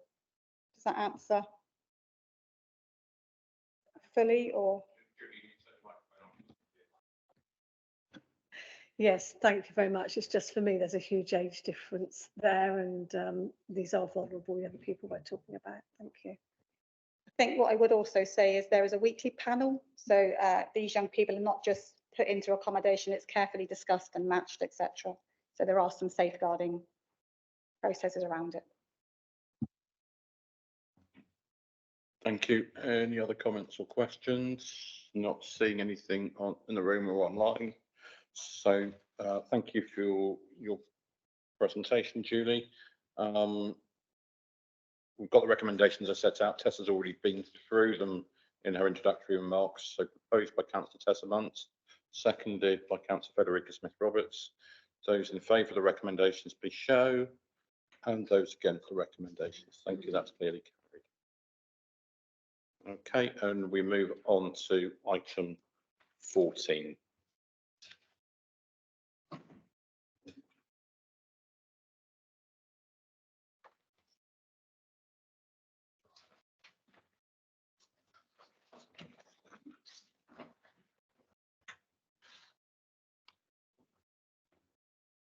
Thank you. As I indicated earlier, I don't believe it's possible to have discussion of this item without confidential information being raised.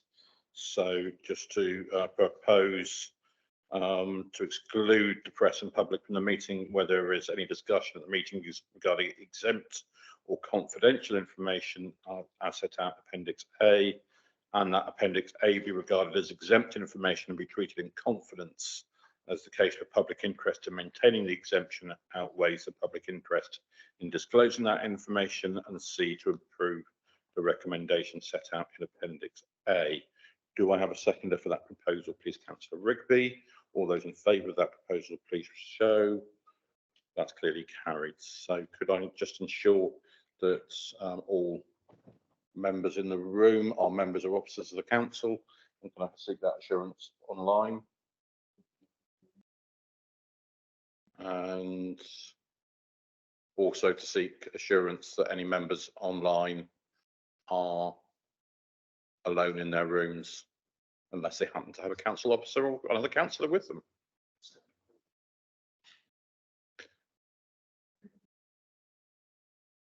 Thank you. I assume we're ready to go. The forward programme, please. Looking around the room, executive meeting members, league members, or any other members present, or indeed the members of the public or press who flocked back in as we readmitted them. No, I'm not seeing any. Or I think. I'm just checking, Chair, whether we do have that Treasury Management mid-year report on here. Anyone remember? Yes, it is. Excellent. Indeed, I know we have a number of very full agenda items coming up for executive, and sleeping bags are optional. Okay. Thank you so much, everybody, for your patience, understanding and forbearance in what's been a long meeting, and a special thanks to the provider of the food, because I think without it we would not be here. Thank you so much. Okay, safe journey home, everybody. Thank you.